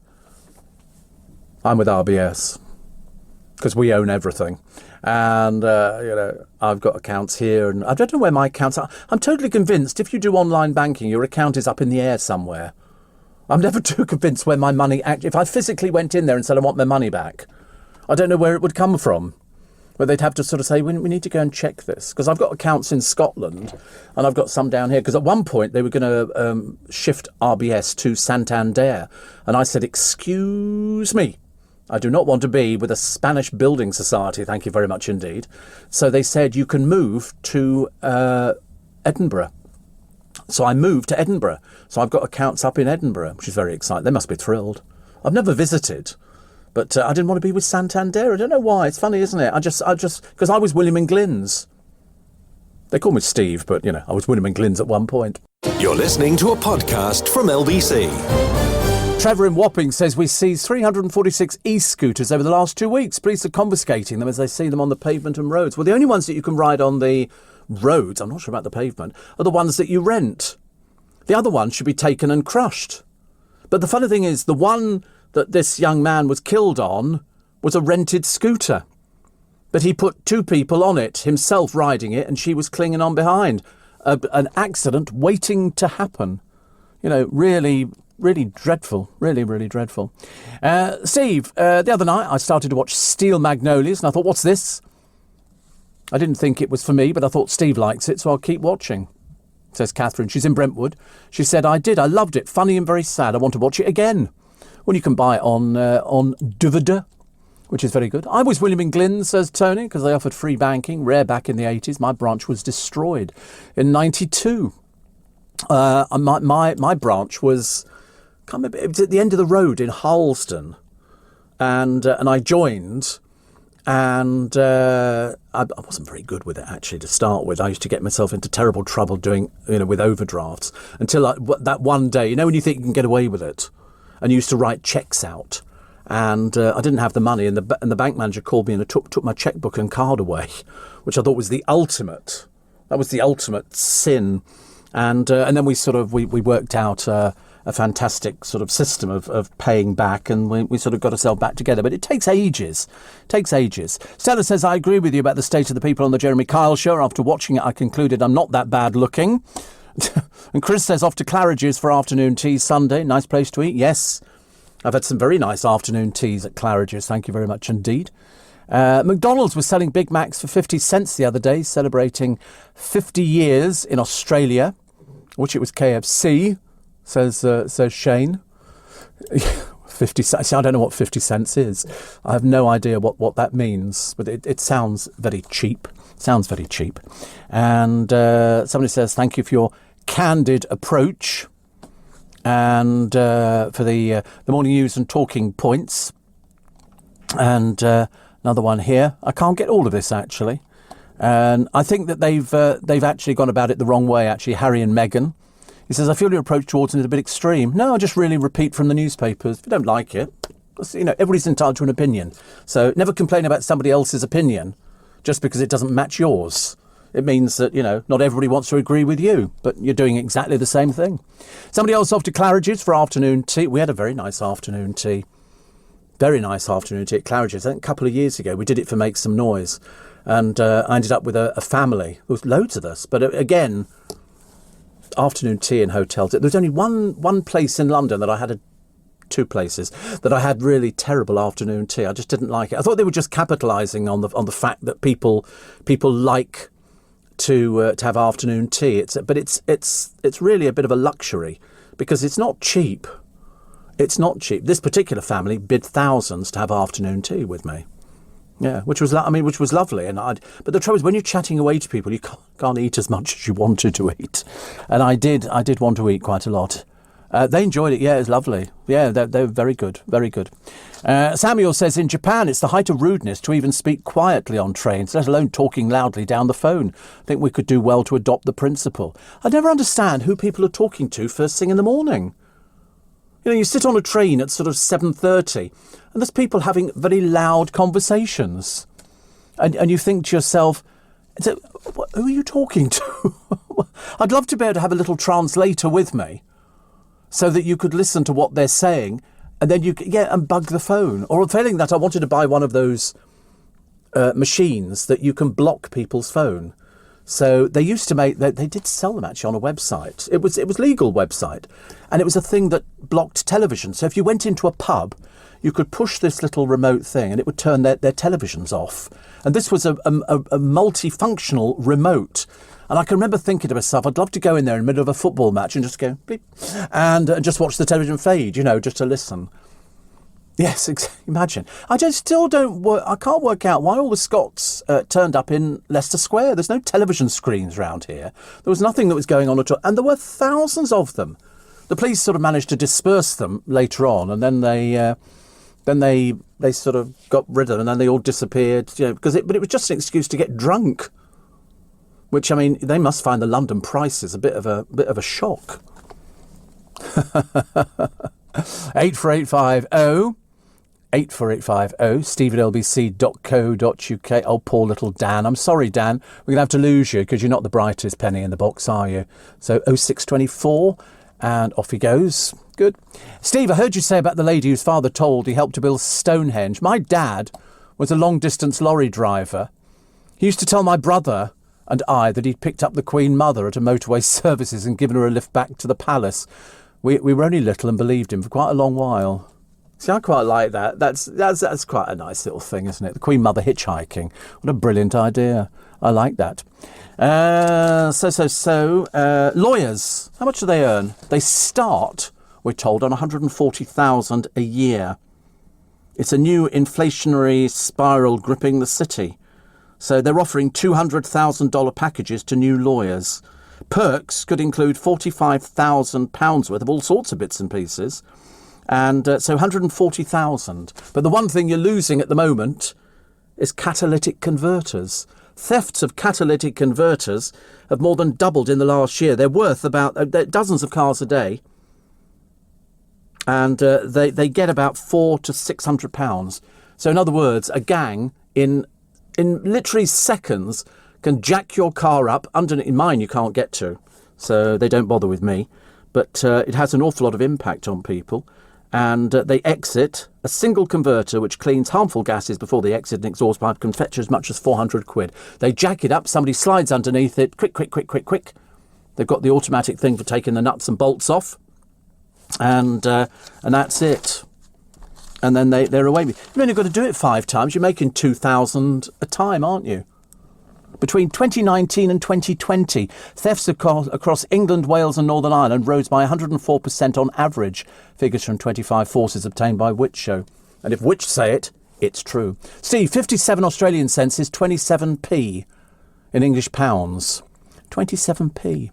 Victoria says, I've been on the train since 05:30 and the woman opposite has been talking loudly on the phone for the entire journey. Oh, I've sometimes want to say to somebody, I'm sorry, are you going to be talking for the entire journey? You know, because it's very, very annoying. Very annoying. Did you ever have the conversation, Steve, with the old school bank manager where due to your overdraft, he'd remind you that you bank with them and not them with you, says John. No. What was the joke? If you've got an overdraft of, you know, £200, that's your problem. If you've got £200 million overdraft, that's their problem. I always wanted to have an overdraft of £200 million. I thought that would be quite nice. So I never had the old school. I did have an old school manager, and it was only a little tiny branch, but he took away the chequebook because I assumed if they gave you a chequebook with 30 cheques in, the money's there. And you used to be able to cheat because you could write out a cheque in one of those bureau de changes because they never. Nowadays, of course, if you go in.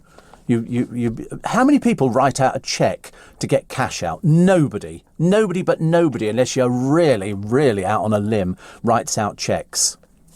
Nowadays, it's all automatic transfers. I mean, I've got to pay. You never had a chequebook? Well, you're with Starling, aren't you? I don't think Starling do chequebooks. I've got a chequebook, but I haven't used it for ages. Everything we pay tax, we do the VAT, all done automatically by transfer. You just do it, and it's like that. I've got to pay service charge coming up very shortly at the end of the month. That'll go out. The person who looks after my account will just sort of say, "Is it account number so-and-so?" I go, "Yes," and we just transfer the money over, then send it on. And if you want money out of the bank now, you don't go in there and write out a cheque for £50 or something. You go in there and you put your money in the diddly dip machine and you push thing and you get 250 or whatever it is you can take out. I can remember once it had on the back of my cheque guarantee card £50. That was what it was guaranteed up to. Now I can take a lot more. £50 million. Yeah, I said the other day. Because you have to go inside the bank to take out more than what your card will allow you, which because then is linked through. I quite like doing it on occasion at the beginning of the month. Take some money out and then sort of eke it out over the month. Eke being the operative word, I think. We don't treat ourselves. Oh, we do treat ourselves with a meal out. The Amex Platinum card. With £300 global dining credit every year, you can eat at the restaurants you've always wanted to try. Representative 704.6% APR variable. Selected restaurants only. Annual fee. Terms apply. 18 plus subject to approval. You're listening to a podcast from LBC. Jim, the fun thing is we were talking the other day about people who do things in miniature. And there's a bloke in the centre. You have to see the pictures in the Daily Mail today. And he takes a pencil and he can put... I mean, on one of them, there's a train coming out of a tunnel on a pencil. He does everything in miniature. His name is Yasenko Dorovic, and he creates in miniature. And it is unbelievable what he can do. In fact, I mean, I don't know how and he doesn't even wear glasses, which is and he's got one of them. It's the end of a pencil nib, and it's somebody sitting at the end of the pencil nib, a little tiny figure on the end of the pencil. I mean, these things are absolutely amazing. He does Rodin's The Thinker on the tip of a pencil. It's so tiny, but it's the train coming out of the tunnel halfway down. I don't know whether he sells these things or just makes them. He says, I use a cosmetic magnifying glass with built-in light. And some of these are on show at the Pencil Museum in Cumbria. Have you seen? This is at the end of a pencil. It's unbelievable, isn't it? Absolutely. You'll have to go and look, because it was very nice. Did you see Piers Morgan talking to Dame Joan Collins? Did you see that? She looks fantastic. Looks amazing. Also, happy birthday today to Lana Del Rey. The US singer-songwriter had hits with Video Games and Born to Die. She was born Elizabeth Woolridge Grant, sent to a strict school to fight her addiction to alcohol. She's 36. Also born on this day in 1921, died in 2011, Jane Russell. She went on to advertise Playtex bras with the slogan, "Us big girls have special problems." I merely repeat it. Sir Ray Davis, the singer-songwriter from North London, frontman of the Kinks, previously known as the Ramrods, Boll Weevils and the Ravens. He had hits with Sunny Afternoon, Met Her in a Club down in Old Soho, Lola. He's 77 today, so many happy returns of the day. Also today, the Rear Admiral Charles Davis Lucas' bravery during the Crimea War was the earliest action to be later recognised with the Victoria Cross. That was in 1854. And in 1968, the Rolling Stones were at number 1 for the 7th time with Jumpin' Jack Flash. I'm Jumpin' Jack. Do you know, and he's still singing it. I've never seen them, but I watched... What did I watch on the television the other day? I remember thinking I wouldn't like it because I wasn't a fan. Paul Weller was singing, and it was live from the Barbican with an orchestra, and he was singing all these slow songs, and I remember I sort of sat there slightly transfixed because I was never a fan of the Jam, but I became quite a fan of his singing after this thing. It was very good. I mean, it really was very good. And I've seen other things. I think it was on Sky Arts, because I've become a big fan of Sky Arts, and I love things like that. No, it wasn't with Jules Holland. No, it was just him in concert. But I don't think there was an audience. I don't think there was an audience. Well, I don't think so anyway. But it was worth watching, because I sort of sat there thinking, oh, it's Paul Weller. And I thought, no, I'm not going to watch this. And then I kind of got into it. Found myself sort of moving. But it was all very sort of low. Liz in New Cross says, as we all love a good meal, I went to Mon Plaisir at the weekend for a wonderful dinner. Had the best steak tartare I've ever tasted. I know people who've never had that. I've got into vegetables at the moment. I'm definitely a vegetable person for sort of breakfast and everything else. Broccoli and stuff like that. Mind you, it's in some like a cream. And mushrooms. I don't know how good for you mushrooms are, but I've gone crackers for mushrooms at the moment. The transport pioneer in 1977. On this day, June 21st, Dr. Christian Barnard put the heart of a baboon into a man for the first time. The 10-hour operation took place at Cape Town's Groote Schuur Hospital, where Dr. Barnard created medical history with the first human heart transplant in 1967. And now it's considered quite normal surgery. But in those days, to do heart surgery, literally where they could take out your heart and replace it with another heart. And some people, they didn't live as long as they wanted to, but it gave them an extended life. It was either a case of, would you like a little bit longer to live or not? And they pioneered together with him. What a brilliant man. What an absolute... And now they do surgery, keyhole surgery they can do now. They can insert pacemakers in through your shoulder for keyhole surgery. It's absolutely phenomenal. Absolutely phenomenal. Old school tie. Remember that expression? The old school tie. No? Oh, right. Just me again. Producer go, a bit vacant. It refers to the badge of former public school pupils. It symbolises the class privilege that provides an elite with important social and business advantages. So in other words, if I went out into a London club and I was wearing an Eton tie, there would be people in the club, like a gentleman's club, who would know that was an Eton tie, whereas I wouldn't know what was an Eton tie, or they would know I went to. They go, you're an old Cambridge boy. You go, no, I just haven't got the no, Boy Scout.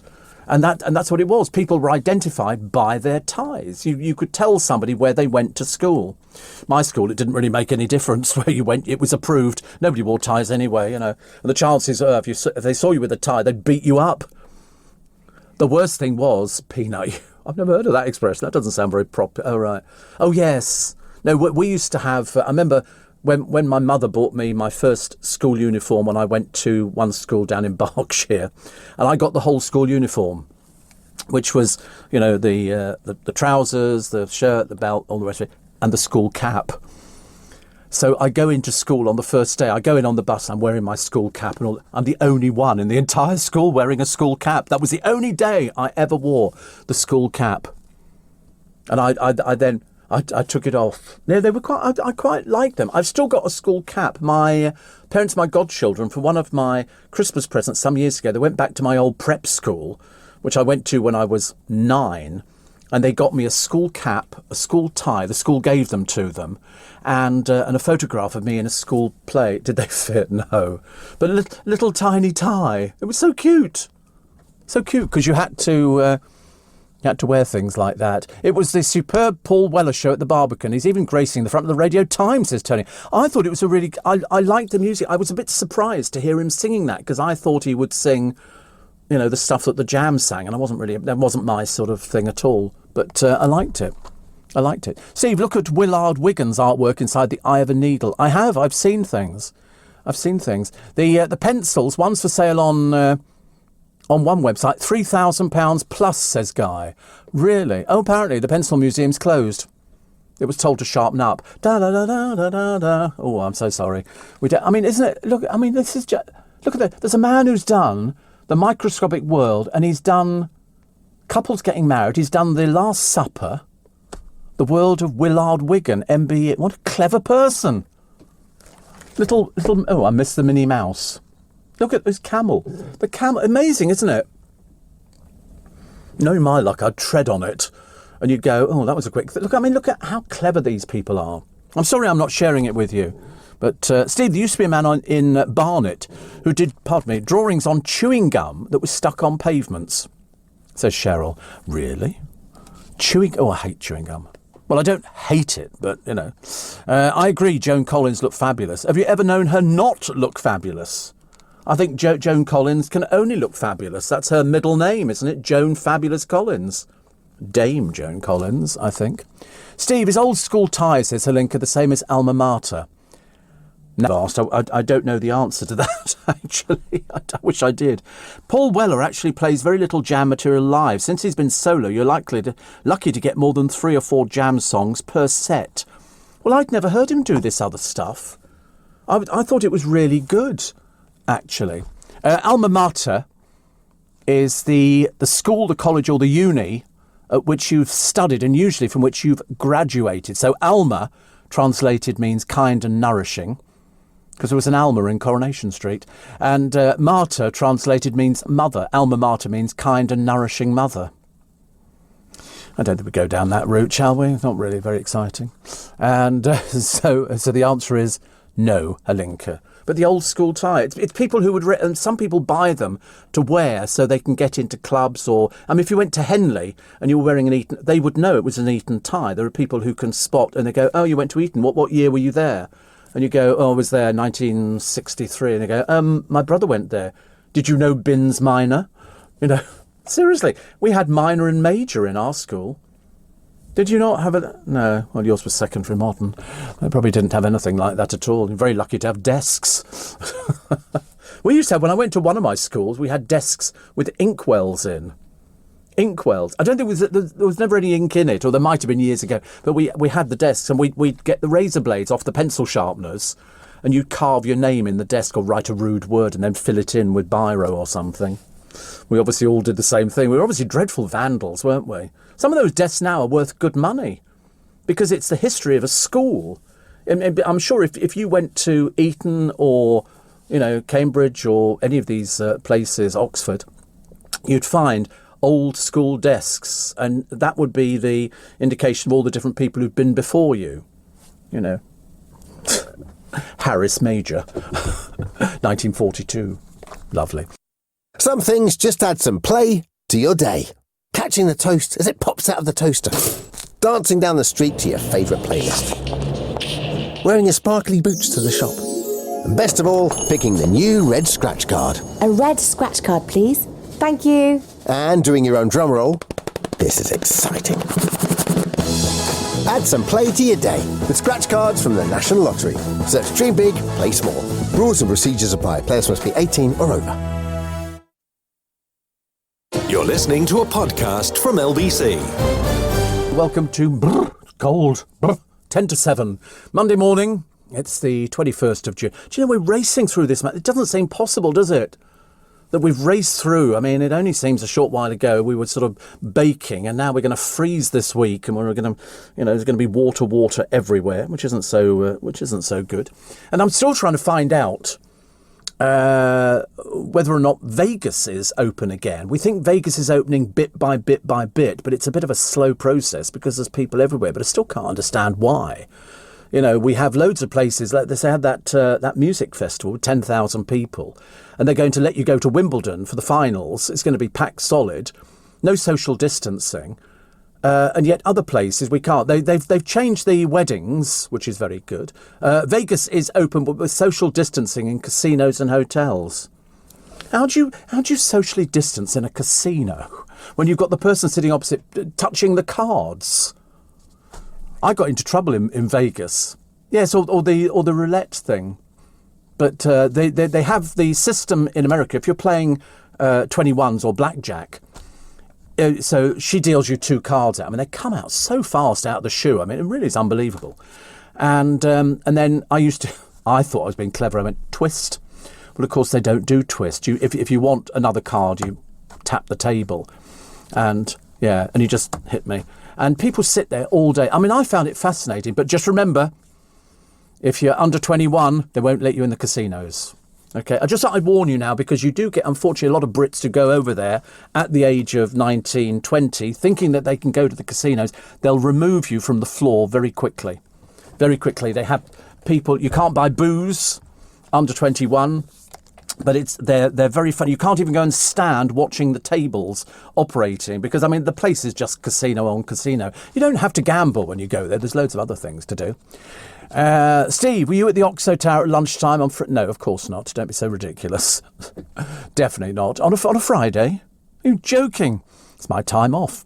And Steve, I had exactly the same experience as Jerry when going to secondary school with the school cap, but my parents also sent me in short trousers until after Christmas. Yeah, I had short trousers at my school when I was 15, because I had them at prep school, and my mother said there's loads of wear in them. And in those days, people were a bit more frugal, so I had corduroy grey trousers. My brother had long trousers before I did. I was going to school middle of winter in Yorkshire in short trousers. I was the only one with little blue and red knees. Seriously, but I didn't feel self-conscious, because I think at 15 you're not that self-conscious. Not really. I've just realised, actually, I've got to get my car in for a service. So I'm sure that Nigel will phone me at some point today, so I can book the car. I want to get it booked in before a few little bits and pieces which are sort of coming up in my life sort of take over. Lovely feature on Jenny Seagrove. She says, why I'm playing the mum of an 82-year-old aged 63. Jenny Seagrove and her young man, who is, of course, as we all know, he's a very nice man. He's in the West End, and he's called Bill Kenwright. And he started going out with Jenny Seagrove. He came on my programme and he said, I'm going out with Jenny Seagrove. What do you reckon? That's a brilliant choice. 27 years later, they're still together, which is fantastic. But she's been in lots of his productions, and they have a very nice life. I think she's vegetarian or vegan. And he's not, but occasionally he sort of lapses. But they don't cook. They have somebody in who cooks for them. My ultimate ambition, to have somebody. 2 things in life. One would be a social secretary who tells you, you've got this coming up and that coming up. We've got to get the car in for service. Don't worry, I've arranged for them to come and collect it and all that kind of stuff. Thank you, Nigel. And then the other person would be somebody who does all your cooking. So they go, today... And you go, yeah, what have we got today? And they go, I'm doing this. And you go, oh, that's good. I'm doing you a full cooked English. So how marvellous. Because when you've got to do it yourself, it's not the same, is it? Different menu every morning. like living in a hotel, you know, and going down. I love hotels where you go down and it's a buffet breakfast. You can have as many many different things as you like. I wish. Steve, did you get the brass band CDs we sent you? Says Paul. No, not yet. Actually, the post here is a bit erratic. It's as you can imagine, with this huge building, huge 2 buildings, the post sometimes takes a little while for it to filter upstairs. So, but hopefully this week. Nick Ferrari talking this morning about delaying Freedom Day, and also the lots of other things. Dido Harding right to call for the NHS to be less reliant on foreigners. They had that dreadful situation, which we're still trying to find out. I never managed to find out the other week. The woman who allegedly gave birth to 10 children in South Africa. There's no evidence of this whatsoever. No photographs have emerged. No hospital has come forward. Nothing at all. And they're not totally convinced that it was actually a story. Also, there's the real reason, the Mail pushing ahead, the real reason that Diana was in Paris on the night of the crash. We couldn't quite work out. They've come up with a theory. It's all very odd, isn't it? Even all these years later, it still makes front page. Jezza in Cop Clash. This is Jeremy. They call him Jezza. I don't know why they call him Jezza. Perhaps it's some sort of nickname or sort of an affectionate name. But the people who live around his area, they're not very happy with the farm that he's got, which is called, is it Diddley Squat?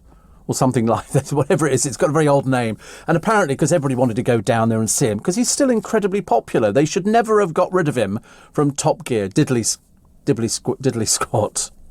Funny name for a farm. I don't even know what they do on it, but I'm sure we saw him out the other day. I remember they were doing a bit on him buying sheep.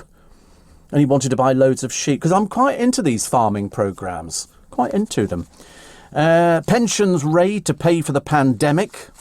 Treasury officials drawing up plans for a pensions tax raid this autumn. Oh, God.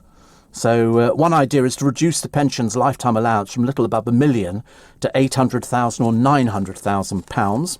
Always good pictures of the Duke of Cambridge spending Father's Day with his 2 older children, and hopes growing for family holidays to Europe by the end of July. Don't get too excited. Might happen, but on the other hand, it might not happen.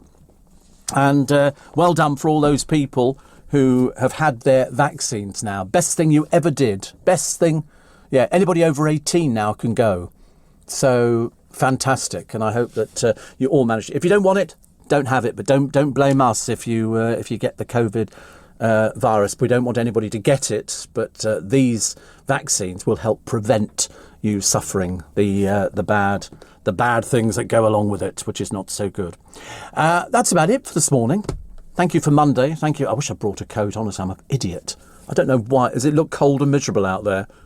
It's not raining, is it? Tell me it's not raining. Oh, I couldn't bear it if it rained today. I don't mind it raining later on, but we'll have to wait and see. Anyway, we have 2 podcasts, the programme, and we have my little bit extra podcast. Keith Lemon upsets Melanie Sykes. Maybe he's made us sit through one of his dreadful programmes. Another Kiss and Tell featuring an ex-footballer and a desperate Z-lister. And we found out about Prince Harry's latest tantrum. Morning, nice to have your company. To have your company nice. It's Wednesday. It's the 23rd of June. And I don't know where we are with the weather. I'm all over the place. In fact, actually, yesterday I was quite good. I have to sort of psych myself up for watering the plants because I've got 6 hanging baskets and about 30 pots and loads of other things to fill up. So I had to get the hose out, or I sort of stagger backwards and forwards with the watering cans. So I fill up one watering can, start watering, then put another one underneath. So I've always got one ready to go. And I did the Tomorite and I did all of that. And about sort of 4 o'clock yesterday evening, I was out there because everybody had sort of disappeared. I'm sort of watering. And you have to wait with hanging baskets. No good just going like that, piddling over it. You have to wait till the water drips through the bottom of the basket, and then you know it's been soaked through. And they are taking shape, slowly but surely, because water them thoroughly, then you do the splurge of Tomorite, and then you'll have bigger baskets than anybody else. And it's so cheap, Tomorite. You can get all sorts of good deals on it. You know, you can buy a big gallon can of the stuff, or plastic container, or bottles. But my brother found a really good discounted place a while ago, in fact, last year, and bought me loads. And I said, get more. And so he then got more and everything else, which is very good. Right. What have we got on the programme this morning? You. For those people who wake up in the early hours going, oh, I wonder what's on the radio. Oh, God, he's back. I love it. I absolutely love it. I came in yesterday. Well, I didn't come in. I was here already, wasn't I? And saw my boss for a cup of coffee. Although I completely forgot to get my cup of coffee. And he said to me, he said, you like cooking with gas? He said, I mean, yesterday we were rocketing through the programme. I mean, I've never rocketed through a programme so fast.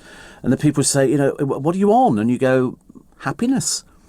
You know, I can't think of any other reason where you would come into work and you'd be happy. And then I bumped into Mr. Moyles later on. So he was chatting to some people. So we had a chat and he said, when are we going out for lunch? And I said, well, I'll try and fit it in. But I've got a big thing coming up in July, which I'll tell you about at another time.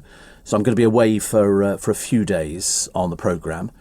And then what else did I do yesterday? Yeah, I was chatting away to my boss. He was in a very good mood. His PA was everybody was in a good mood yesterday. James O'Brien came over. Oh God, here we go.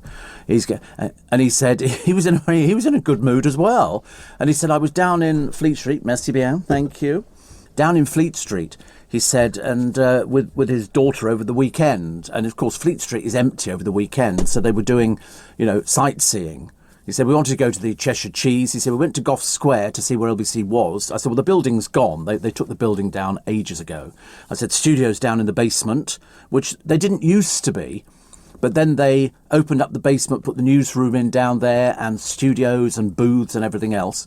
And he said, we went there. He said, and I said, Steve Allen knows all about this area because Steve Allen knows all about London, which actually is not strictly true. But if ever I'm out in town, I will take people to various places, you know, so that you then remember where you've been to.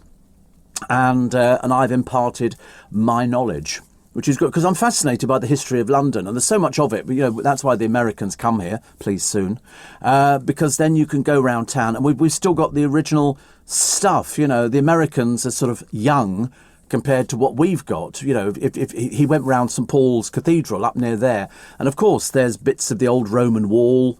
There's all sorts of things around. You know, he said they wanted to go to the Barbican, to the London Museum of London, and I said you should go. I said it's fabulous. It's a really good Museum of London.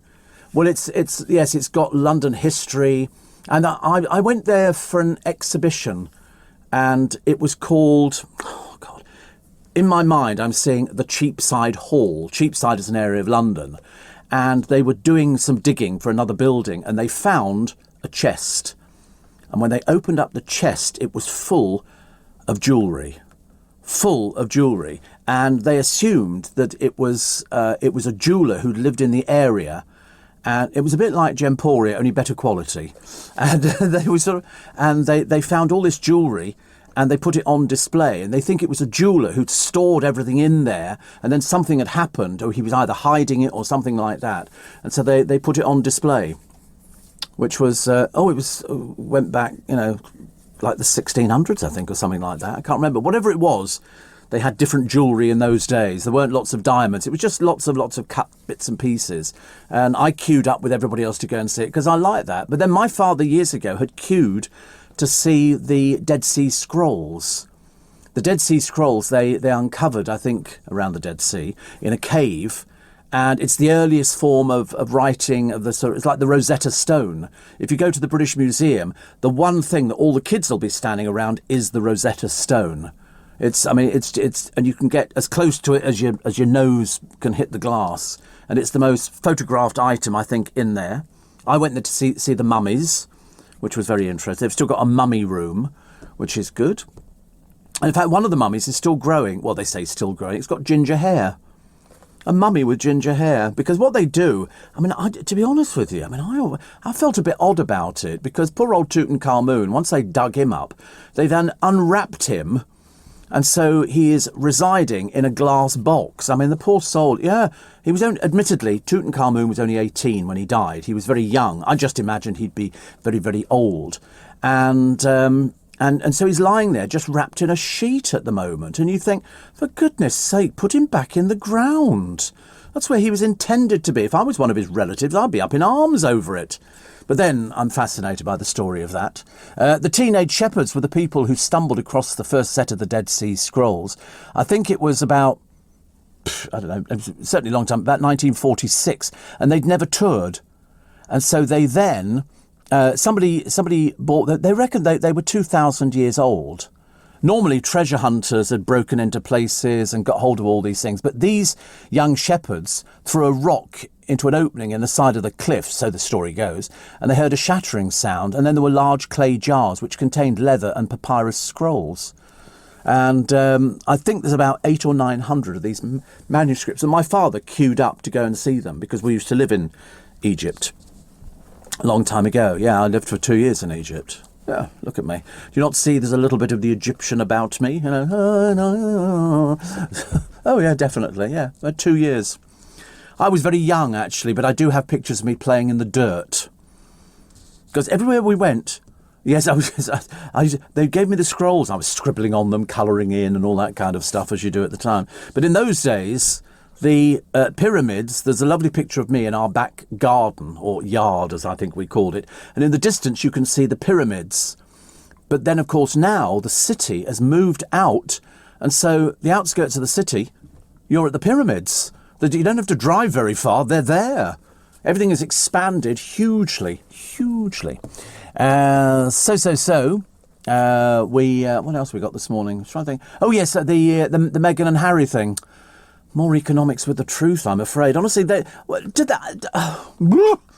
they really think that we are so dumb that somebody's not going to check? You know, all this, we kind of like phoned Queenie and told her about we're going to use Lilibet.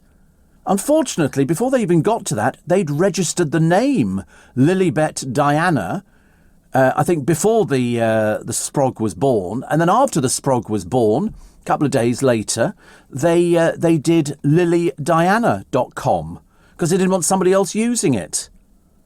You selfish pair of baggages, honestly. What do you mean you don't want somebody else using it? What, do you think you got the monopoly on the names? I mean, really, the trouble is, you see, because nobody's ever told Harry off, he just thinks you go ahead and do it. They were saying in the papers he'll be arriving in the country very shortly. I couldn't care less. I'm not remotely interested in seeing him, hearing anything about him, but he features in the paper. Somebody wrote to me the other day, and they said, it's nice to know that you're keeping their sort of publicity going, because you don't like them. Well, it's not a case of I don't like them. I'm just bored with them. I'm bored with them. It's not a case I don't like them. How can you not like somebody you don't know? But I'm bored with them. I don't want to hear about them. But they feature in the papers every day. So, you have to feature something. If it's in the papers, we have to feature it. It's like, you get stupid people going, oh, why is it always bad news in the newspapers?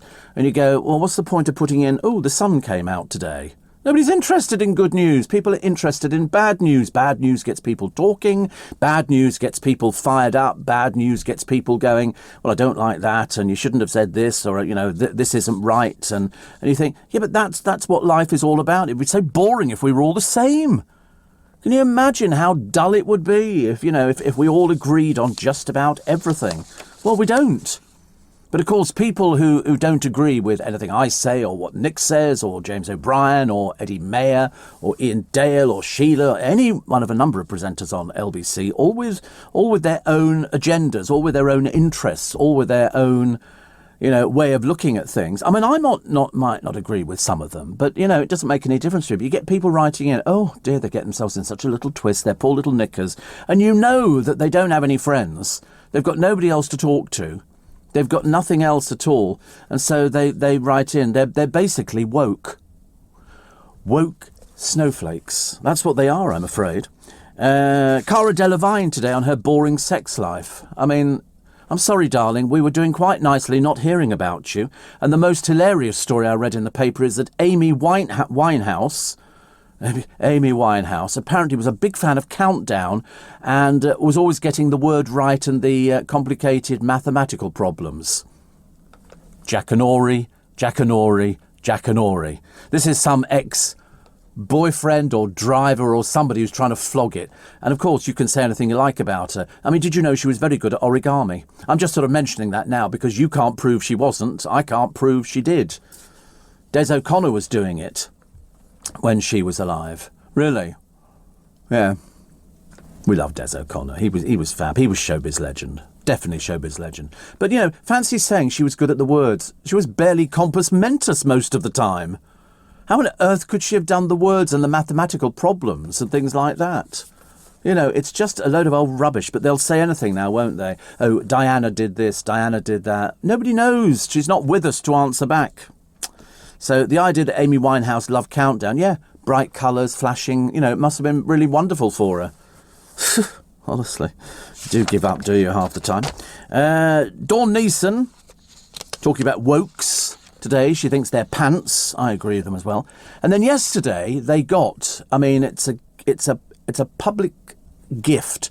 It's a publicity gift. On This Morning, they do a competition where people have written in and you pay whatever it is. It's a premium rate thing. And then your name goes into a barrel or something, and then they pick a name out, and then you can come on the line. But you have to answer the phone with something like, Steve Allen is marvellous. And if you answer the phone and go, hello, they hang up on you. You've got to come up with the phrase or saying. So, you know, I'm campaigning for Steve Allen on LBC is the bestest ever. You know, anyway, this particular woman does it, and then you can spin the wheel, and so sometimes it works, sometimes it doesn't. And she got £1,000, which is very nice. She was very happy. Unfortunately, she's been given 3 months to live, and so Alison Hammond turns up with the. I mean, how they worked that out, I've got no idea. How do they know she was going to win down there? But anyway. So she did. So Alison Hammond goes down and goes, oh, you've won! Because she's sort of bigger than life, certainly larger than life, and then she sort of says, I've got 3 months to live, so I'm going to put this into a party. So, quite rightly so, the two presenters who were on a small fortune say, we'll add another £1,000 to it. Now, whether it's them or whether it's the programme, I don't know. Either way, it was a nice gesture. So she's now got £2,000. That is a lot of stuff at Iceland, I'm telling you. You can get platters and trays of sandwiches and prawns and everything at Iceland. 60 pieces for a fiver. I mean, that's one hell of a party. So she's got £2,000, but she's only got 3 months to live.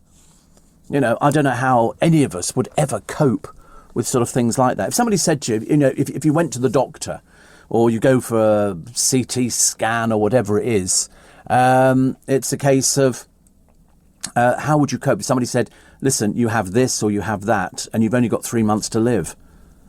I would be ripping my clothes off and going out there and causing absolute mayhem. What have you got to lose, for goodness sake? What have you got to lose? You get arrested. Yes, indecent exposure. And I go, it doesn't really qualify as indecent, does it? Just sad and tragic.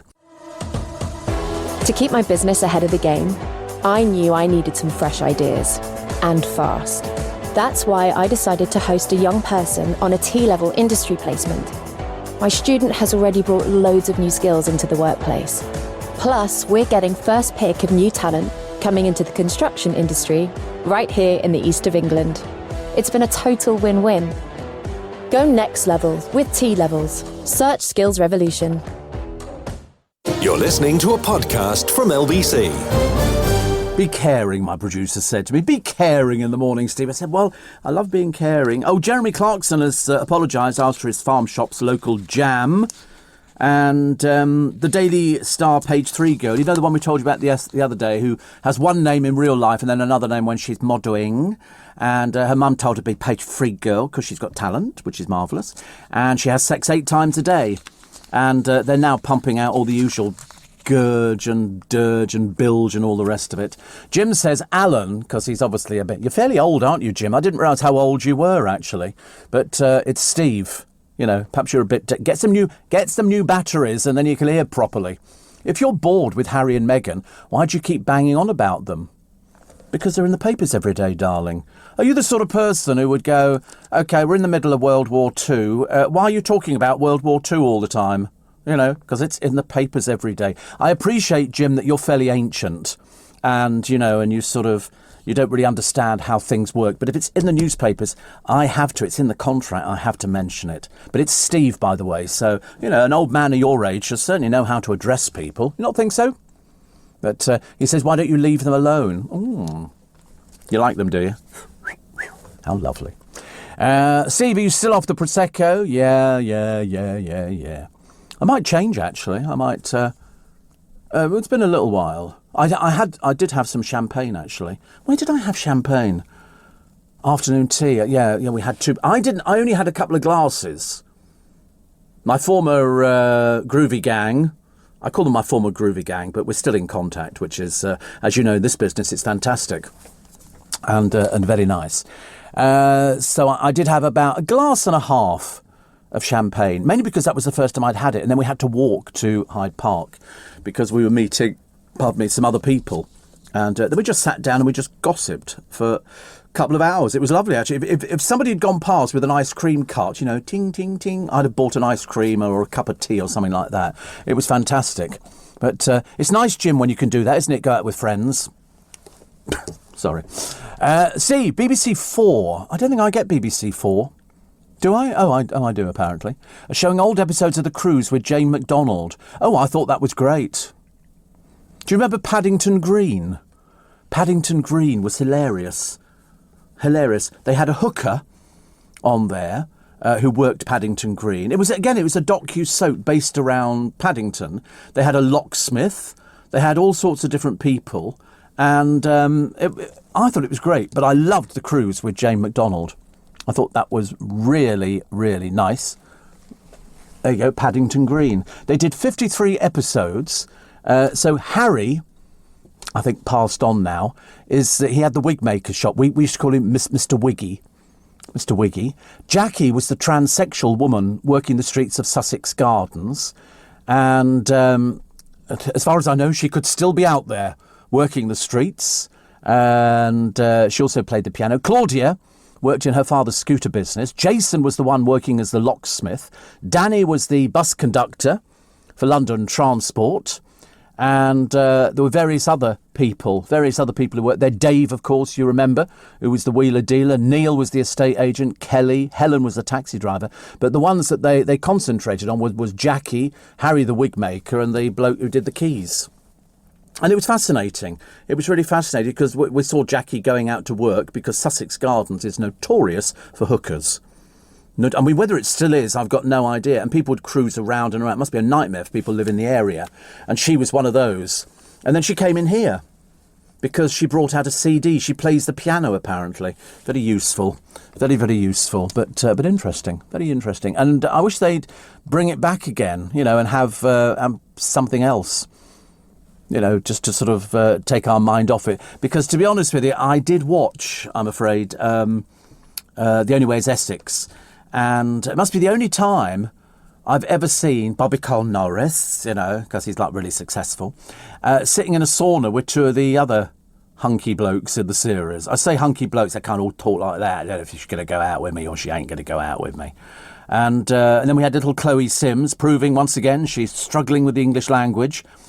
Gemma, actually it must have been an old one because Gemma was enormous, the size of two small beach huts, and still working in her shop, which didn't have any customers. I'm not even sure if the the shop is still there, or whether she just sells online. But doesn't really quite work, does it? Steve, I bought a lovely canal boat watering can with flowers on, says Jackie. They're nice, aren't they? I like stuff like that. Steve, away in July for a few days sounds suspiciously like a quick getaway to Vegas. No. Shop is still there, opens at 10 a.m. It's still there, is it? God in heaven. Who goes there?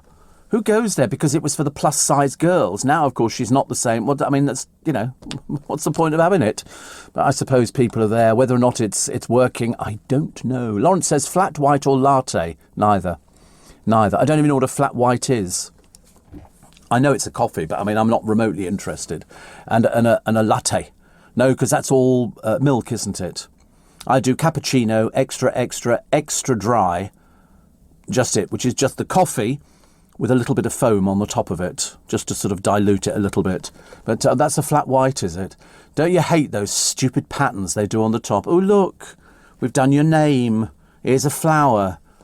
I mean, put it this way, if you're that stupid to pay that sort of money for a cup of coffee, I mean, I'm always horrified. It's just basically fluffy milk. A little piddly bit of coffee in the bottom. We have the little sort of glass jar. I'll tell you, I remember seeing a film called Broadcast News years ago, and they were ordering these double decaf, so-and-so, and I was laughing, thinking, that'll never arrive over here. And blow me down, what do we get over here? Blooming coffee shops. Steve, love Paddington Green. My God, a blast from the past. And adore Jane McDonald too. Love the new shows Cruising with Jane and modern day Judith Chalmers. And by the way, says Paul, I'm bored with Harry and her too. Well, they can't tell the truth. Can't tell the truth. Jim loves them though. He's probably got pictures up on his walls. You know, love you, Harry.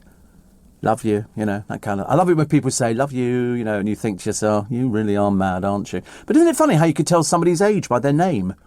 Jim is an old name. You know, you're not going to find anybody nowadays, really, if they're under the age of 60 or 70, called Jim. You know, it's even Jimmy doesn't work anymore. It's like somebody called Arnold. You know that's going to be an old person. Or Sue. You think Sue... Oh, right, you think Sue... That's strange, isn't it? Yeah, I suppose we go for more modern names. I remember somebody complained once because they were called Joan. They didn't complain they were called Joan, but they were complaining about the presenter who'd said that's obviously a very old person's name. And of course, it is, and she was. You don't get Baby Joan. Oh, look, here's Joan. No, Joan is an old name. I had an Auntie Joan. Sadly not with us, but she was lovely. But it was an age thing. My mother was a Jean. Well, you don't find people called Jean nowadays, do you? There are certain names. And when you get sort of Jim, you know that he's basically, you know, sitting there in an old armchair with some cushions, staring out the window with his little computer on, which is lovely. But Paddington Green, why don't they bring out those things on DVD box sets? I would buy Paddington Green, and I would buy The Cruise with Jane McDonald. I would have no hesitation in that whatsoever. I don't want to sit there watching on YouTube. I want to sit there and watch them at my leisure.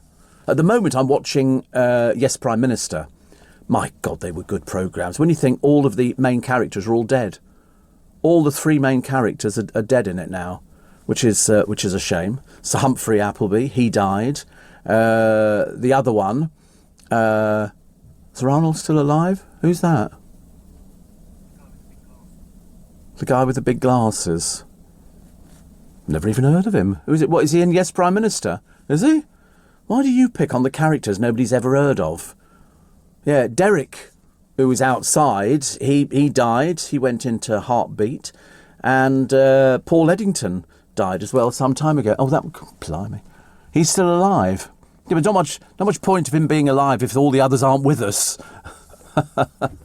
He's very old now, though. I know they feel. Steve, Sussex Garden says, most still full of vice girls and guys. I only know that because I drop a lot of people off of my taxi there. Oh, interesting. I mean, I always knew it. It's one of those areas that's always been, you know, particularly popular, I think. Reggie says, extra dry cappuccino for me too, Steve, but must be in a takeaway cup. Yeah, I mean, it's just very expensive. It's just very expensive to buy a cup of coffee. That's what I think, you know, whereas I can make myself a cup of coffee in the morning, a little sachet of coffee, pour it in the thing, push my little hot water machine, boiling hot water, cold milk in the fridge. I mean, coffee marked up. Having told you the other day that we can make a pizza that sells to you for 18 quid for under £2, coffee is marked up at around 800% in coffee shops. And don't give me this cobblers about, oh, well, they've got to pay overhead rents and everything else. In Twickenham, we've got an old phone box, an old red phone box. It's been converted into a coffee shop. It's been converted into a coffee shop. Yeah, the bloke obviously rents it from whoever owns the blooming thing. And he said, and there's always quite a number of people queuing outside to get a cup of coffee. Because they go, oh, you're having to pay for staff costs. Well, I tell you what, that's like tipping people in restaurants. Tell me when my food is ready and I'll go and collect it. I've only got to go in the kitchen and go, table 30, and they go, yeah, it's there on the side. You just pick it up and go back to the table again. Janet says, I've got a hospital appointment later and I'm worried. Why? Listen, you know, I've been in hospital, believe you me, more times than most people, and I get a bit worried. Then after I've been through the procedures, I'm okay. I'm okay. I don't necessarily like the procedures, but, you know, I'm supposed to be the sort of person, if you listen to on the radio, you're thinking, if I sit here and go, oh, my God, I've got to have this procedure done or that, and I'm absolutely terrified, and then I come back and I go, it was awful. Other people are going, oh, my godfathers. I don't want to do that. Other old names, Edna, Doris, Ronald, Roger and Bernard. Bernard's an old name, isn't it? Well, definitely Doris and definitely Edna. Definitely. But, and so we've now added Jim to that list as well. Poor old Jim, honestly. This is where we come to get away, to think, to feel, to breathe. Where we can be together, or be alone. Just us, our thoughts, and the trees. Standing tall, always there. Will you be there for them? Join the Woodland Trust for £4 a month to help protect and restore our woodland havens and create new ones too, for our well-being, for our wildlife. Join today at woodlandtrust.org.uk. You're listening to a podcast from LBC. Morning, everybody. Nice to have your company. Nice. It's Wednesday, and we like Wednesday. We like Wednesday a lot because it's halfway through the week, and if you get paid monthly, you get paid Friday. You should get paid Friday this week. Steve, don't forget Enid. I know my Auntie Enid is old, I'm afraid. Is old. She can't help it. Mind you, I think she was born old. I don't think she ever thought she was young, but that was good. Steve, pleasure to be joining you this morning. And after a bad trip all night, sitting in my van eating porridge, and you're making me laugh. My mum's new husband is called Jim. Old. Because if it's your mum's going to be obviously older than you, so Jim is going to be fairly ancient as well. But I love it. Poor old Jim, honestly. It's his only little bit of fame he's had, but nobody knows it. Somebody else was saying, have you ever tried a Turkish coffee? No, that's quite strong Turkish coffee, isn't it? I seem to remember little tiny cups. I seem to remember little tiny, and it's quite sort of, isn't it quite a thick coffee? Oddly, I'm not a huge coffee fan. I've had a few, I used to fall into that trap of going, I'll have a coffee in the morning, that'll wake me up, and doesn't actually work like that at all. So I drink coffee at home. I have one in the morning or two if I'm pushing it. And then from then on, when I come into work, it's tea all the way through. And I don't have another coffee in the day. Well, not as far as I remember. No, I mean, occasionally I might have had a coffee, but I can't really I'd rather have a hot chocolate. Hot chocolate's a bit sort of nice, and especially if it's got cream on it. That's really quite nice, actually. I don't know. I don't think I've ever had a mocha. I just have a normal coffee, but it's got to be a little tiny bit of milk. I don't want anything that's full of loads of milk and everything else. I like an Irish coffee, but it looks so chav, doesn't it? When you're sitting in a place. Where's that place that we all used to go to years ago? Harvesters. You'd go in there, and when I was younger, and they had all these different places you could go to. There was a big one in Staines, the Crooked Billet it was. And was that a Beefeater? And you'd go in there, and it had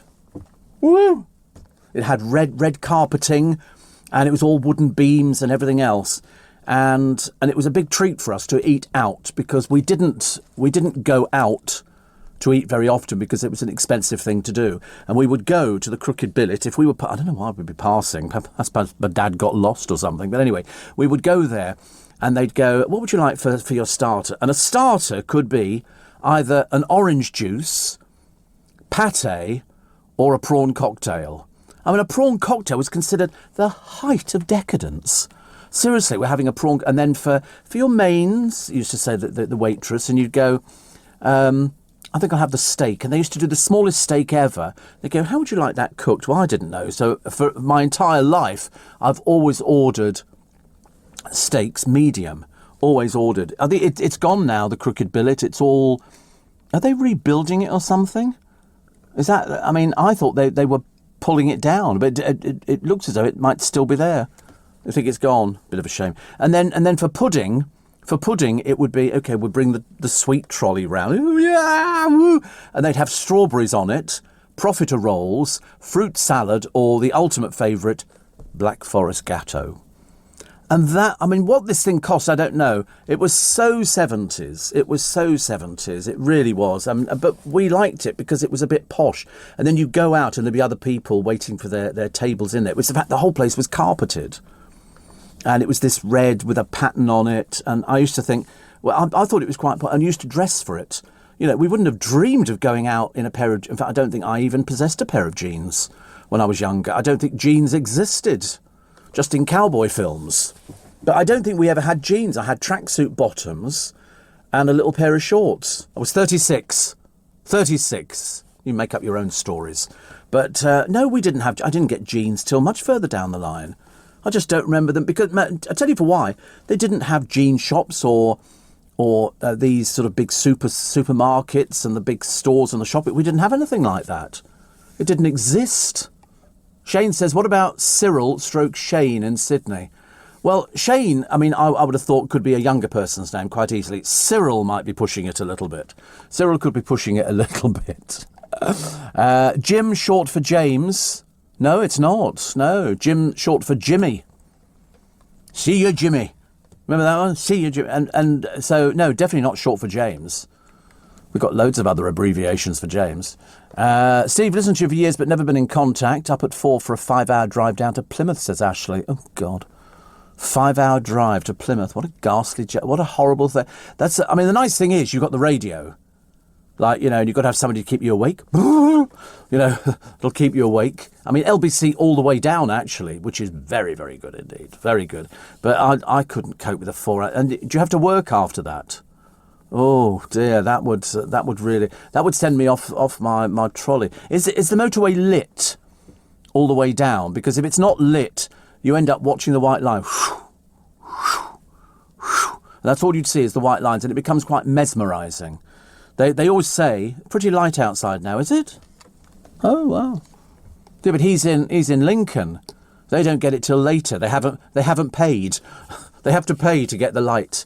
But he's also, you know, he's also got a long time to go.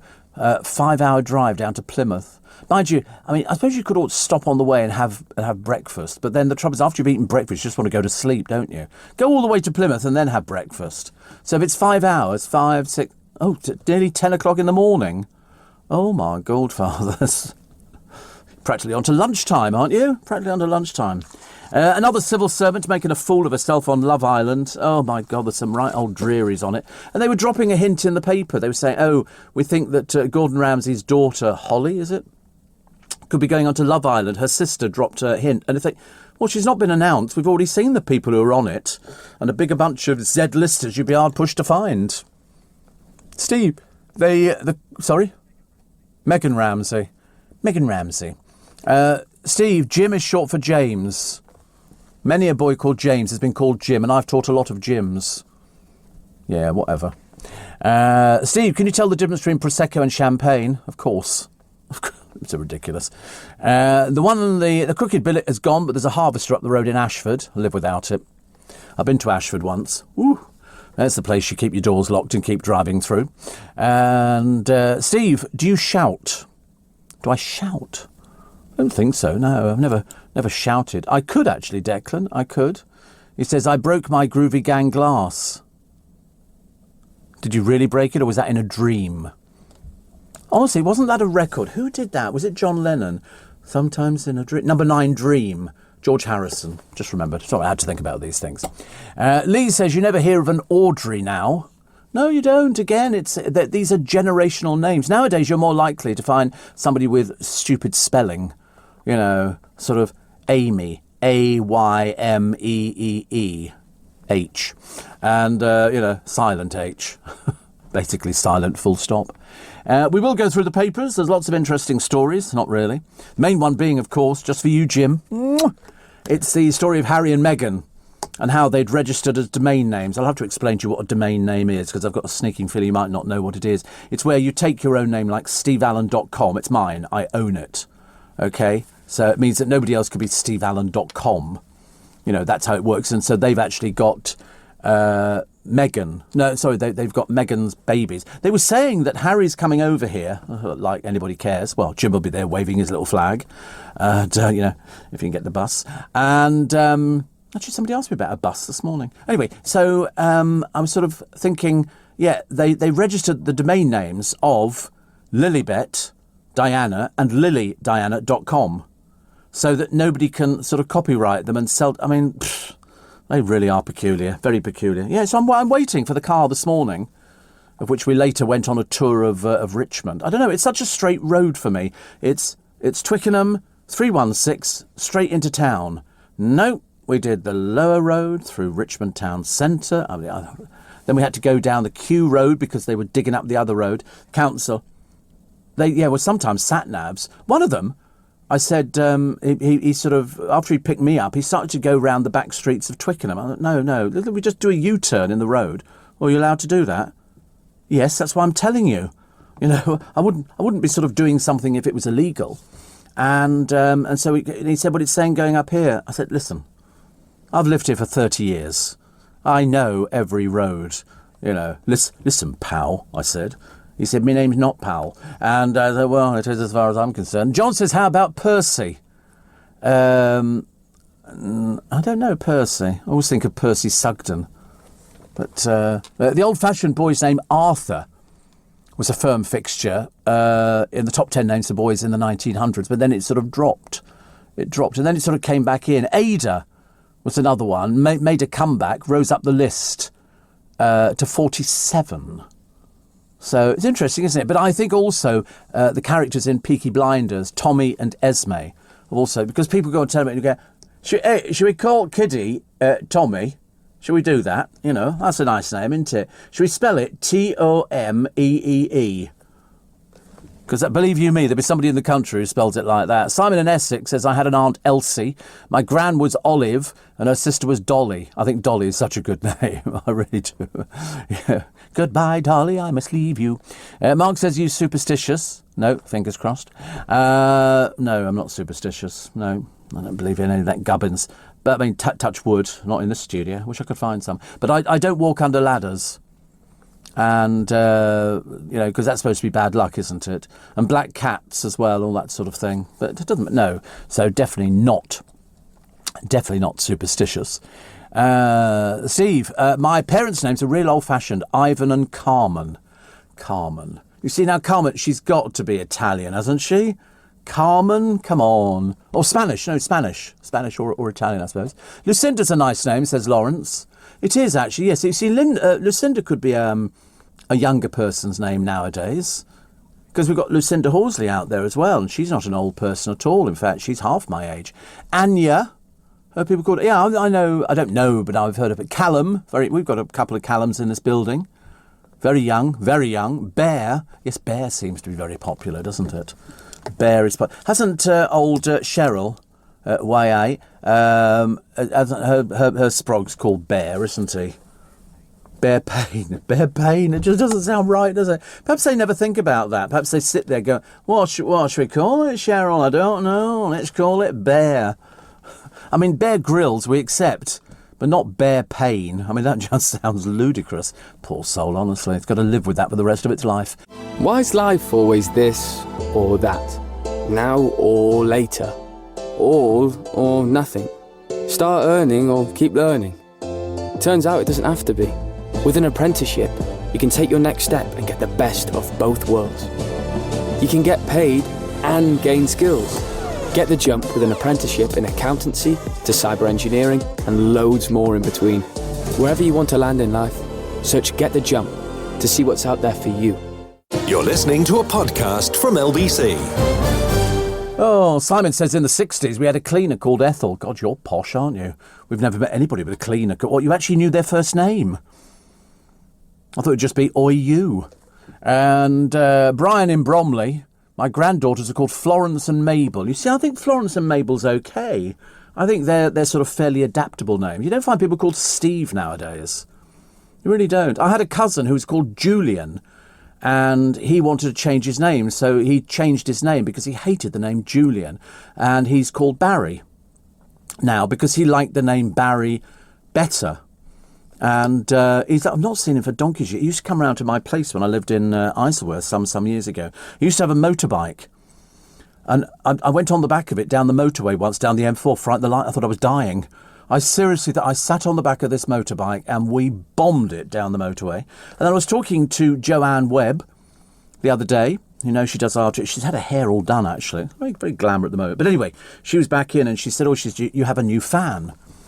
And I said, how did you know that? I ordered it from JML. I said, it's only very small. She said, no, my father listens. She said, for some reason, he started listening some while ago. She said, and now he's hooked on the programme. And the one question he asked of her is, how old is Steve Allen? Because he sounds so young. Ooby-dooby-doob-doop.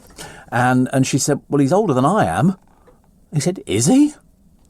And I tell you what it is. It's because I don't smoke. I think if you smoke, it makes you... I can listen to people on LBC, people phoning up, I've said this a million times before, and I can tell whether they're a smoker or not, because you can just hear it in somebody's voice. Well, I've not smoked for donkey shit, but I was very, very heavy smoker, so I never condemn it, because I loved it. I mean, I could sit doing a programme, 60 a day. 60 a day. From the moment I got it, even before I left for work in the morning, I could have had 10. Never thought anything about it at all. Loved it. I mean, I couldn't afford to do it now. I seriously couldn't afford to smoke. About £13 a packet. £13? Good grief. Steve, we had a cat called Cooking Fat. Yeah, what was the joke? There was a joke about cats. I'm trying to remember what it was, actually. It was told by... who told the joke? I can't remember who told it. It's a very funny one, actually. And my father was Clarence Ninian Octavius when he married. Even the vicar commented on it. But have you watched the YouTube thing? I hope you've taken my advice on the YouTube thing, which is a vicar who appeared on Britain's Got Talent, and he sings, the Irish one, he sings Hallelujah to this couple, and he's so good. I clapped at the end and I wasn't even there. He sings this thing and he just brings... It really is the best thing I've ever seen. Perhaps you have to pay extra. And Stella says, some years ago I used to drive my daughter to junior school. On 2 occasions I forgot my car at the school and would walk home. I'd then get to the driveway and panic. The car's been nicked. The singing vicar is Father Ray Kelly. Well, I tell you, if you find him on YouTube, but find him singing at this wedding, because it's so good. It really is. You know, and for those people maybe you're getting married this year, hoping to get married this year, hoping to have a few people in... And, you know, I tell you, all I'm looking forward to is going out to restaurants and not having to be socially distanced. I don't want to be socially distanced anymore. You know, I want to be able to go to the theatre and not be socially distanced. Wendy's is returning to the UK, says Matt. What do you mean return? Where have you been? They're back already. They've been in Reading for the last 2 weeks, for God's sake. God, blimey, honestly. You need to listen to LBC more, Matt. Obviously a very, very young person's name, Matt. I used to have a producer called Matt years ago. First name, Door. It's 6 minutes to 5. So Clarkson says sorry after the farm shop's local jam. The mum who got sent into labour. No, that's not like the John Burko story. Got sent into labour with the shock of £1 million lottery win. She won £1 million. Went, birth, birth, and all the rest of it. And I thought, it's only £1 million. You can tell they don't live in London. People are going, oh, look, we want £1 million. We can buy that parking space now we were looking at the other year. Because you're not going to get anywhere to live, are you? I mean, that's just nothing at all. And then people go, oh, I got £1 million. I can live like a millionaire for the rest of my life. No, you won't.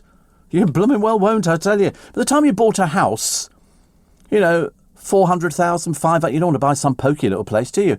I mean, around, well, in our area, 700,000 for a flat. 700,000. That's what they're putting them up in Twickenham. 700,000, and there's no parking space. You've got to purchase a parking space. I mean, it's just blooming ridiculous. But anyway, so imagine if you win that. By the time you'd furnished the place, you've spent your money. It's gone. It's all right. If you live in, say, you know, Birkenhead, and somebody's got to, it's a case of you can probably get cheaper property up there. But even so, £1 million is not like years ago when you could buy a house for, you know, 10,000, 15,000, 20,000. I mean, if you were spending £50,000, you could get a hell of a place. Hell, nobody wanted big houses. Nobody wanted big houses. People wanted, you know, sort of the sort of things that they could afford. But nowadays, £1 million. When we had our first £1 million property in Twickenham, I remember going to have a look at it.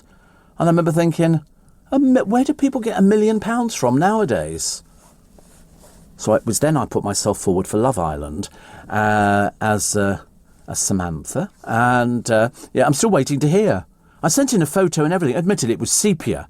But I sent in the picture and I'm still waiting for the response back. I've got all my answers lined up, you know. Yes, I want to be on here because I want to meet people and find a relationship, you know. As if. Steve, it's from the old Carry On film. Do you know, everything's from an old Carry On film. But at the moment I'm currently watching Yes, Prime Minister because the scripts are so good and the acting is so good. I can watch them time and time again. It was said to be Margaret Thatcher's favourite programme because it was so near the truth. So near the truth. In fact, it was almost so near the truth they began to wonder if they had hidden microphones. Steve, so right about smokers. Dale, Brucey and Tommy Cooper all sounded like they smoked. I don't think Bruce... I can't remember if Bruce did. Tommy Cooper... I think he might have done. Dale definitely did. He actually went on a TV programme to try and give up smoking, and he couldn't. He just found it impossible to give up smoking. So when he used to film the lottery at the BBC, he was the only one there who was smoking. They would bring an ashtray onto it because it's totally forbidden to smoke on sets. And it's like smoking in here. I can't smoke in here unless I'm on fire. But he used to smoke in the studio. And then they go, Dale, we need you now. And you go, and he put the cigarette out, rush onto the set, do the little bit, back, light up the cigarette again. Because he was what they call an addict. But he liked smoking. And as far as I remember, I don't ever remember hearing him with a cough or anything like that. Whether or not it was the smoking that got him in the end, I'm not sure. I think he'd been ill for some time, and it just sort of escalated, as it does for a lot of people. They had a woman on the television yesterday. I think she was on that I can't remember the name. Steph's programme. Packed Lunch. Oh, God, it is the dreariest programme on the television. It really is. They had 2 cooking segments on it. 2 cooking segments. Somebody down by a lock cooking fish, and somebody in the studio, Jean-Claude Novelli, is it? Or that one. He talks like this, and and I'd seen him on a Noel's Christmas present programme some years ago. He don't look any different. Looks exactly the same. And it does go on an awful long time, that programme. You know, if it was cut down to like 3 minutes, I think that would be enough. You could just have her going, hello, John Christophe Novelli. Yeah. He seemed quite sweet. He was doing food on a budget. He was cooking chicken, and Steph goes, how much does that cost? She's a bit like that. And he went, it is £4.50. And I thought, oh... And I looked at it, I thought, it's only chicken drumsticks. It's not that exciting, is it, really? And they're actually quite cheap. I could eat a pack of chicken drumsticks now. But if they were cooked and they've got the Kentucky Fried Chicken stuff all over them. Steve, I loved my smoke too, says Kim, but it didn't love me. I'm never sanctimonious either. No, I mean, I can't be, because people could then go, oh, but you used to smoke cigarettes. So I'm never anti somebody who wants to smoke. If you want to smoke, smoke. It never affects me. I don't sort of get near a smoker and go start coughing and wheezing, because I'm not. But I never developed a cough. In fact, actually, I've not had a cold for 2 years now. Sometimes I suffer in the winter. You know, being diabetic, we're a bit sort of susceptible. But I have my jabs, and I have all my other bits and pieces. And so far, I've been exempt from it. You watch this year; it'll be the year I go down with the blooming cough and the cold and all the other stupid things. So what are we going to do now? Oh, I know what we'll do. I'll tell you what we'll do. Here is the scenario as it plays out. We're going to have the news at 5 o'clock. I know I'm spoiling you, but it's the best way to get you up, or if you're on a car drive at the moment, or you're lorry driving or bus driving or tube driving. I wonder if you could hear the programme if you're driving a tube. You probably could, or trains or something like that, because they're all automatic. You've just got to be there and steer the thing, I realise. And so I think what we'll do, we take a short break for the news at 5, and in 3 minutes' time we'll come back. We've got a poem for you, very apropos this morning. We take all your texts and emails, 84850 steve@lbc.co.uk. Much like you, I've got a lot to complain about. Like open-toe sandals. Who thought that was a good idea? Who wants to look at toes? Adults who drink squash. Listen, you're a fully grown person. But I just got my Sky broadband and I've got no complaints. Once again, Sky had the lowest number of complaints made to Ofcom for fixed-line broadband. To find out more, visit ofcom.org.uk. We're happy because you're happy. Oh, hang on though. Noisy eaters. They're annoying. Sky. Believe in better. You're listening to a podcast from LBC. Morning, everybody. Nice to have your company. I trust you're well. This is LBC. I'm Steve Allen. This is Early Breakfast with you till 7, Monday through Friday. And it's the 23rd of June. So as I say, if you get paid monthly, you'll be paid this coming Friday. So just in time for the weekend and not a day too soon, as they say. The amount of people that I sort of bump into and they go, oh, I can't wait to be paid. Can't wait to be paid. You know, if it's been a particularly bad month with bills coming in and then this, and if you live in a flat, you've got service charges to pay, and then petrol, the ridiculous price, or the car. I mean, my car's got to go in for a service. Gordon knows what it's going to cost. I'm hoping not very much. I've said just do a small service. That'll cover it. That'll cover it. Depends what they find. I mean, normally my car goes through quite quite easily. I saw something the other day. It was one of these. Now, what was the programme? It must have been like a watchdog. And it was a bloke. And I forget what his name was, but he was of the older generation. And with his bank account, he had platinum something, came free AA membership. Free AA membership. And so he thought, that's good. And he got it for a reduced price. It was like 26 quid a month, and that covered him. So when you can imagine, he goes out one day and all of a sudden the car starts making this horrible noise. So he stops the car, pulls into a lay-by, has a look underneath it, and something that goes underneath the engine had fallen off. It needed replacing. So what does he do? He calls the AA, which you would do. I mean, I've got RAC membership, but believe you me, if you take out the cheapest membership, you're going to get no service whatsoever. You're going to get one call out or something like that. You just think you can call them out as often as you like for 20 quid a month. Think again. But anyway, so he calls out the AA and they go through it and they go, no, I'm sorry, we can't actually come out to you. Your car's not legal.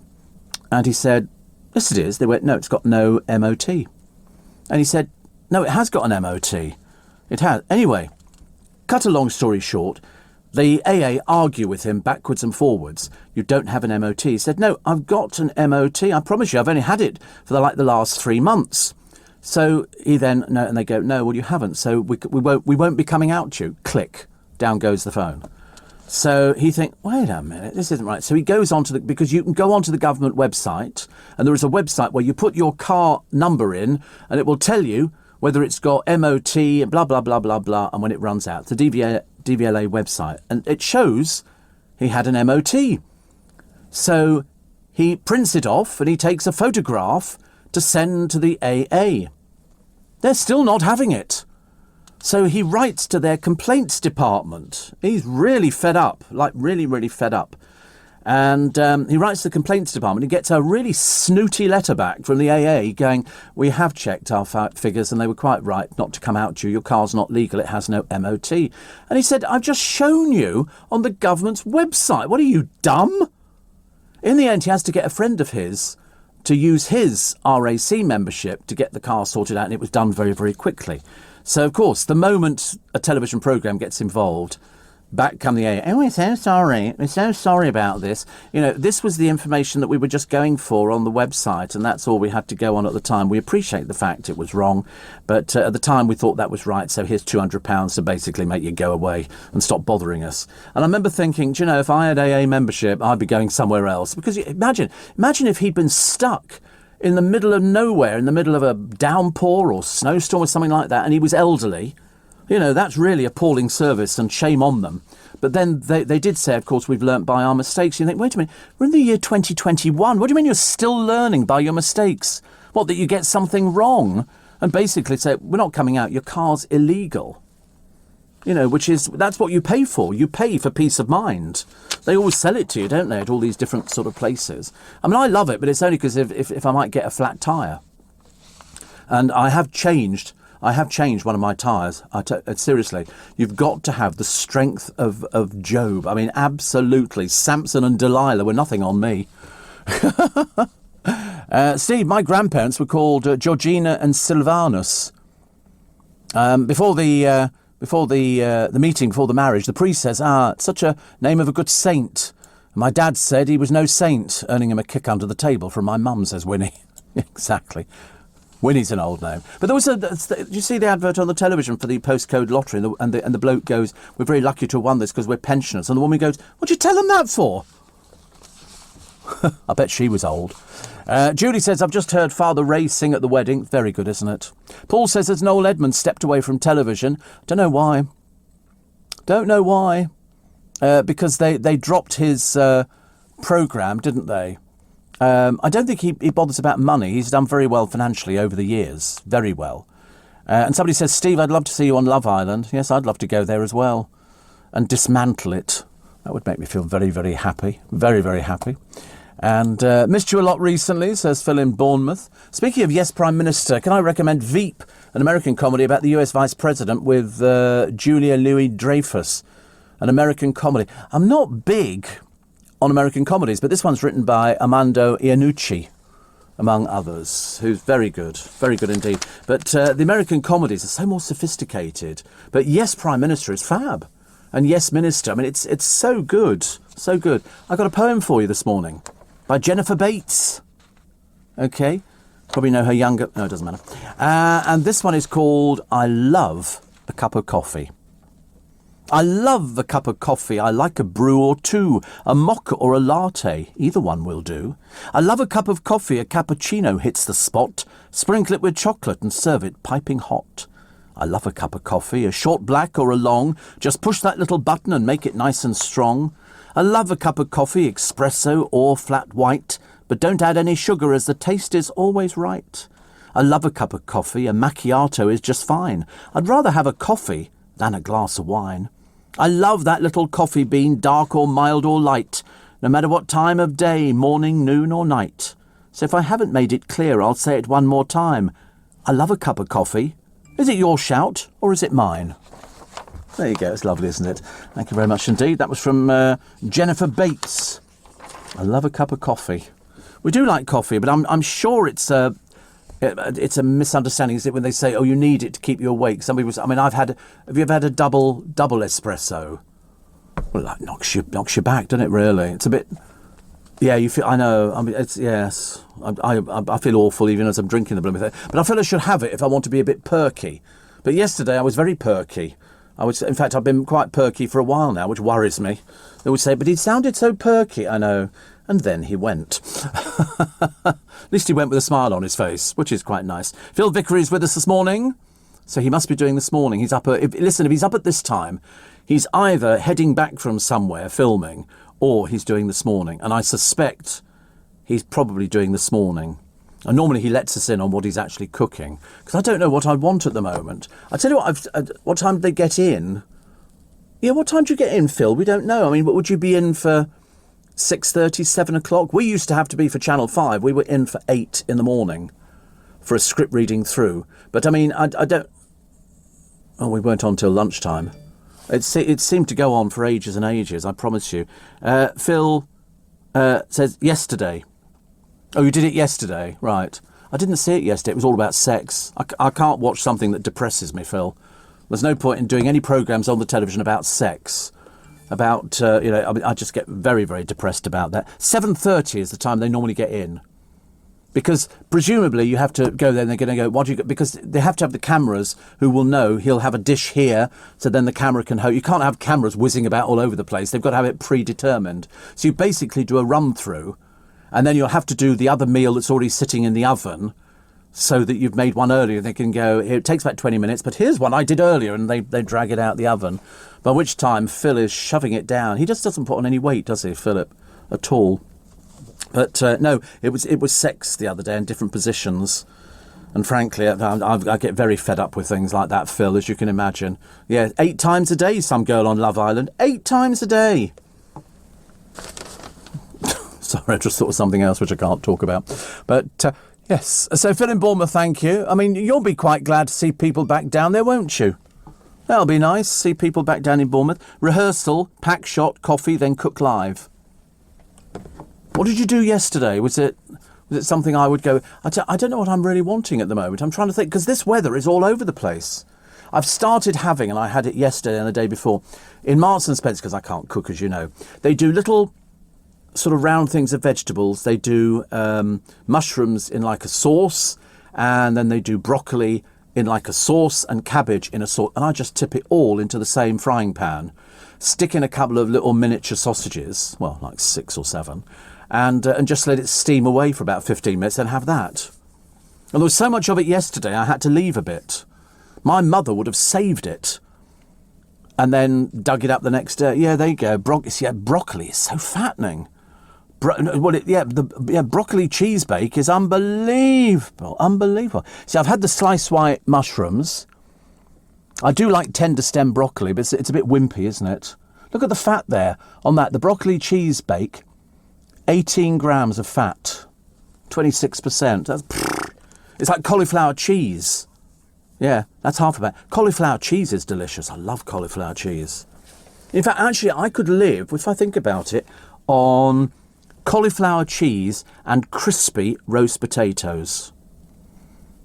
About 10 of them. Not huge ones, but little ones, but with cauliflower cheese.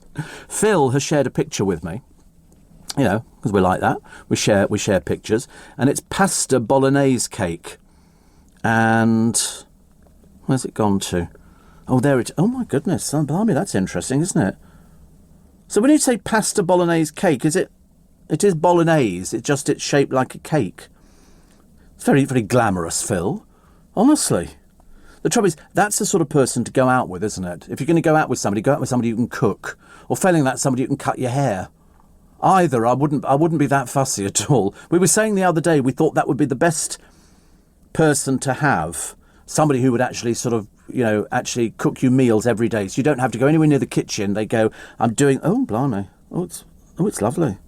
It looks quite nice. And I'm not even a fan of pasta. So in other words, you'd have to do it twice. You've got to make the thing, put it in the oven, so it's all ready for when you do the reveal. Yeah, it does. I mean, do you do it all yourself, Phil? Or you, when we I'm only going to tell you this now, I'll probably get to dreadful, but Ken Hom, the Chinese cook, chef, when he comes in, he has people who arrive in advance and cut all the vegetables up and everything else. So all he's got to do is put it into the wok and stir it round. Because we used to have people who used to come in and cook for us on LBC. I would have people coming in, chefs and restaurants and everything else. But it was lovely, because when somebody cooks you the food, you're duty bound to eat it. I mean, it was really delicious. I wouldn't have done it at home. I really wouldn't. Right, what do we got? Thank you, Phil, for that. So 7:30 they get in there. And then, of course, you've got to go to hair and makeup and all the stuff. You're listening to a podcast from LBC. Morning, Shane says, I've just had my first jab. I've got to wait for 15 minutes before I can go. Really? Why'd you have to wait 15 minutes? I went in there, I rolled up my sleeve, they gave me the injection, I put my coat on and I walked straight out the door. I didn't have any of this waiting around for 15 minutes. None of that kind of thing. Thank you very much indeed. I know other people do. Pfizer, you have to wait for... Oh, really? I said I didn't have that. I had AstraZeneca, which I think is the more popular one. And obviously for expensive people, I think. I suppose if you're sort of at the slightly cheaper end of the market, you have that one, don't you? But you have Pfizer. Pfizer's more expensive, you see. We don't need that. Kim says, is Phil single?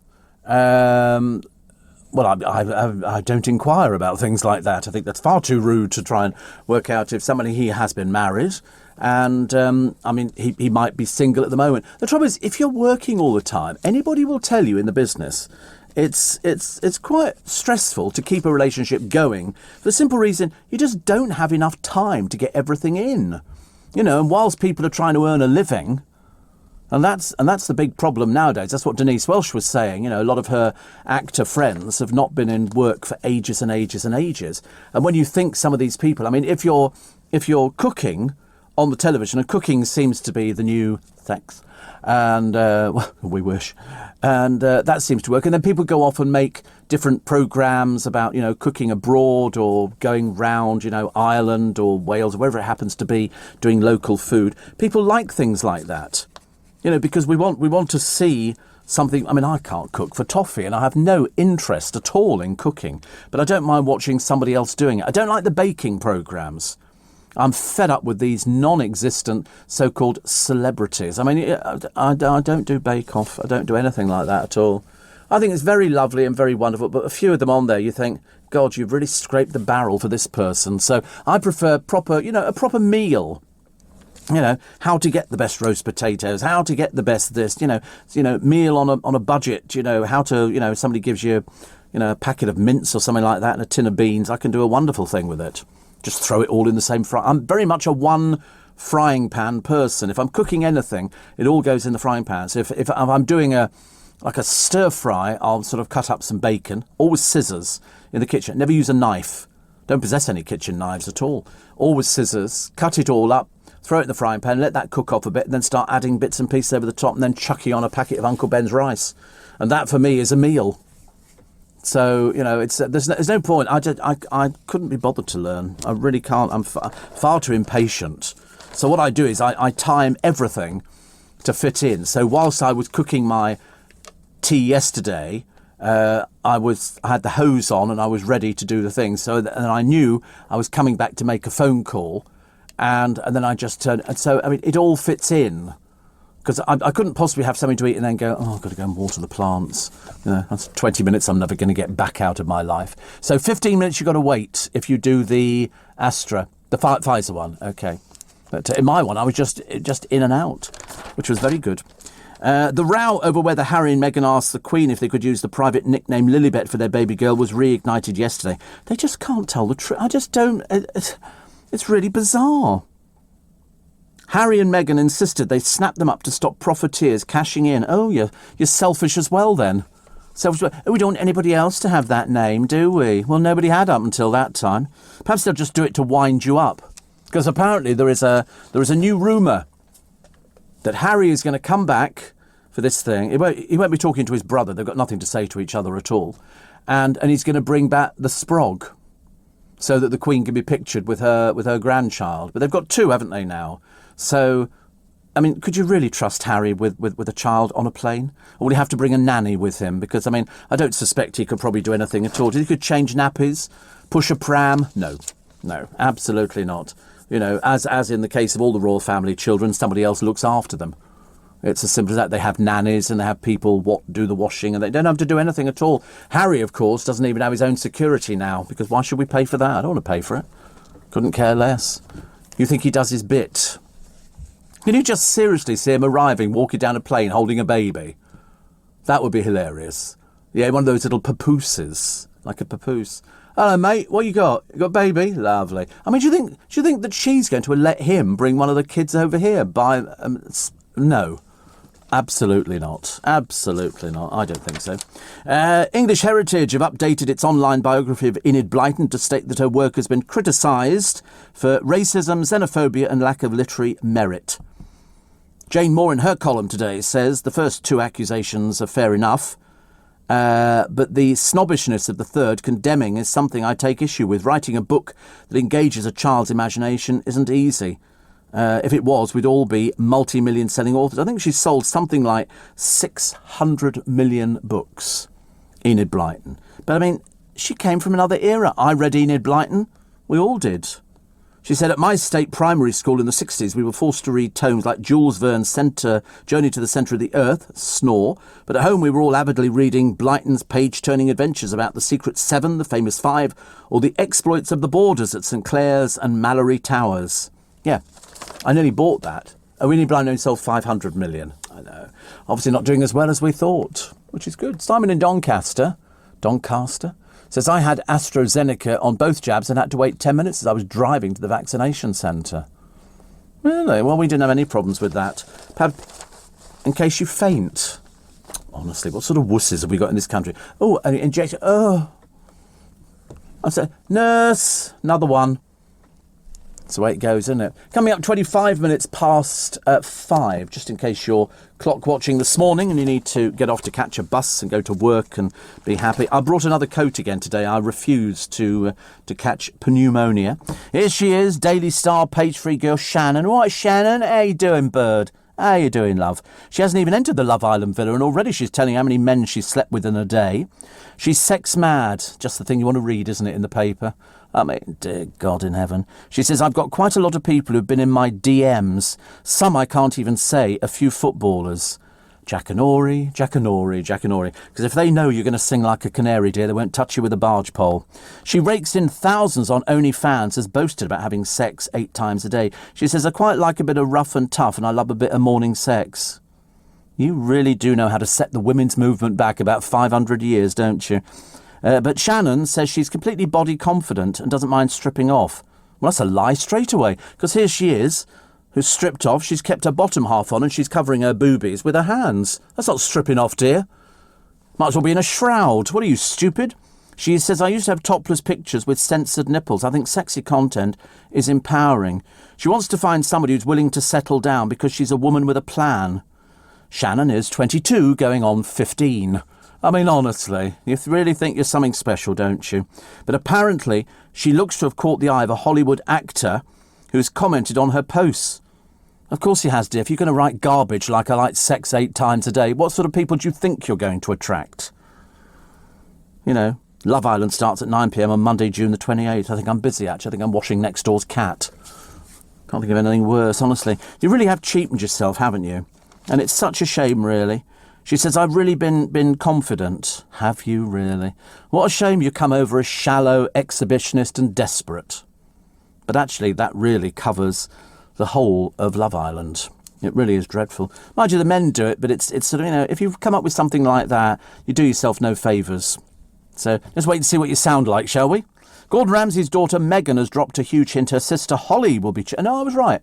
Holly will be checking into the Love Island, but write a letter. Dear Steve, I'm sorry. 50 times. 50. I mean, we used to get that at school. If you did something wrong, they'd go, Stephen, write out 40 times, I must not be naughty. And you go, what's the point of that? What's the point of... I mean, what did that ever achieve? So you'd write out... So what we used to do, we would stick all our pencils together with elastic bands, and so you could write 4 lines at the same time. Did you ever do that? No, just me again.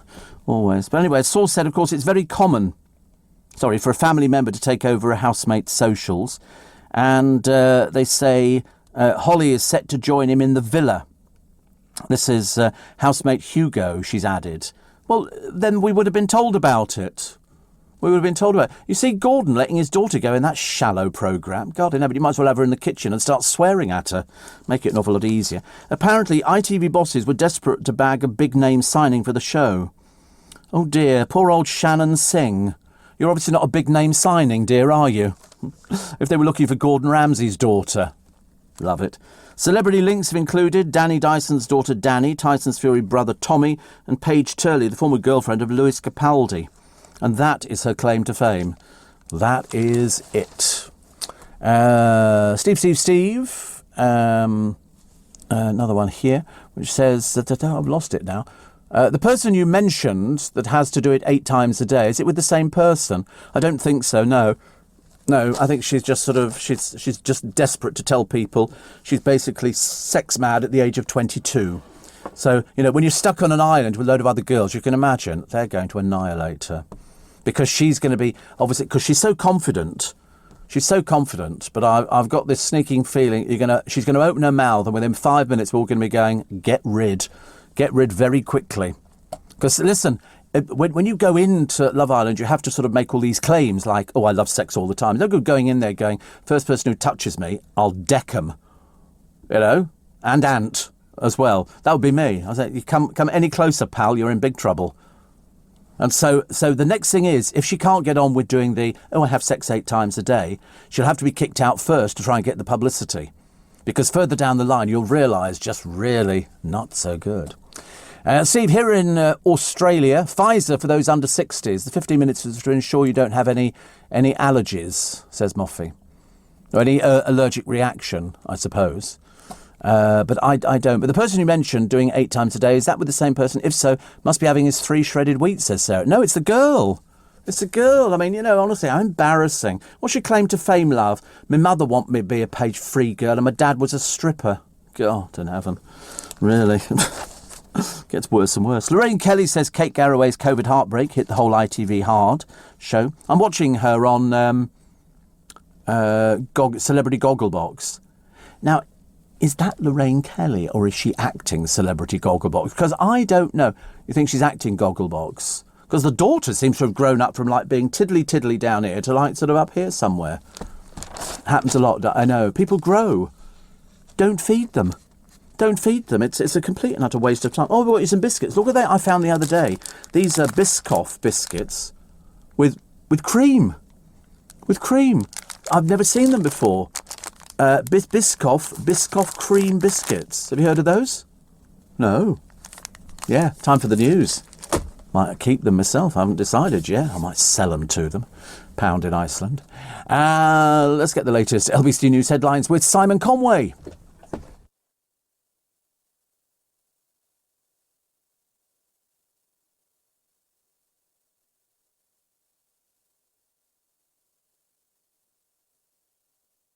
You're listening to a podcast from LBC. Morning. Somebody says more regular posts on your Instagram page would be nice. I don't have an Instagram page. Not the brightest penny in the box. Beverly says, Steve, listening to the podcast of today's show, and you were talking about the new hotel due to open. This is the Londoner, just here in Leicester Square. I can recommend the new Nomad Hotel in Bow Street, opposite the Opera House. Now, that was Bow Street Nick, and they've converted it, and it's a transformation. So it's the Magistrates' Court and the police station. My husband and I used to work there, says Bev, and there's a fascinating museum of Bow Street Police Station attached, which I'm sure you would enjoy. Well, that's very interesting. There's also another hotel, which is off, is it Oxford Circus? And it used to be a police station, and when you go into the hotel, you go to the back, and they've got the cells, the original cells, which you can book out and have your drinks in the cells. We went there one evening after we'd all been out. There was me and Jordan and Danny Milo and Mr. Moyles, I think. Did Mr. Moyles come to that one? And so we had a couple of drinks there, and then we went into one of the cells. There was nobody else in there. It was quite good, actually. But no, this London hotel looks quite nice. I say, we'll wait and see what the breakfast is like. I'm a bit an aficionado. Opens in the summer, does it? We're in the summer. What do you mean? We're into June. What do they mean? July, August, September? A couple of things from Noreen. Couple of things. She says, you mentioned Davy Jones. His daughters run a horse sanctuary in California. We're kept up to date by Peter Noon. You also mentioned the Queen and traffic lights. In the mid-80s, I was working at the post office in the main road in St Albans. The Queen was visiting. We hoped to be able to look out from an upstairs window. Sadly, her security people checked the building, then locked all the doors so we couldn't see her. Later that day, I took Mum in her wheelchair to the traffic lights at the end of the road to see her. The Queen's car went straight through the lights, and Mum said, isn't it a shame the lights hadn't been red so we could have seen more of her? I said, I don't think, Mum, that Queen's ever seen red lights. She did look stunning at Ascot the other day. Concerts, we really don't know what's happening, because, Noreen and Brian go to all these concerts. The Gold Tour in the autumn here has had 7 dates postponed or cancelled, so it wouldn't be a surprise if lots more are cancelled. We have concerts in Liverpool, Skegness, High Wycombe, the Radlett Centre, where we first met, along with John, Alan and Paul, Chris and Steve. That was the very first show that we ever did.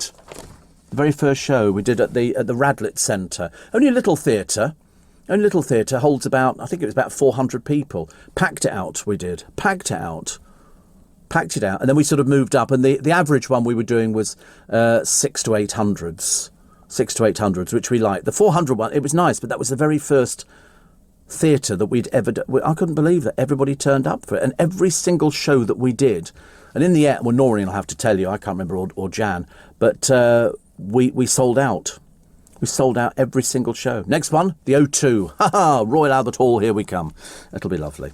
What else we got? Oh, dear. Here we go. A prison officer smuggled drugs, phones and steroids into a jail. I said that the other day. Somebody was talking about prisoners getting access. I said, but mainly it's bent prison officers. It is. And this particular one had the help of a girlfriend. That's how they get the stuff in there. It's either that or drones. At Leeds Crown Court, he admitted conspiracy to commit misconduct in a public office, conspiracy to supply cannabis, and this is a prison officer. He's been jailed for 3 years and 9 months. Won't be doing that again, will you? Not very good. And police are hunting at the moment a man after an officer had his throat cut in an alleged bungled drugs deal. The officer tried to make an arrest at about 8:30 on Saturday, was punched to the ground. He was pinned down by 2 men while the man who had punched him held a knife to his throat and cut it while making threats. Thankfully, he wasn't seriously physically injured. However, he remains very shaken. I'm not at all surprised. But they will find these people. They will find them. This is in Cleveland. The police are already looking for one particular person believed to be from the Middlesbrough area, called Aaron Gray. I mean, I've never heard of that ever happening to a police. Why would you want to be a police officer? Why would you ever want to do it? All he was doing was carrying out policing duties. But he's got loads of messages of support. We send ours as well. But they need to locate and speak to Aaron Gray soon.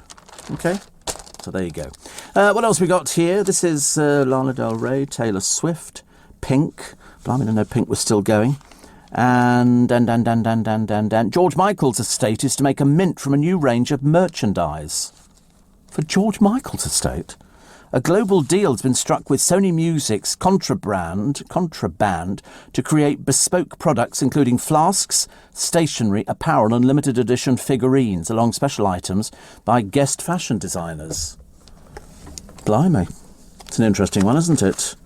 Very interesting. We shall follow that one with great interest. And a high-tech bed is said to make people healthier. The new design uses sound healing to blast low-frequency sounds into your body. 1,500 quid for this bed. I mean, I'll stand there and shout things at you. It'll probably work just the same. And former EastEnders actress Jacqueline Josser has built her own Queen Vic pub, complete with bust in the back garden. Lovely. She played Laura Branning, but she's not in it now, is renovating her new dream home with husband Dan Osborne. She moved into the home in March and said it's cool. Former Towie star Dan bought her the Queen Vic bust as a present. Riveting. Lose the will to live, don't you, really? Dawn Neesom's column today talking about knickers to M&S, because there was a feature in the papers the other day, which you probably read, and she says it had to happen. After an endless woke litany of things that are racist and need cancelling, we finally got to knickers. Yes, girls, your thong is wrong and your briefs cause grief. Get them off now. Don't just take my word for it, though. She said it isn't just any virtue signalling, it's Marks and Spencer's virtue signalling, no less. Inspired by George Floyd, the high street giant is launching an inclusive range of underwear in 5 shades designed for different skin tones. So you can shout about how in touch you are with the global conversation on racial inequality, or as Bart Simpson would say, eat my shorts. All very confusing. She says, we are talking about pieces of material designed to keep our lady bits in place. Just love it. Love it, love it, love it. But she says, in fact, it's a long piece. I'm not going to read it all out because otherwise it'd be pointless. You have to buy the newspaper and catch up with it. She talks about the undoubted star of Jeremy Clarkson's Fly on the Wall farm documentary, his farmhand Caleb Cooper, a fun, feisty 21-year-old who's not afraid to tell the grumpy old git petrolhead where to go. I love it. I love it. And she talks about latest thing to shout about today, biscuits. We've already had tea bags. Fox's Biscuits were forced to delete a tweet about their pride in having the PM visit their factory. The permanently offended mob naturally had a meltdown and a boycott was suggested. The world has truly gone mad. Ginger nut mad. Experts are working on printing artificial organs so humans can be treated on Mars. Because, you know, it's all out there, isn't it? Can't move. Can't move. And here's Annie Goodwin showing off twins while paying £20,000 for IVF treatment.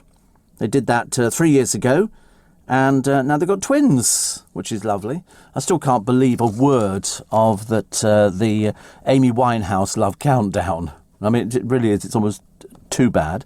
But apparently the star died 2011 battling drug and booze.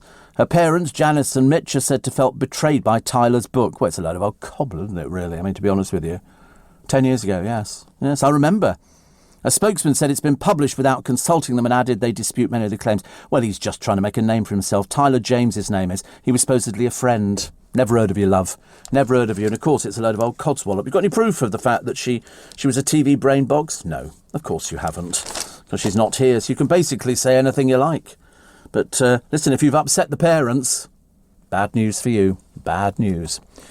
Chris says, why would anybody want to know about hotels in London? Dear, you are a grouchy old person today, aren't you? What's the matter? Has it all gone wrong? I bet it has, actually. He said, London's a terrible place. I know. That's why half of Scotland arrived with us the other day, and it's the most popular. Where do you live, Chris? Where do you live, Poppet? You living in a Wendy house or something? Do you have a... Can you see it? 0538. Not London. Oh, he lives in Whitby. Oh, God. What do you do for a living, Chris? Is it something really exciting? What do you do in Whitby? Or do you just sort of sit there staring out of the window? Great show. Bow Street Police Station was the only station that had white lamps at the front door rather than blue. Because apparently Queen Victoria didn't like to see blue lights when she came out of the Opera House. She went to the Opera House? When did Queen Victoria go to the Opera House? I don't remember that one at all. Stuart in Norfolk says, I had my second AstraZeneca jab on Saturday. Was all asked to wait 15 minutes afterwards. So I didn't get that. I was in and straight. Perhaps that's why I didn't get any side effects. Yeah, they probably said, Steve, would you... No, let him go. So would you like to sit down for 10... No, I wouldn't, thank you. I want to get to the KFC before it closes. Shane says, everything's good. After the AstraZeneca jab, I'm going shopping now. You see, I always think you can go shopping when you've had it. Tilly Ramsey is currently in Australia taking part in Celebrity MasterChef filming. says Sharon. And Stella says, I can't stand Love Island. As for their clothes, I wear more than that in bed. Well, they don't wear clothes very often, do they? But it's their conversations. They're so vacuous and so empty-headed. Because, what do you talk about if you're sort of page-free stunner? What do you talk about? Yeah, so I went to this studio today and a bloke said, get your boobs out, and they took a photograph. That's the extent of your life.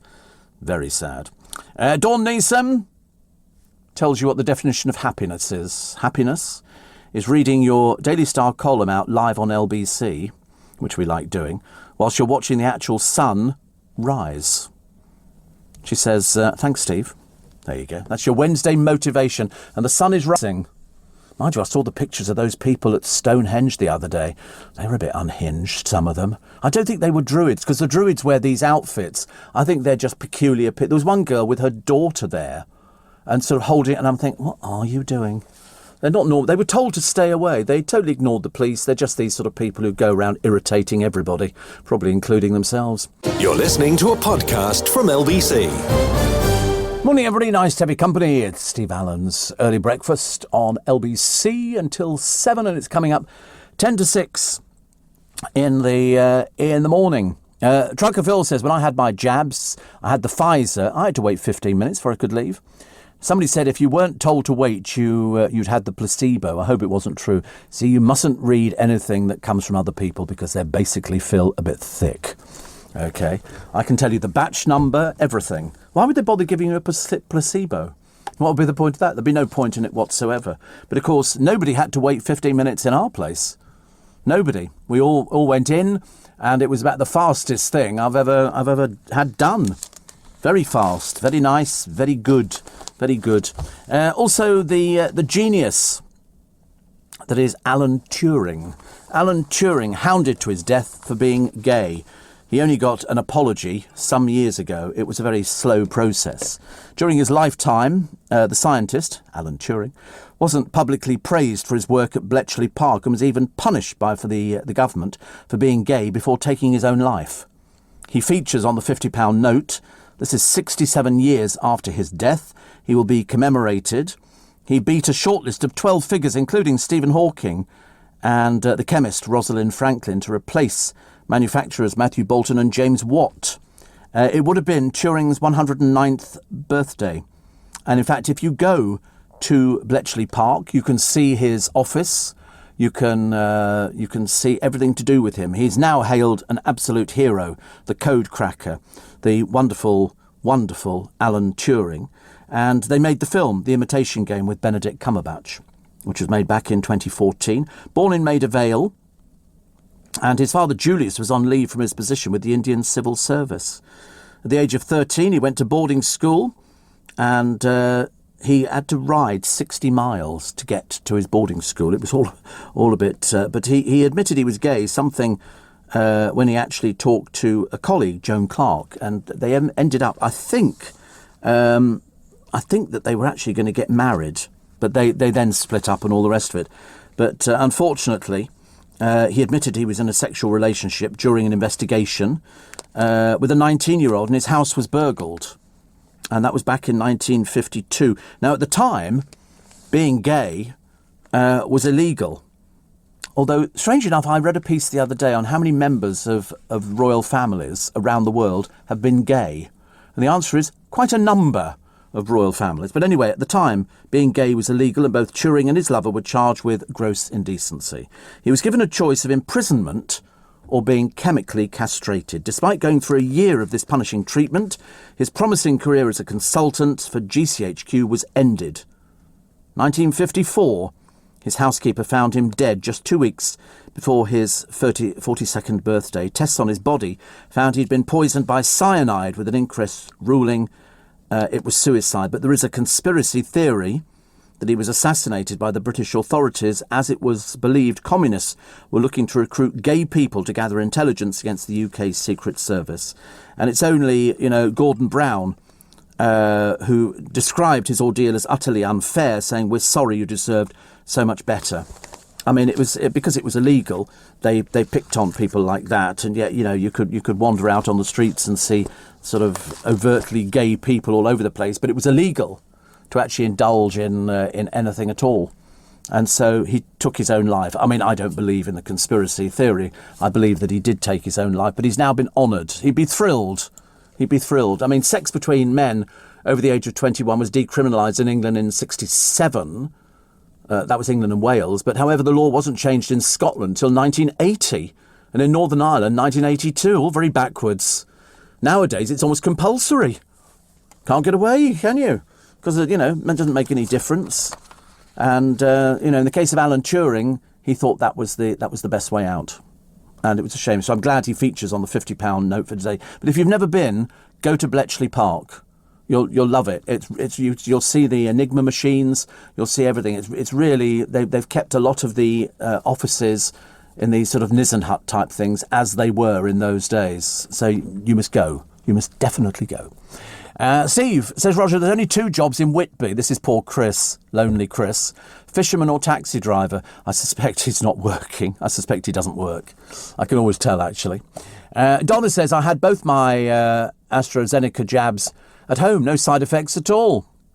When I went for my jab, Steve, those that were driving had to wait 15 minutes. Blimey. I mean, did you have to drive to get to the thing? You could walk to all of ours. We had 4 different places in Twickenham. Doctor surgeries were doing it. The stadium was doing it. Everyone was doing it. Nobody had to drive anywhere at all. I mean, I suppose if you live in the back of beyond, you might have to, but no. Robbie says, has Anne Robinson had a face transplant? Well, I don't think she's had a face transplant, but I suspect that you might notice a slight change in her. But that's always the interesting thing, isn't it? Apparently the travel industry is holding a day of action to pressure the government into reopening the holiday sector. Wow. My friend John Warrington will be quite glad when we're over and done with this thing. You may be asked to wait for 15 minutes after having the vaccination.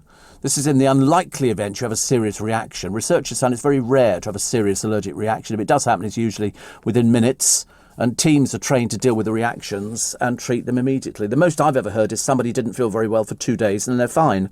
Absolutely fine. Me, nothing. Not a stiff arm, not nothing. You got the headache. No. Yeah, I didn't get headaches. I got nothing at all. Some people do, but because people keep saying to me, even Corey said he was going in to get it the other day, and nothing at all. He was fine, absolutely fine. I think you psych yourself up for getting something like that. It's but seconds, isn't it? You go in, roll up sleeve, into the arm without a by your leave, kiss my what anyway, and then you pull the sleeve down, and off I went. My little bit of paper that said what the batch number was, so they can trace it back. But no, anybody who tells you there are placebos out there are the sort of people who probably believe in crop circles and little green men coming from another planet because the universe is so big. And of course, as we all know, aliens built the pyramids. I mean, seriously, honestly, some of these, but what sort of lives do they live in? I mean, are they in sort of some permanent hallucinogenic bubble? It's the only way, actually. God bless Alan Turing. He saved us all. He did. But he ended his life at the age of, early 40s. And that was purely down to the government and their backward stance. I mean, I can understand how people said, "Oh no, we don't want that. We'll make something." As if people were seriously, when it was legalised, it was 21. Do you really think that people went, "Oh, I shall wait till I'm 21 before I go and have sex with the same sex thing," as if it's going to go like that? But it was either a case of, do you want to go to prison or chemical castration? Luckily, years ago, quite a number of years ago, the Science Museum did a whole exhibition on Alan Turing and his contribution. He was a fantastic person, absolutely fantastic, but felt so shamed by the government at the time, who were absolutely riddled with gay people. And yet, of course, couldn't come out. Oh, no, definitely not. We've just sort of watched somebody take their own life. And it was then that Gordon Brown had to apologise and say he didn't deserve that, which he absolutely didn't. Scientists can predict, 43,148,843 people have been vaccinated in the UK. We're doing very well. Very, very well indeed. Martin Roberts, Martin Roberts. You might not know the name. No, he's not Cash in the Attic. He's the house buying person in the morning, where they go to auction, Homes Under the Hammer. He's the one who's had the hair transplant at the front. Always looks slightly peculiar. But anyway, he's desperate to appear on Strictly. Strictly have told him basically they're not interested. Thank God. Because I think didn't he do I'm a Celebrity, Get Me Out of Here? And he was very bad-tempered in that one. That's the programme that shows you all of them in their full rage. And he didn't look as though he was having a good time at all, but he must need the money, I suppose. Can't survive on that Homes Under the Hammer all the time. Yeah, that one there, look at him. You can tell that, very, very unhappy. But the hair is a delight in itself. It was like I was watching an old programme of David Beckham the other day and looking at his hair. I couldn't take my eyes off it. I find it absolutely fascinating. It's a bit like Joe Swash's hair. You know, which bit comes out of a tin and which bit is his. Difficult to tell, I suppose. Divers have solved a 100-year-old mystery. They've identified a sunken German U-boat. They must be all over the place, mustn't they, these U-boats? I think that's... I mean, I'd love to go diving, but I wouldn't be very good, just in case I encountered a shark or a whale or something like that. I just don't fancy the idea at all. Steve, you're lucky to have no side effects from the jab. I had the first full-blown fever, aches and pains, last only a day, and I'd take that over COVID. Very proud to be double jabbed, says Sabrina. See, only lasts a day. A day. Nothing at all. Absolutely nothing at all. You know, for saving your life. Absolutely. Steve, I live in Hyde Town Centre, Greater Manchester. There's a drive-through, jabbed while sitting in your car. There's a walk-through for those of us who don't drive, but nowhere near as many use it. Oh. Well, if it doesn't, you're just showing your arm, aren't you? That's all it is. There you go, done, and off you go again. So it doesn't make any difference. Right. We're going to take a very short break for the news at 6 o'clock this Wednesday morning. If you have joined us, it's nice to have your company. I trust you are well. If you celebrated your birthday yesterday, you're probably still suffering. And if you're one of those people who's got to go, I really don't want to go to work today, you get into that mindset, don't you? A mindset of going, I think I'll just take it. When I didn't have a job years and years ago, as you can well imagine, many years ago, I found it very difficult to get up in the morning and motivate myself. The girls I lived with, who were going off to do their jobs, would say, are you going to look for a job today, Steve? And I go, yeah. The moment the front door shut, bang, back in bed again. Terrible, isn't it? I'm so much better now, so much better. Here's the news at 6. I'm back with you in 3. You're listening to a podcast from LBC. Morning, nice to have your company. Welcome to Wednesday. Welcome to... Oh, gosh, it's cold, isn't it? Can't make up its mind. Are we going to get sunshine today? And I need the sunshine to charge up my solar lights in the garden. One of them's looking a bit lacklustre, so we might have to change it. But today I can tell you sunny with a gentle breeze and 21 degrees, so double it and add 30, which is not, it's not too bad. It's okay, I suppose. Thursday tomorrow, cloudy with sunshine. Today is going to be more sunshine. Tomorrow, cloudy with sunshine, 21 degrees again. Friday, it's rain and it's 21 degrees. In fact, there's not even a picture of sunshine. You'll be very depressed when I tell you that Saturday, the 26th, is cloudy with rain. Sunday, the 27th, is cloudy with rain at 21 degrees. Monday, the 28th, is cloudy with rain and 22 degrees. So you've got 4 days. 4 days of rain. I mean, it doesn't sound very promising, does it? I'm so sorry. I wish I could sort of fib to you, but then people only write in and go, you told us it was going to be sunny today, and unfortunately it tipped down. But today it's going to be sunny. There's no hint of cloud or anything else. I'm looking out of the window. They keep putting these decals, I think that's what they're called, on the window, and I can't see straight the way through. I have to sort of peer through little bits and pieces. So I can just about see Leicester Square from here. I can see the generators that they're putting in downstairs in the electricity substation, which I have visited. And yes, it was very nice indeed. Very nice. Gary Lineker looked better as he used to, says Jackie. Do you not just think that he's just sort of aged? Like everybody ages. You can't always look at the same. And the people who want to hang on to the way that they looked are the people who are going to end up looking absolutely dreadful after cosmetic surgery.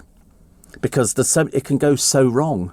You're actually allowing somebody with a knife to cut into your skin, take out sections of it and pull it. No. I mean, the more you have, the more you need. And once you've gone so far down, the more stupid you look, the more ridiculous. It's very dangerous. And especially people go to all sorts of... They won't have it done here because it's so expensive. They always say you should have cosmetic surgery done if it's done for medical reasons. If you've got something that is upsetting or whatever, you have it. If you're just having something, because you want your boobs bigger or you want sort of more hips or you want filler and all that kind of stuff, you're doing it for vanity. And it's not a good thing to have done. Normally people who have cosmetic surgery done, in hospitals have been referred by doctors because there's something that's affected them greatly. But if you tootle off to Turkey or something like that, you're doing it for vain reasons. And it can go so wrong. It really can. Steve, we live in Surrey and was offered our second jab in Nottingham, Bournemouth and Harrow, says David. Really?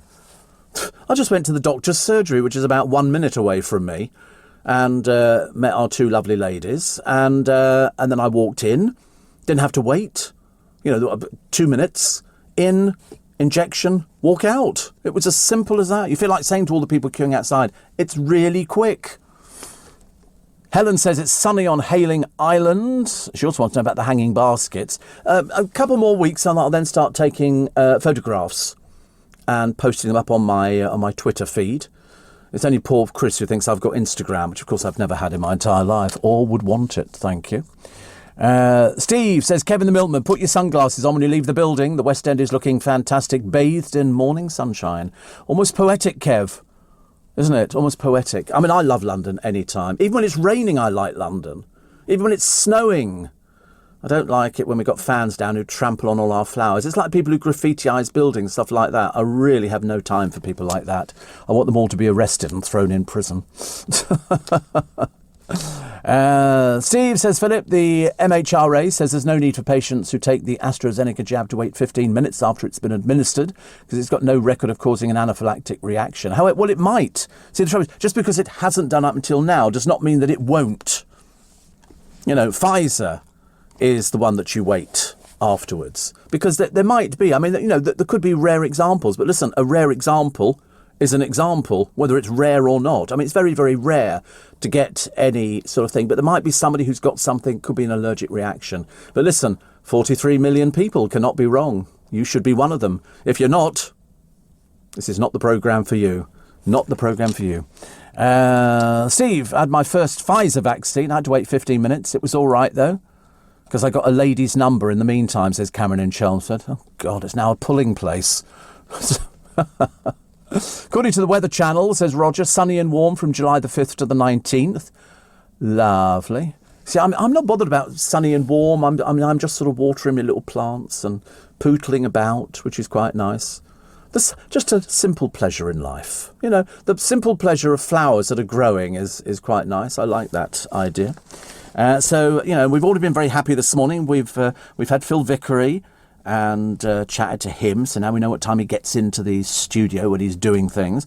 And we've had a look at Dawn Neeson's column, which is very entertaining, about the wokes being just pants, because I think Anne Robinson's gonna kick bottom, as they say. And I'm sure it should do quite. It's next Monday, isn't it, that it starts? So we'll be. I'll watch it. I'll have to because I'll be talking about it. So if you're going to talk about something, you've got to have seen it. Can't comment otherwise, can you? After Steph at 2:10, I shan't be watching that ever again. It really is the biggest pile of rubbish I've ever seen. I think they've overstepped the mark with. I don't know what they're going to do when they finish with the series. What they're going to do, I've got no idea. No idea. The travel industry holding day of action and marches. Because, first of all, you can book holidays, then you can't book holidays, then you can book holidays, then you can't book holidays. Then we say you can go to Portugal, then we say you can't go to Portugal. Then we say, you can't, and yet they're allowing people to go back into football. They're going to allow people to go back into to tennis, to Wimbledon, to the finals. And you think to yourself, so why can't we open a nightclub? I don't quite understand it, but, listen, what do I know about these things? I feel a bit sorry for an elephant which died in a zoo attack by another elephant. Yeah, I've never heard of elephants. And this was down at Wraxall in Somerset. Machanga was the elephant, Machanga, and who was 12, was found with fatal injuries. Another bull elephant went into the area where Machanga was asleep in the early hours and basically killed it. I don't know whether or not it's territory. I don't know enough about elephants. I just think they're fab.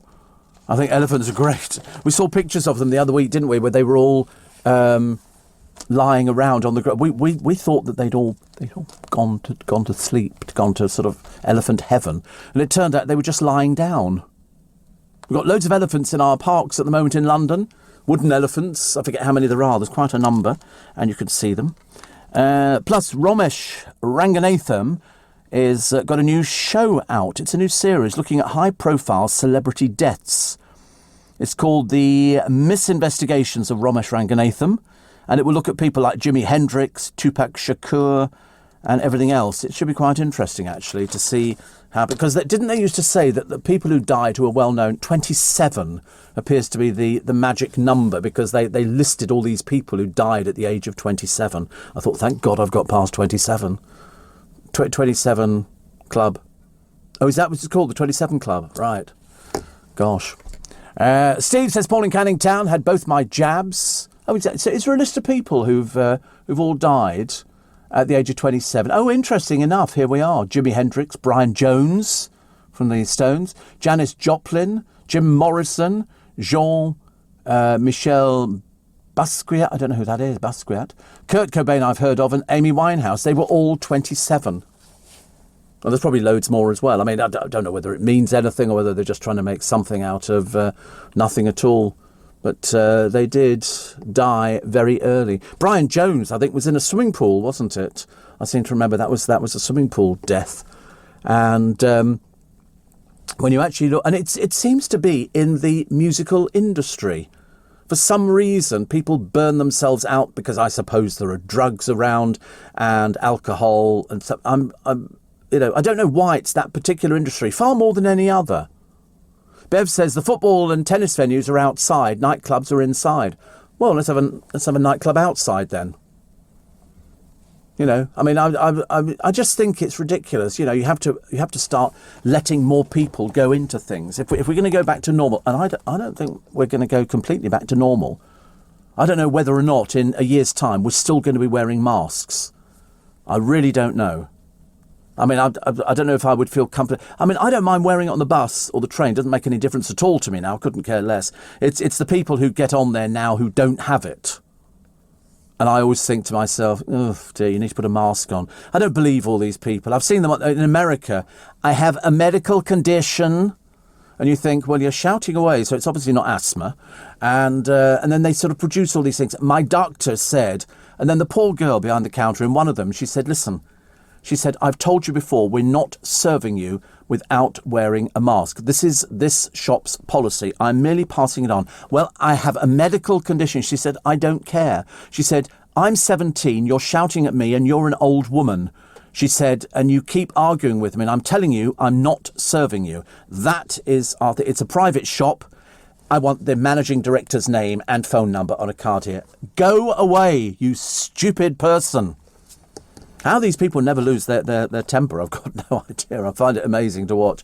And these people, and there's that classic one, isn't there? I told you before, the girl, the woman, and she says, I have a document. This is the law. I can sue you and your company if you don't serve me. He said, I'm not serving you. Are you telling me you are ignoring the law, the figure of the law? No, I'm not serving you. Is that your final word? Yep, I'm not serving you. Yeah, so she has to walk out. And then she uses a rude word. And then there's another woman. I mean, there's loads of these people who see people on private estates in America. Excuse me, what are you doing here? What's it got to do with you? Oh, well, I've never seen you before. Who are you? And it turns out most of the time, this is middle-aged white women shouting at black kids and stuff. One bloke trying to get kids, normal kids, off the pavement because they were on their little skateboards. And he went, this is my pavement. And the kids are going, this is a public sidewalk, you know, and he wasn't having anything to do with it. He said, I'm going to call the cops. He said, well, call the cops. We're on the pavement. Can't win, can you? You're listening to a podcast from LBC. Morning, nice to be company. The women that complain and moan are called Karens. Yes, I know. And that, of course, that winds them up even more. If people go, OK, Karen, and the person will go, that's not my name. They go, thank you, Karen. That's OK, Karen. I don't know. I can't remember why they're called Karens, but they just are, which is interesting. Steve, I'm going to keep wearing my mask in public regardless. I've not had a cold for 15 months, says Graham. Yeah, I mean, I don't have any problem with wearing masks at all. But somebody said, I didn't know till the other day you can sit next to somebody on the bus. They're not sitting next to me. No chance. Absolutely no chance. But there is standing allowed. Our buses, absolutely packed solid. Loads of buses with people standing on them. Yeah, definitely. But I don't want anybody sitting next to me. No limits at all on the buses. They've taken away all the signs and the school buses. And then the other day, some bloke got on. You knew damn well he was lying through his teeth. He gets on. He's got 2 bags. He's got a booze thing. He's drinking wine. And he goes to the bloke, "Sorry, Gov, I've lost my wallet." And the bus driver lets him on. I felt like saying, he's lying to you. Lying to you, like that woman using her, freedom pass, 8 o'clock in the morning. Another one. All these people, they need to sort out bus drivers now. They're just letting anybody on the bus. And yet sometimes they stop the kids getting on. The same kids who'd be skateboarding up and down the sidewalks in America. In America, it's fatal. The amount of people go, "Get off, you're on my drive." And you go, "We've got to cross your drive to get to the path the other side." They're so precious, so precious. Steve, if you're double jabbed and wearing a mask, why would you be worried about somebody without if the vaccines work? Oh, you're a woke. You're a woke snowflake. You automatically worry. I'm not worried because they might end up taking a hospital bed. And I'm afraid, it's. I don't like people doing things like that. I'm really not happy with that kind of thing at all. Because I think personally, people should not take up. Should take up a hospital bed when they've gone, "Oh, I don't think I'm going to get vaccinated." Well, if you don't get vaccinated, you go and do it privately. But no, you can't sit next to somebody on the bus. We're still doing social distancing. I am. I put a bag on the seat and I'm not moving it for anybody. You could stand there and stamp your little foot till the cows came home. Steve, I'm making Phil Vickery's pasta cake today, doing an afternoon tea for our friends, off to M&S to get that strawberry clotted cream that you recommended, says P and Laura in Narnia. Yes, that strawberry clotted cream is very nice. It is very nice, actually. It's almost it's a lot heavier than you think it is. It's not sort of drippy cream, as I say. It's almost clotted. Don't know why I thought that. I mean, you could just have it on scones. Oh yeah, absolutely. You wouldn't need to worry about cream, jam, cream, jam, cream, jam, cream. Yeah, just go and buy it. And I think they do a chocolate version as well, which actually doesn't appeal to me because I don't do chocolate very much. But the strawberry one's very nice. Very nice. I like that today. So, well, good luck with making that.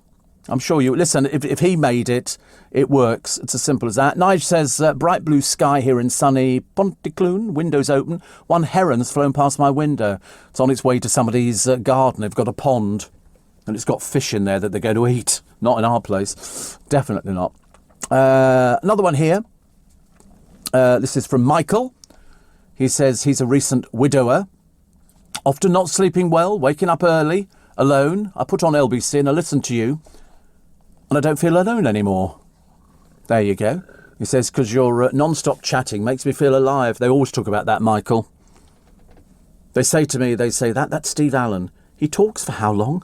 3 hours? Every day? Yes.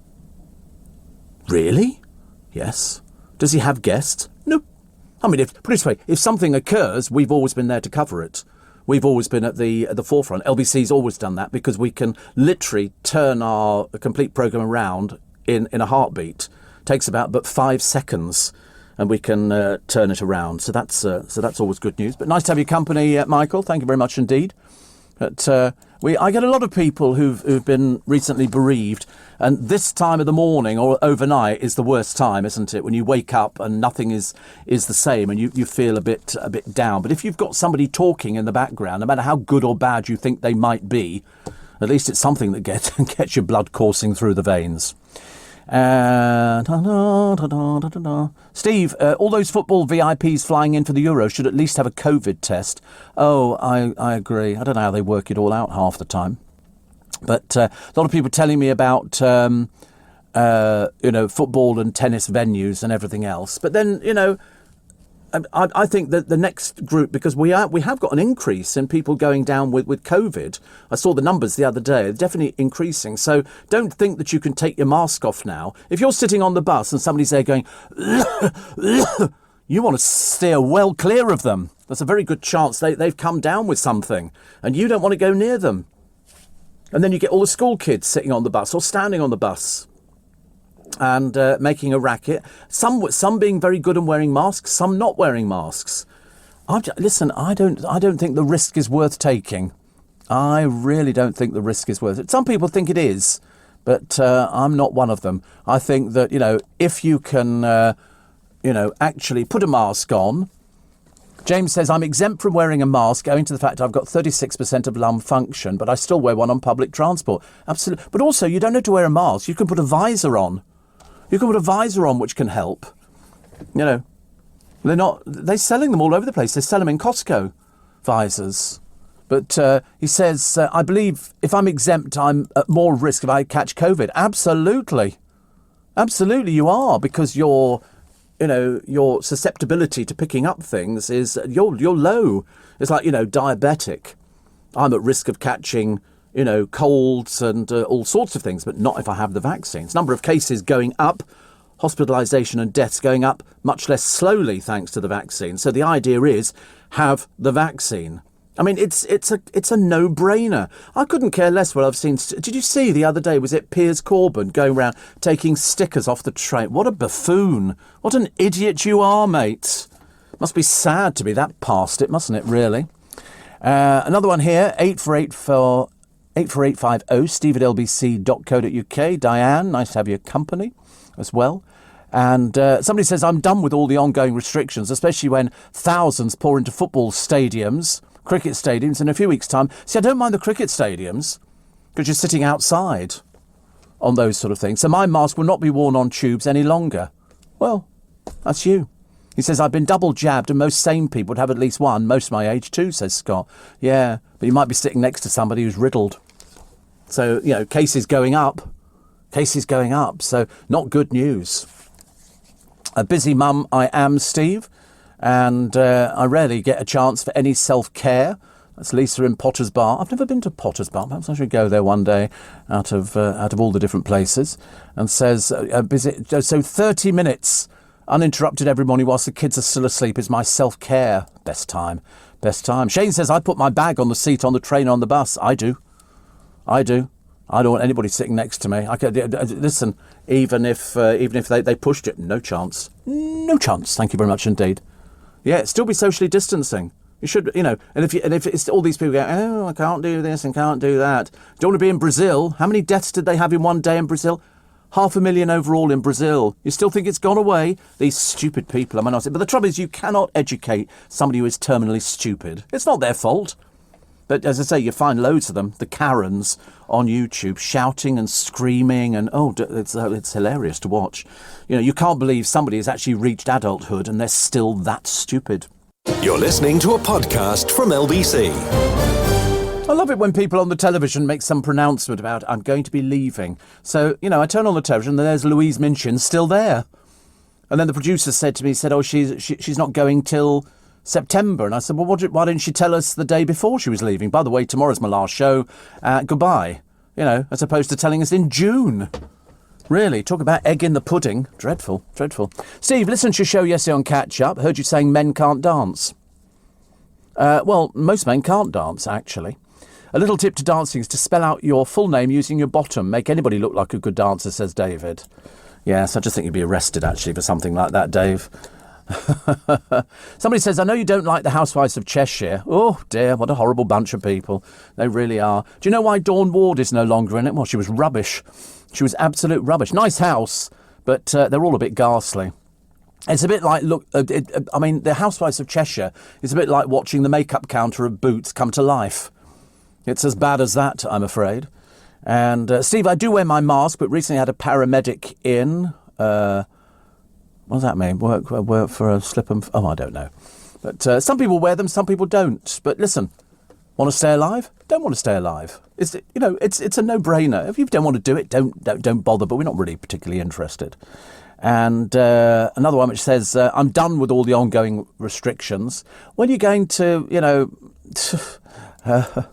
somebody says, I'm not sure what the subject is this morning. You're obviously not bright, are you, really? As I usually tune in at 6:45.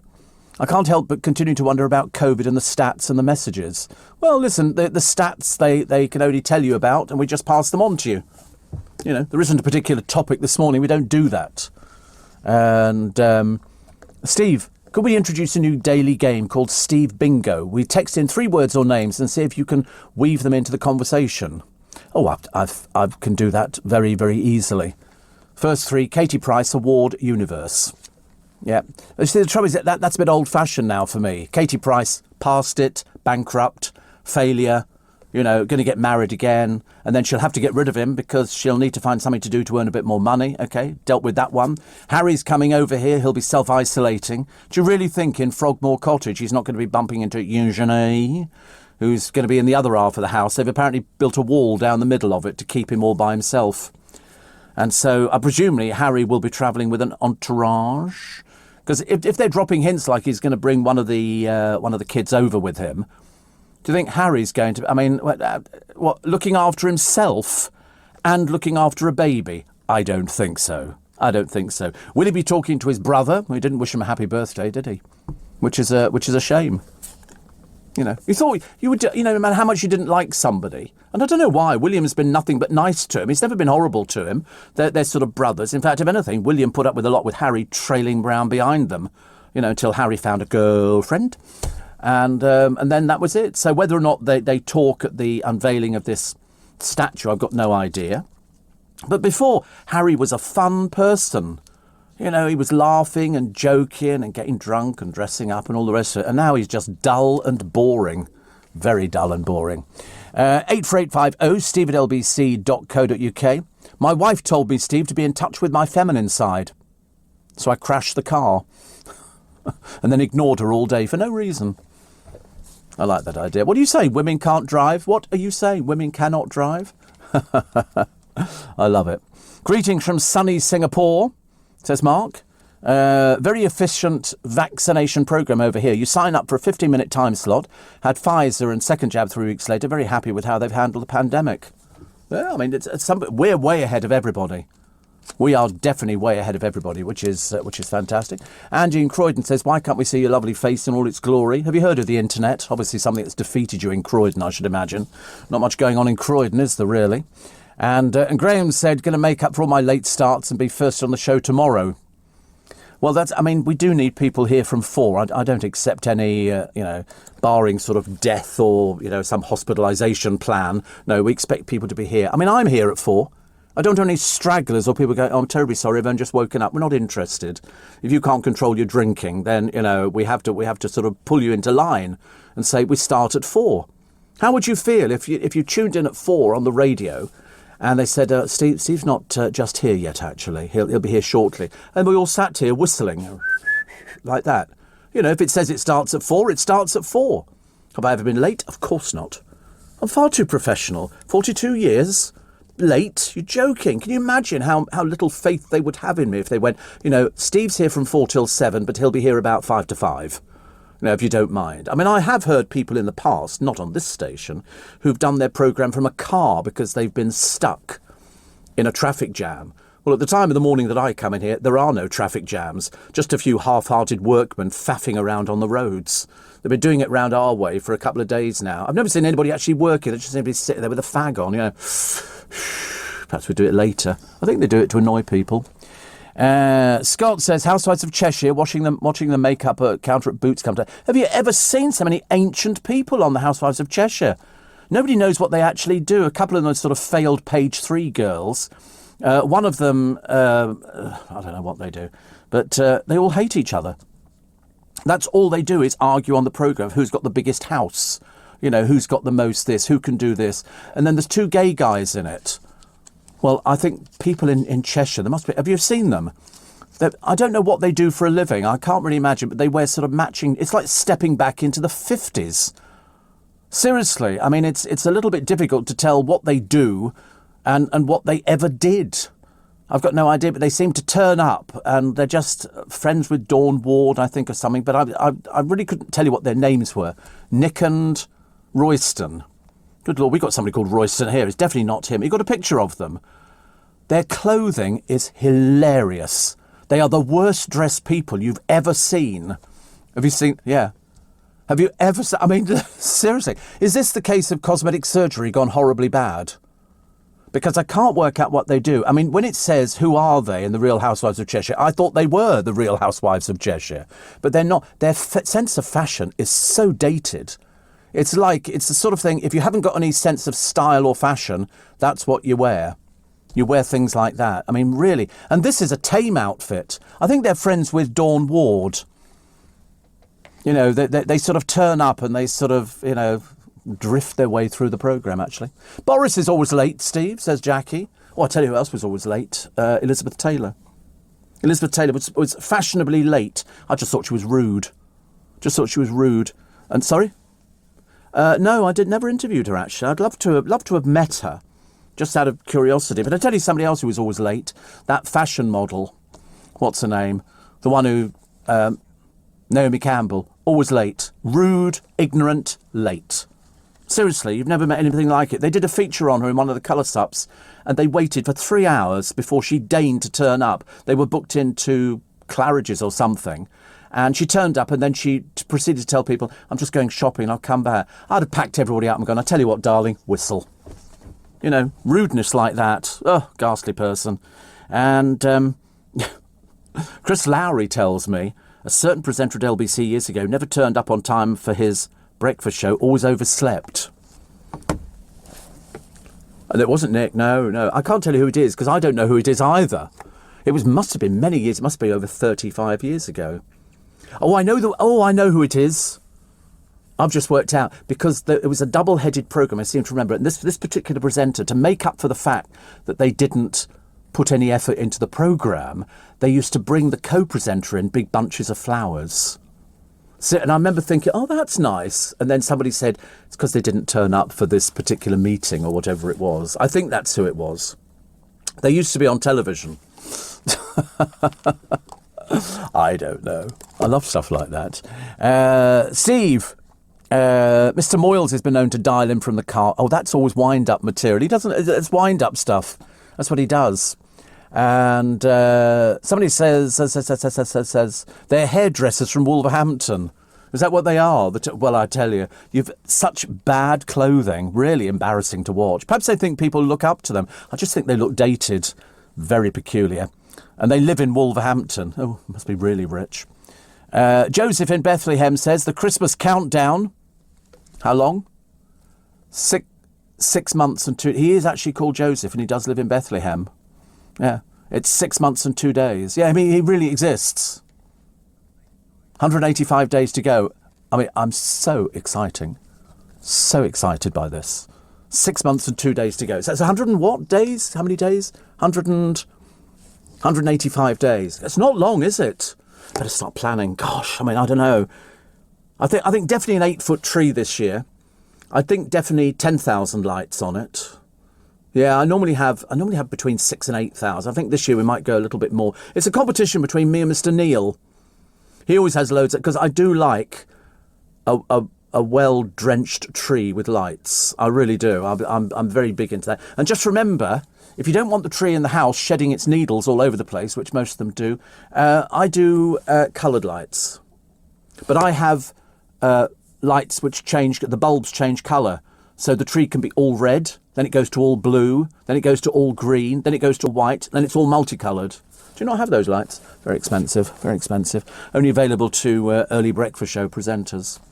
But if you keep your tree outside with the lights, which should be prepared for outside, it'll last you the whole of Christmas without shedding a needle. It's as simple as that. So, and then you can look at it through your window and pretend it's growing in the garden. You're listening to a podcast from LBC. Morning, everybody. Nice to have your company. 10 to 7. So the new £50 note enters circulation today. I wonder how long it takes before it actually filters through. Do you think if I went into the bank today and ordered a £50 note, so the old one goes out of circulation next year?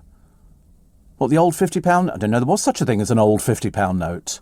Oh, the current £50 note goes out next year, does it? Oh, Lord, I don't... Oh. Because what I do, oh, blimey, I could be in trouble with this one, is at the beginning of each month, I go and take £50 notes out and I save them so that when I get to Christmas, I've got my money for Christmas. I I mean, to be honest with you, I think it even sounds ridiculous to me that you can do that. So September 2022, the current one, go out. Right. Oh, blimey.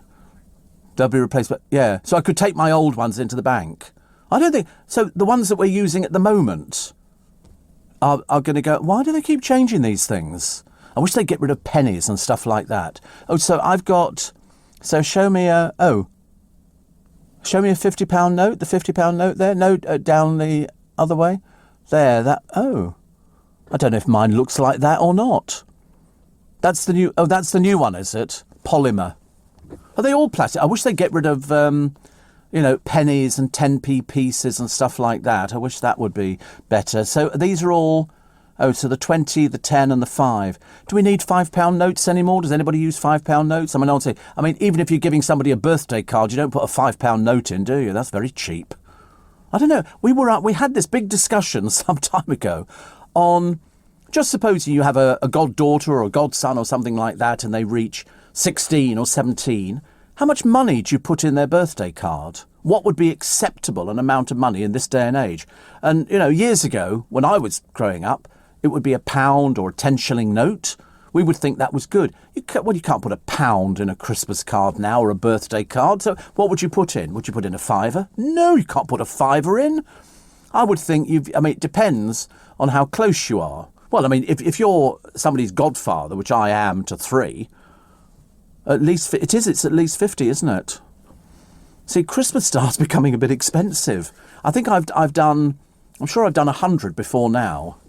But we think we might have to cut back a little bit this year. Because the trouble is, it's because once they start driving, they don't want a present, they want money for Christmas, because then they can spend it on petrol or insurance or, MOTs or stuff like that. To actually physically go out and buy a 17-year-old a present now just doesn't happen. Gone are the days of my youngest saying, she's gone through the Argos catalogue and she's marked all the pages of all the items she wants. Well, she doesn't do that now because she's grown up and she's into makeup and hair and so... Well, I can't go buy makeup and hair, but I can give her money.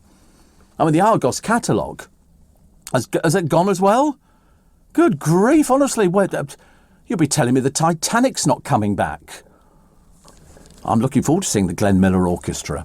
Worry. Steve, all my loose change goes into a huge jar every night. Collected over £300 for Christmas last year, says Graham. I do that every day.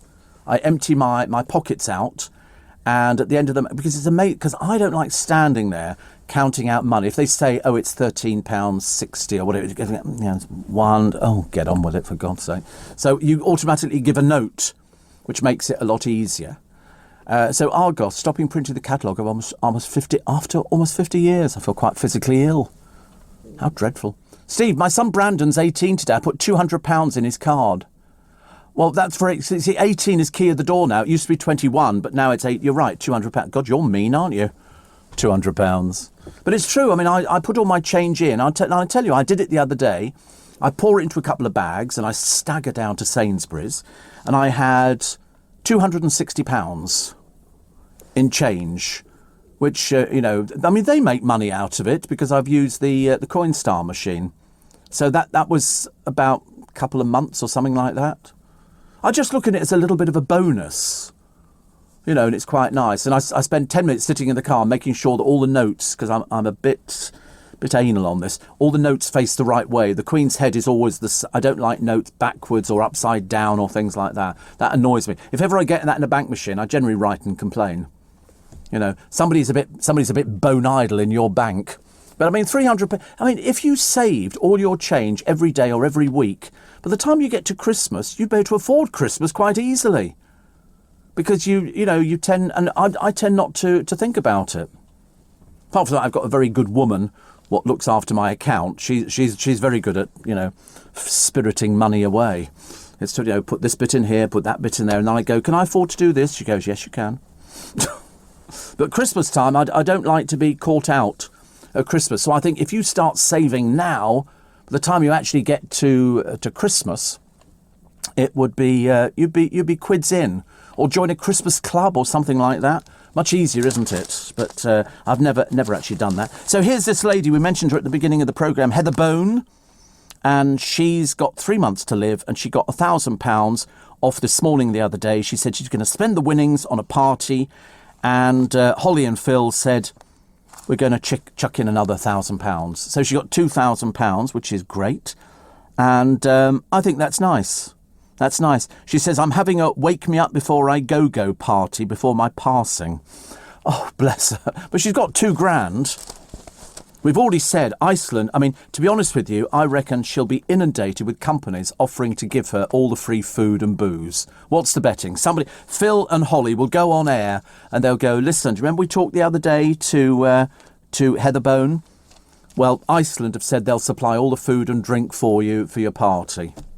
And then you can spend the £2,000. I bet you anything. You can always guarantee once these things hit the newspapers and people, like us start talking about it, somebody will go, listen, that's a nice thing to do. What's it going to cost you to feed her or Waitrose or Marks and Spencer or something like that, so that she's got that £2,000 to save? That can be, part of her estate.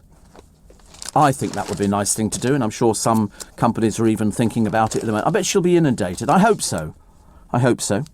Scientists have worked out how to better predict when a volcano will blow. Yeah, the clue is... that's the clue. When they stand there, people go, oh, are you getting this on camera? Run for your life. It's Mount St. Helens. Go. Have you ever seen pyroclastic clouds? Goodness sake, honestly. Researchers studying the sequence of events before a blow found runny magma rises quickly, but thicker magma is slower. Well, there you go. Bet you never knew that or even thought about it at this time of the morning. I'm fascinated by volcanoes, but it's the people who go right to the edge as this molten lava is coming close. And I'm thinking, hello. Is it my favourites? Is it Urta Ali? Urta Ali, I think. That's the one in the middle of Ethiopia or something. And it's a 24-hour a day, every day of your life, magma lake. It bubbles and it's just white hot. It's unbelievable to watch. You'll find it on YouTube and it will cheat. I mean, look at it. At night time, it's even more spectacular, but it's permanently molten. You wouldn't last less than a second, would you? I've got to go. Thank you very much indeed for your company today. I do have a little bit extra podcast as well as the normal programme podcast. It is available to you for free. Peter Andre says sorry for letting his daughter swim with dolphins. He didn't know it was cruel, but there again, he's not very bright. RuPaul's Drag Race and Emmerdale collide for pride and find out which loose woman's been making a fool of herself again.